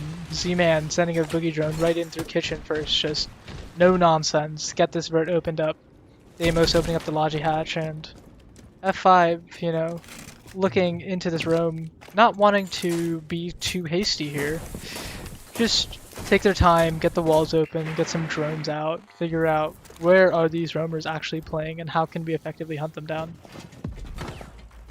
I mean, a Deimos scan and a complete top-down clear with the Blitz included might be a good remedy to clear this roam. It is Checky. Very carefully, clearing out above, doesn't want to make any face-checking mistakes like he did over on Lair. But for the time being, seems like everybody from the side of Temper has returned back into the bomb site, leaving lots of space clear for F5 to take with a clean minute 40 left on the clock. For sure, bringing all 5 people down to the bomb site, I think we saw in Lair that Temper were a very good team at, you know, denying these executes, letting it get to low time, and then punishing F5 for not having the timings and util they need to execute well. I think falling off like this is a really good call. And with a minute 20 left on the clock, we're only now just starting to get these hatches opened, and a lot of that vert was opened up earlier, but nothing really for Armory here. Small Dog attempting to impact trick the kitchen hatch, and he does get it. Only 1 or 2 of those pellets being able to get off. F5 should know about this though and open it soon. Koshi with the opening pick though. Ram trying to walk down the central stairs and unable to make it happen. That's a really big blunder on this attack, and it'll bring it down to a 4v5 execute as we near the 45-second mark. Yeah, and it's you managed to clear that top floor, you managed to get the hatch open, you managed to get the vertical, but apart from sending Jackie in, how do you clear space? You know, you're out of grenades, you have a smoke and a flash to your name. It's gonna have to be down dirt the hard way, but Bubbler does manage to find a kill on the Tweety. Not much utility lost there. Stealth, just creeping and crawling through this dirt side. Small dog does fall though, and if there's any way for F5 to clear, it's just going to be a Temper swinging them, and they're going to win all their gunfights necessary. Only Valen left now, 8 seconds left on the clock, dashing back into the smoke. Know someone is close church, it's not going to matter. Somehow, someway, F5 just power through the entire defense. Yeah, Botanic, this is a confusing one. I think it comes down to that like aggression here. I think Temper really decided, 30 seconds left with almost no util. We should get aggressive on them, and they are hardcore punished for it. I see Hibana in bar getting that pick to equalize onto Valen. I'm really confused what happened. I don't know why Temper didn't just sit still and hold for it. F5 didn't really have a way into the site at all, and they stole the round away in pretty dominant fashion despite losing that first pick and not having any util or control. They don't have Ying. Stealth calling me out. They can't execute, yet somehow they do. With Ying and a Grim ban. I don't know why Temper are going for so much aggression and not just letting F5 drop the hatch into their demise. Surprised to see a lack of castle brought for Jin, but given that they're having really no hard break scenario utility on the wall, there's really no need to deny that from the gym door, so the mirror will have to do. That jacuzzi wall will be basically a free asset for F5 to take, meaning that Thatcher pick, essentially worthless unless you want to deactivate a well-timed wall mine magnet, that's about it. Well, I do think that Thatcher could actually be super useful for execute utility, but F5 haven't really been playing executes very well this entire series, so I don't know how much it'll actually end up mattering. Really good impact trick from... Did that go through, actually? I don't think the impact went through. So the wall on the CC side does get opened up for F5. It is a vault hole, though, and that is not fun to go through if you're trying to go into an absolutely dense setup out of the Temper. You have this shield, you have Koshi getting very aggressive on the Azami. I wouldn't agree with that swing. Yeah, now F5 looking to constrict this Temper defense from all sides. Plat wall open, a threat down below from Red. You also have the construction wall open, and Z-Man able to walk in. It could be Small Dog finding himself isolated at a moment's notice, especially now spotted on that drone. Up to Z-Man to bite his tongue. There it is. Gets rewarded for his patience. Valen goes down. Now Small Dog trapped. However, they're trapped with him. A slash falls to the shotgun. Now an opportunity to escape. An opportunity to fight. He does fall. Z-Man does manage to convert the frag. A nice little refrag from the side of F5. Now it's only Kyo and the Lion left. They do spot the Lion. Holding by Logi. Trapped in a corner. Able to walk away. Albeit limping. Minute 20 left on the clock here. A little bit of pause here from F5, just making sure that they take this 4v2 and utilize into a run. But right as I say that, Z-Man takes a lot of damage from Lion. Or sorry, yeah, from a lot of damage from Lion, and then scampering off back into the master bedroom. Taking a little bit of that damage, taking that early advantage, and what the... Okay. What a flick. My god. And still more Wow. in the cards for the Lion. His teeth finally show. 50 seconds left on the clock, though. Bubbler. Also, left limping, he might fall right here. A triple for the Lion, now only Stealth. Left remaining. Has a pretty good idea where he could be peeked from, just waiting for the swing. Well-timed keep up from Oishi. Might reveal his position, but the flake on the flicker finally. Only one spot where he could realistically beat. And the Frostmat, the Lion strikes from the grave, my god. Essentially a 4K to take that round over the line. What a round from the Lion, just roaring there. screaming through F5's attack, and F5, they had that pause. They tried to find where these players were, make sure they capitalize on the 4v2, but what can you do when the lion is roaring like that? Going on to CC, their tertiary site. I don't know why they would go CC over.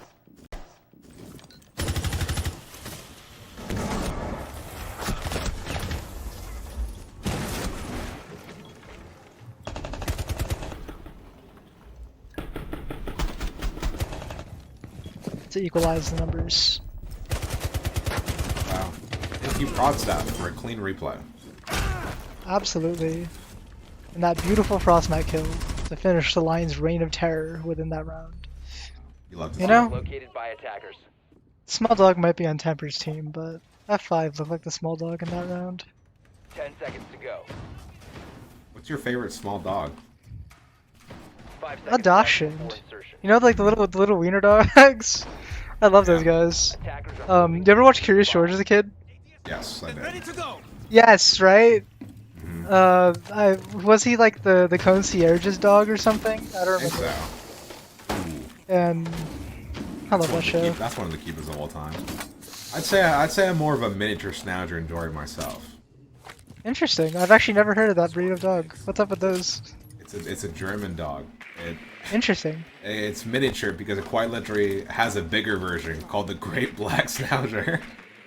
Oh. Yeah. You know, So, whoever named yeah. that, they probably like saw the big one and they're like, okay, we gotta differentiate these two somehow. Yeah.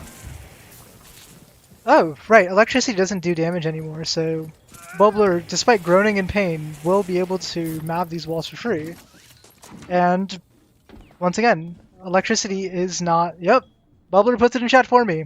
Electricity is a neutral gadget, guys. You cannot see for the maps anymore like that. Unfortunate change. Okay. And What you can do, scenes though. continue as the lion falls. For sure. His reign of terror ended after a monster round, being the first picked, but the Lion rests this round. Sat down by the Capitao. Checky. Bring it down, and then Slash with another one. Taking down Tweety in the bomb site. It's not looking good for Temper here, as F5 start putting together his bomb site. Minute 30 left on the clock. Will be that top red mirror now open. Completely exposing to that construction side. Unfortunately, Valen falls. He's not out yet, but his teammate Koishi finished the whole 9 yards. Small Dog left now in a 1 versus 4 scenario as a plant initiates Slash, typing those digits, but Small Dog keeping the rest of the team busy. Z-Man falls, but from outside, from the breach, it is Bubbler to steal the deal for F5's second round. I think that that mirror window on the breach was a little interesting, given that they didn't use it for anything and they just left it cracked. I think if they may have opened it and tried to loop the C4 through so that it wouldn't hit the electricity, it might have done something. But going into these flex bans, I wonder, what do you think we're going to see out of Temper and F5 for these bans? No shield Not in bans the once mirror. again, but then again, it's not really a problem this match. For sure. I don't think F5 have been getting that much value on the shields, to be honest. They seem to just be playing better Siege, fundamentally, you know. Playing the util game better, setting up these executes, and the only round that they lost was on the hands of a Monster Lion Locate and defuse bombs. 3, technically 4K. Right? F5 Miracle. just... I'll call it a 4K. I think we'll call it a 4K. Regardless, F5 have looked like the better team throughout these first 3 rounds, and doing that on attack on Clubhouse certainly isn't, you know, the easiest feat in the world, but Temper bringing this basement again with the Bandit, the Goyo, the Tubarao, trying 10 seconds to to go. stall out Temper a little bit, playing more of a 5 seconds left. turtle style of defense here after the roam wasn't all Attacker's that objective effective. is to locate a bomb and defuse it. I'm gonna be curious to see how Valen opts to play the Bandit on this bomb site, whether he just wants to set and forget his batteries and just go roam. That's a 3-speed with a pretty good gun. Or if he wants to maybe, you know, stay more anchored, stay a little bit more passive, but the opposite of passive is occurring right now on our screens, as it's already Chucky over on red, chasing Koichi throughout the map. Koichi able to get a significant amount of distance, but in the meantime, it is Tweety who falls. A bit of a melee, misses, and now the blind still able to run once again as Koichi keeps alive just a little bit longer, blocks out that blitz with the Kiba barrier, but he should be out of here by yesterday's paper. Finally, he falls. Z-Man, a quick double. Wow. What a great room clear out of F5. Once again, just destroying anyone trying to play on these rooms. And I agree with Bubbler here. It's a little interesting that Tweety decides to try and get a little bit aggressive as Tubarao, you know. Typically, that's the kind of util that is very good offsite. Or, sorry, onsite. But into the 5v3. We've seen F5 throw man advantages like these before. But it doesn't look like it'll be thrown quite as easily. Never mind! Wow, what a C4 out of Valen to equalize the man count. Hibana and Capitao gone. Boon on the round. Completely flips the switch on the round. Still, these Goyos could cause massive damage. And without the utility on the side of F5 to really respond, Temper very much looking in favor to win this line still as well. One smoke left in the pocket to boot. Temper kind of threw this round before on the same bomb site up to picks, but now look at them. They're playing passive. They're playing together. It's a web of 3 defenders ready to support one another. And F5 will have to force through this central hallway, it seems. With the blitz into 2 smokes, it is still very doable, but with that triple wall electrified and all reinforced, it won't be an easy feat. We have the line here with the smoke nade ready to shut it down. Goyo playing an Arsenal deep. Slash on this Moto hatch. The execute's about to come. Hammer does fall on Checky, flies through that smoke. However, a gap. Spot by Valen, shut down immediately by Z-Man. Maybe an ace on the cards for the young gun to seal the deal for their 3rd round. 30 seconds left. Bad bounce on a flashbang. There goes try number 2. Falls directly by Blue. The line still hanging by close. And Z-Man falls. He's taken out. Slash. Only 1 left remaining. Spots the head. 16 seconds left. Could be a choice to try and revive Z-Man. But it is Small Dog on the heels of the wraparound flowing through. There it is. Temper recover the situation. And it's all because of a Hero C4. A Hero C4 and a really big round out of Small Dog here. Trying just to recoup that round, right?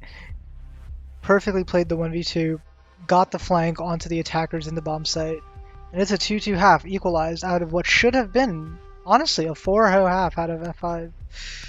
These are very winnable rounds that are being lost by F5, and I don't think that F5 really know how to stop this bleeding.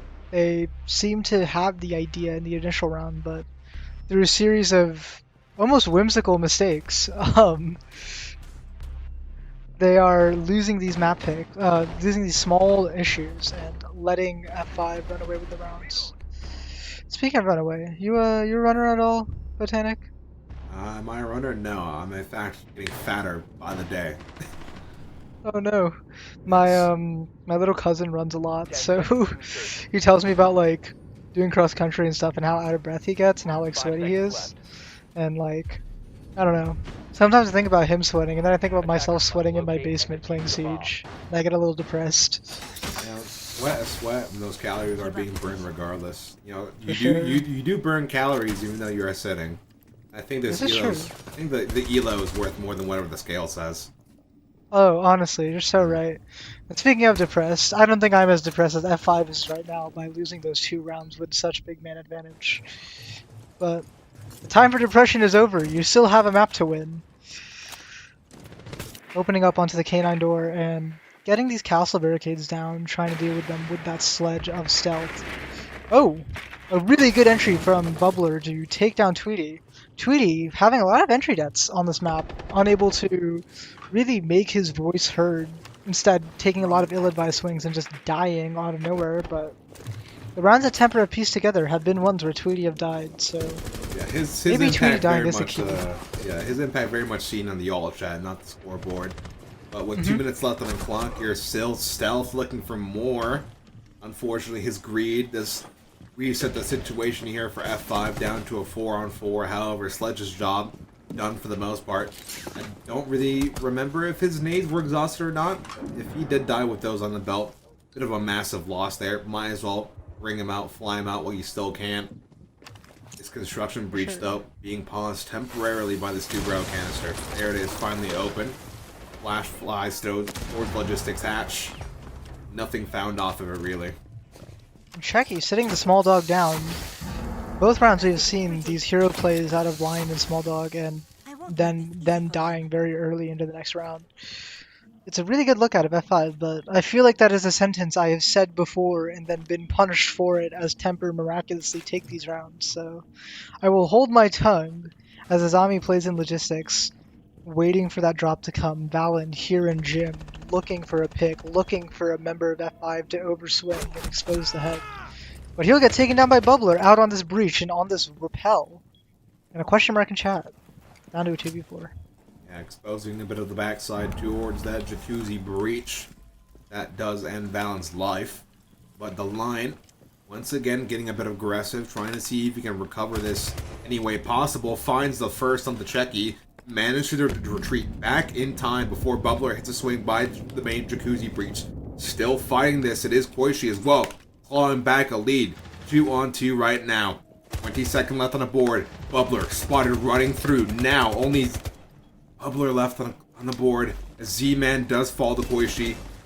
Gets rid of the frost mat, thank God, but you still have 2 able bodies left standing. 8 seconds left on the clock. Not enough ammo. Runs directly into Koishi's loving arms. And another round for Temper. Koishi in the line, letting them know that the gym bedroom is their bomb site and they will not let you take it.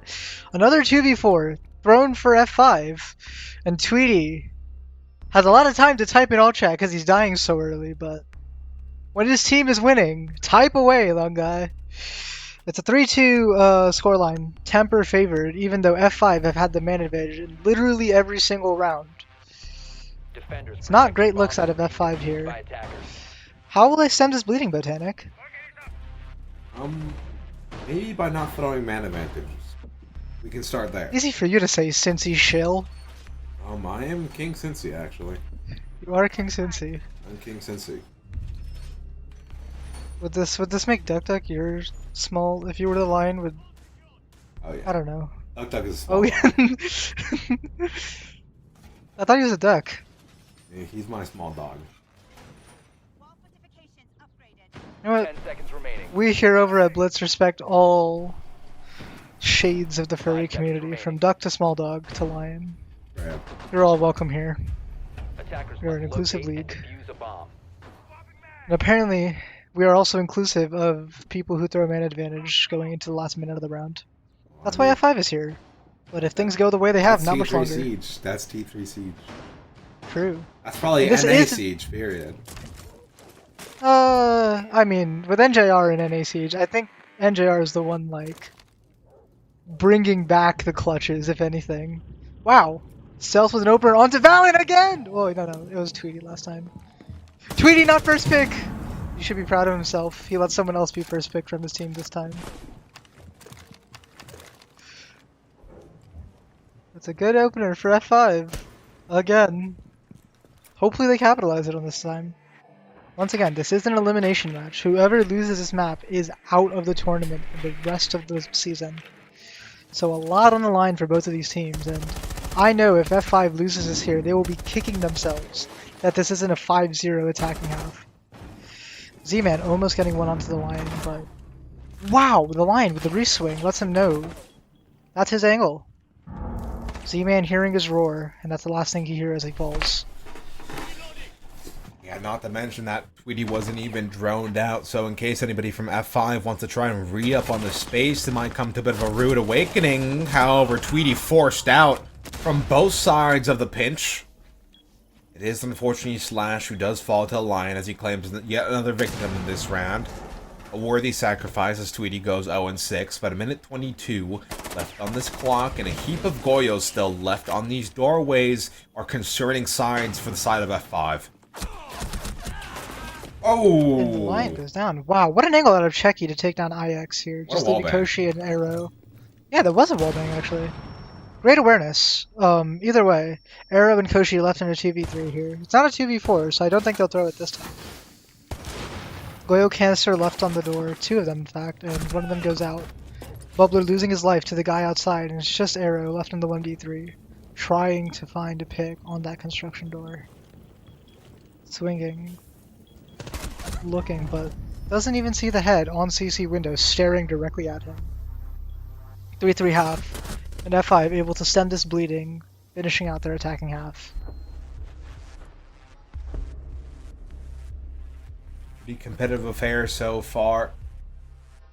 We not a kill found yet in the half, but still very much defending his own impact in the game as we start the bans anew.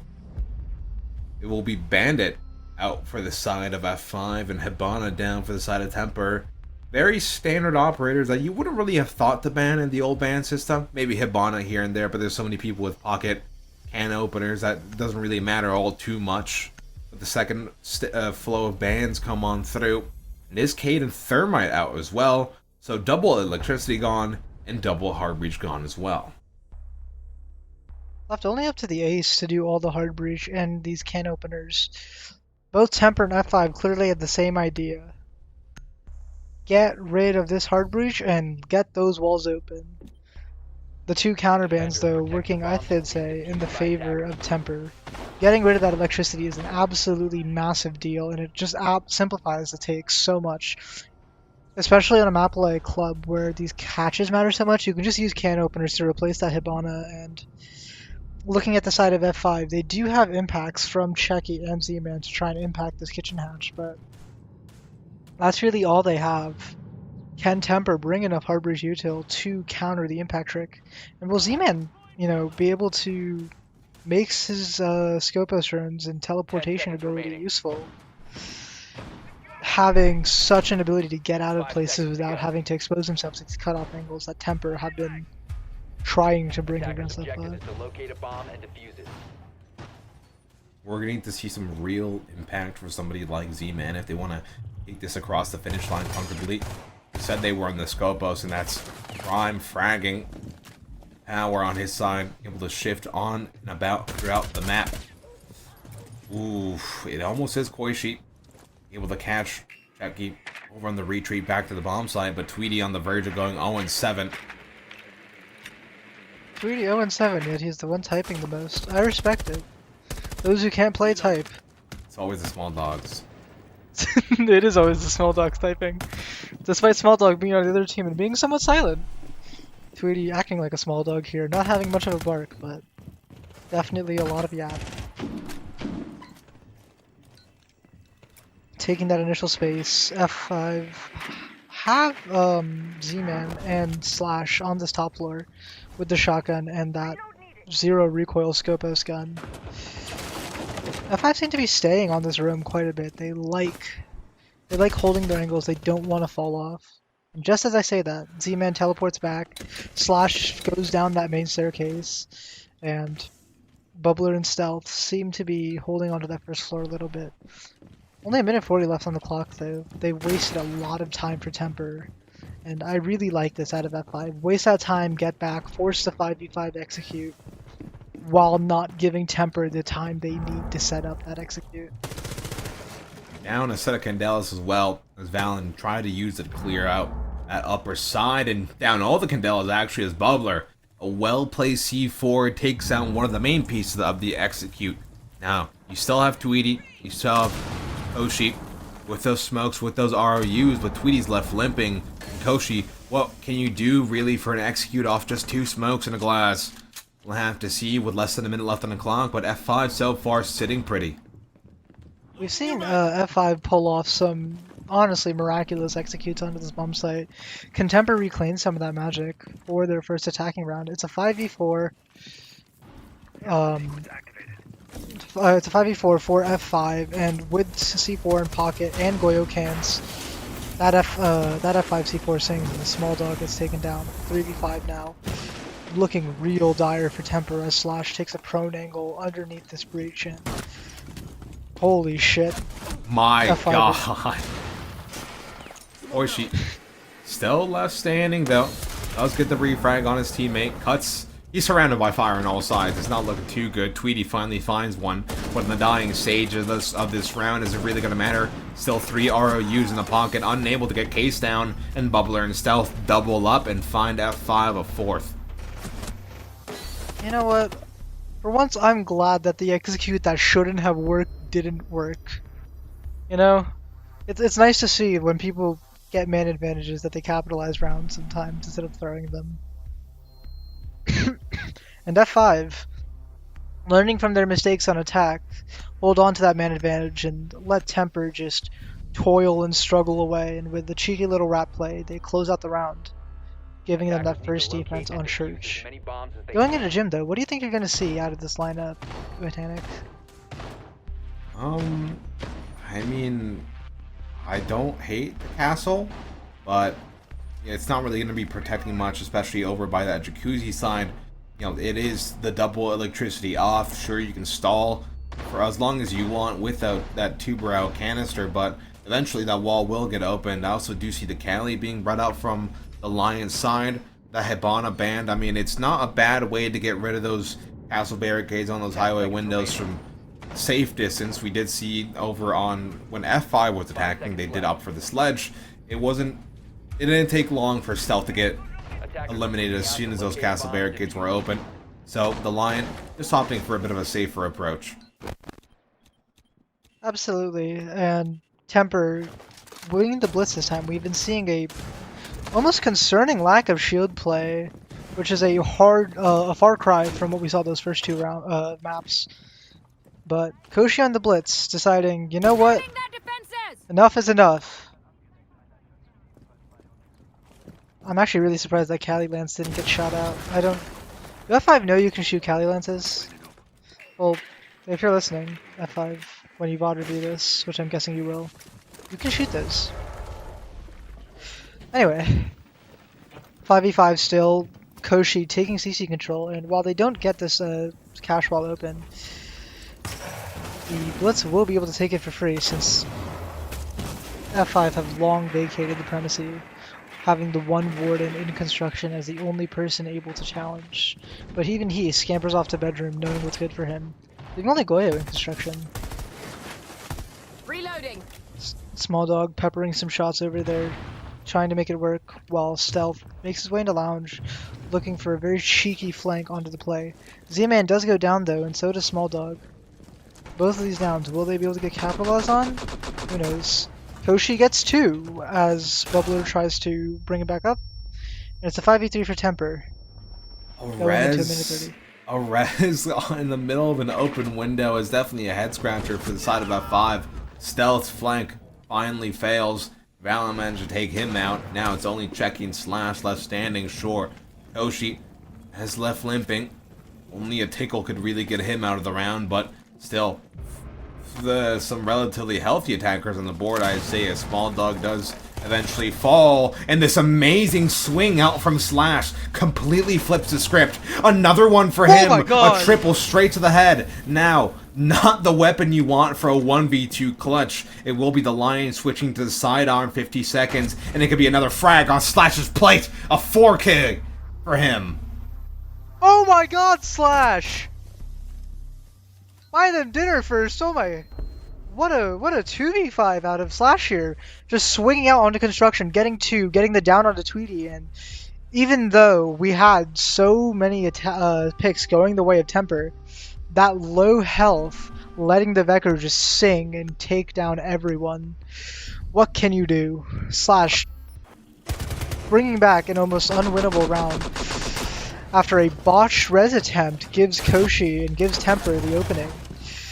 And wow, just what a round out of Slash. That was genuinely insane. F5 up 5-3 in a somewhat inexplicable way. Going to CC here on the tertiary site, bringing that Mira to try and salt the attack, and even though there's no Nav this time, they still do have that ace to get the wall open, so with the Tubarao, I wonder, will F5 really try and deny this breach at all? No impacts and only 2 C4s. They'll probably just let it get open, but Castle downstairs making his hold in lounge, and Attacker's Frost objective is to defuse sticking the around on bomb. that red staircase.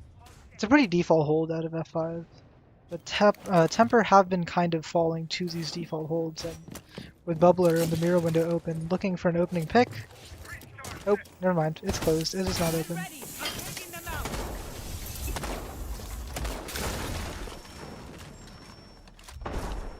Wonderful C4. Perfectly Sure. executed. As Stealth does eventually execute Valiant, he's still on the hunt for more, though shoots a couple of drones at his feet. That castle barricade near the bar double door could provide another avenue for a victim. It's Slash going on the offensive, though, feeds Tweety another confidence booster much needed at this stage of regulation. 2 kills in his pocket. Alls with the rest of the team. The scenario reset back to a 4v4. Why did Slash swing that? Fuck it, we ball. Fuck a wee ball. No, only the dock and garage here, but Koshi here on this glass, looking to make mincemeat of him, using his util. Unable to hit the shots though, as Doc just loops up and down. Stealth, running outside of Wolf, gets shut down by the small dog, unable to kill the person standing outside those garage hard breach, and it's down to a 3v4. Checky, Bubbler, and Z-Man here. 2 in CC, 1 in garage. Left holding, and a minute 30 left on the clock. As Koshi redrones, small dog opening some stuff up, trying to figure out Temper. They don't want to throw this execute this time. The line takes down Checky. And it's another 4v2. Bit of pause. Bubbler with 2, but from the other side of the map, Tweety does manage to secure a bit of a refrag. But Z-Man, the person they spend all that util trying to clear, still left standing, good as new. Able to not secure the frag onto the main breach. And it is a nice low 2v1 scenario cleared out for Temper. Sweating bullets once again. It could have been disaster class. That could have been putting F5 onto match point.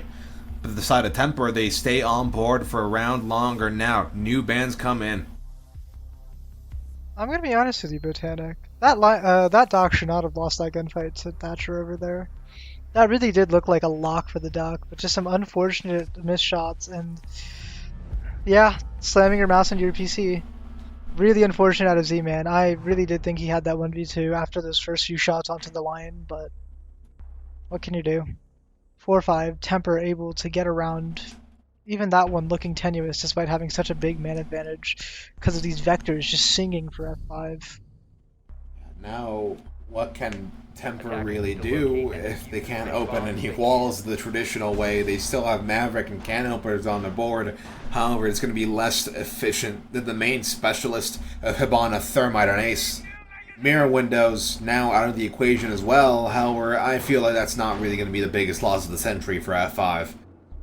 For sure, and also, when you're relying on Mav to open up a lot of these big walls, those C4s on the breach become so much bigger, especially with the electricity ban. F5 can just try and C4 this Maverick, keep tossing plastic explosive at him until he dies, and then how are Temper supposed to get a single wall open except for those tiny can opener breaches that, frankly, nobody wants to walk through. It never feels good trying to walk through a can opener breach on a main wall. Going into the action phase here, you see can openers on the side of Tweety and Small Dog, aka Arrow, to bring the hard breach and get these hatches open, but F5 do have the impacts on the Maestro, the Azami, and the Goyo, and they seem to be doing a full bunker strat. They want to play this util. They want to force Temper into a less than ideal execute onto Church and onto Moto. And frankly, without that ranged hard breach that Hibana and Ace gives you, it is incredibly difficult to execute onto Church. We saw that last round, even with that opening wall opening, proning on that breach and getting that shotgun kill, Temper were able to deny F5 an attack onto basement. But Tweety throwing the Sense Gadget is a little early, just getting ready for that execute whenever it may come. Yeah, coupled with the possibility of some Grim Bees over by blue side, could be a rude awakening for anybody playing Jenny. However, most of this Temper attack is clumping up over towards that main side. You do see Koshi just bunched up over by that Kitchen Ash, maybe having the intentions of dropping down with some kind of plate. They do. The Kitchen Ash stays close though. They haven't used the can opener on it yet. I do not believe. And if they did, well, all 6 impacts are still in pocket, so I don't really know what happened to that can opener breach, but Kitchen Hatch does stay closed. Koshi taking some shots, but no damage from Checky on that triple wall. Just sending some impacts over the Blitz's way, trying to get that initial damage onto him, but it's mostly for naught. Valen getting that kill onto Maestro is an absolutely huge pickup. Another kill from Valen onto Flash. The 5v3, and what was looking like a good round for F5 seems to be going the wayside. But Z-Man here gets a kill onto Blue, holding for another one. Small Dog swings, gets a refrag, leaving Checky and Slash in a 2v2. Bring it down, 1v2. Valen left on central stairs, just holding bot main, wondering what happened to all of his teammates as they fold to the might of Stealth and Checky. Distraction fire is going to come in, however, his cross was already spotted on the camera. Teasing a possible entry into that armory side. However, 14 seconds, it doesn't matter where you go, you need to go on the hunt, you need to come to them, and it's going to be Checky closing out the round, putting F5 over a match point. What a good round out of F5. It looked a little dicey there when Valen got that too, but keeping their composure in the 2v4 and bringing it back, giving Temper a taste of their own medicine after throwing so many 4v2s to them. F5 said, not today, we are taking our map point. And it's a timeout out of Temper to wonder, hey guys, what the hell went wrong? What do you think they're talking about in this timeout, Botanic? I mean, same things they were talking about in their previous timeouts. I mean, I feel like they're just getting overwhelmed right now. They're, kind of skipping steps of the checklist.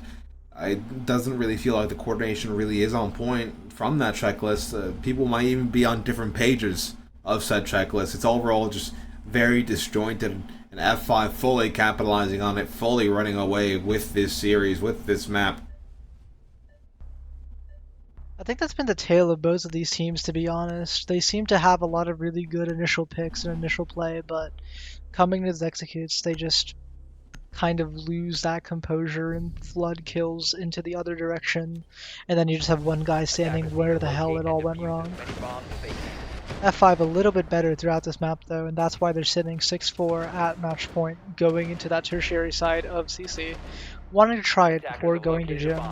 They lost this site the last time they attempted it against Temper, but clearly they had something they liked about it, and bringing the tuber out for it against that Maverick, forcing the Temper squad to use map instead of using can openers to get that wall opening, hoping to get a free C4 kill off that map. 10 seconds remaining. Otherwise, it's a pretty default hold though. 5 seconds remaining. Doc on that Raptors to deny the Captile Flame from killing him outright. Slash on the Goyo for add a time stall. Chubrow just to stall out hard breach, and the castle makes holding that first floor all the more easier, while Mute just is an incredibly versatile operator all around. Do you think that Temper have the lineup they need to counter this util and counter this idea brought from F5, Lieutenant?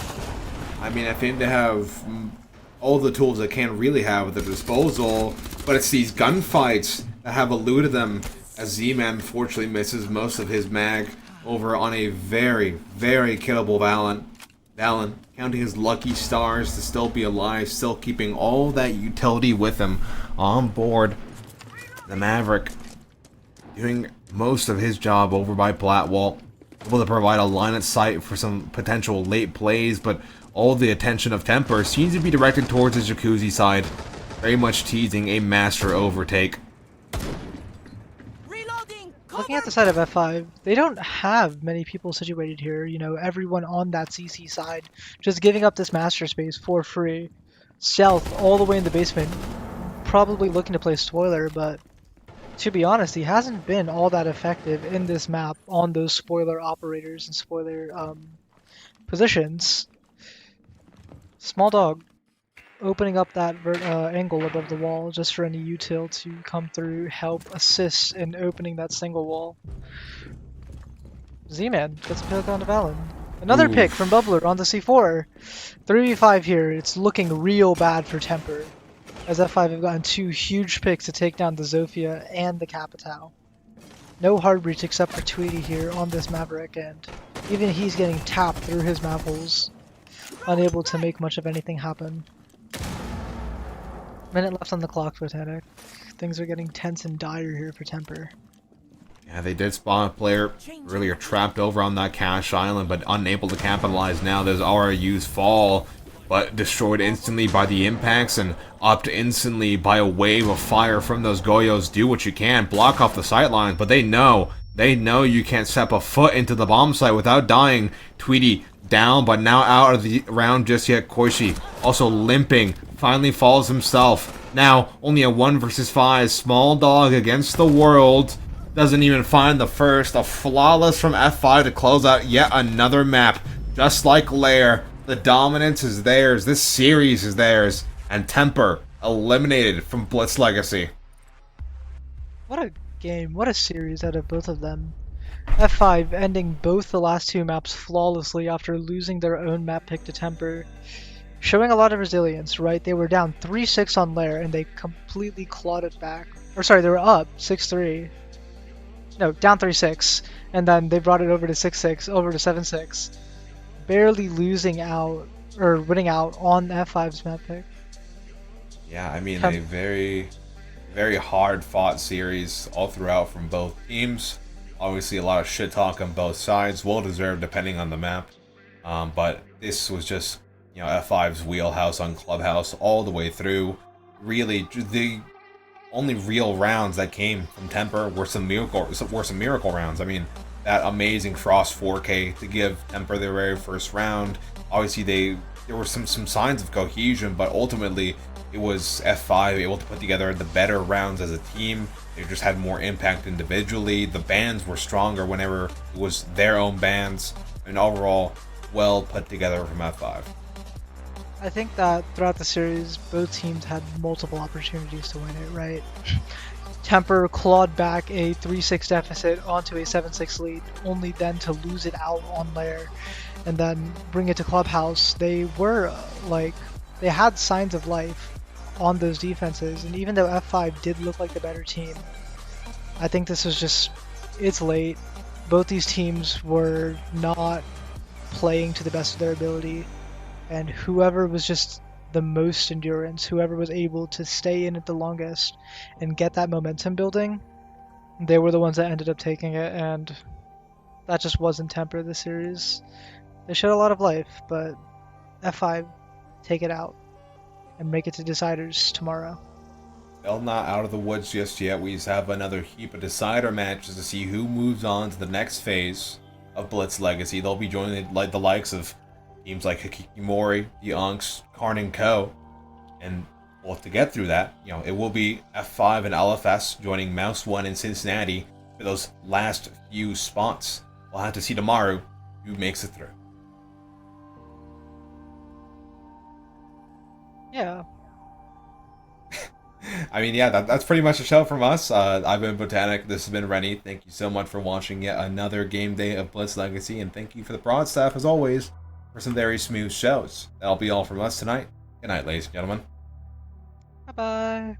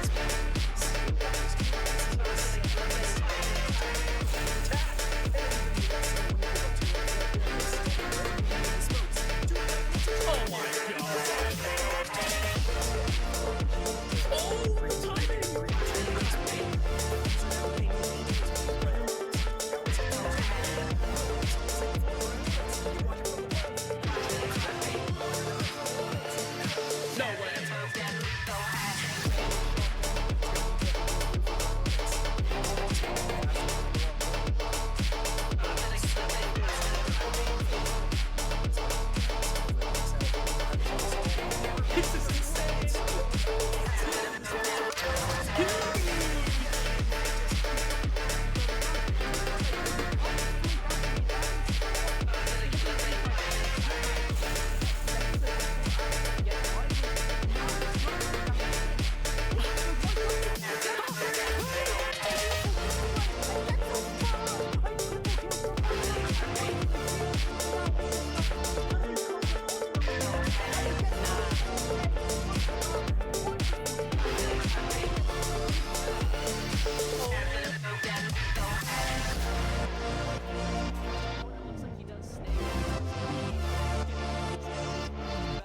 And he's gonna be traded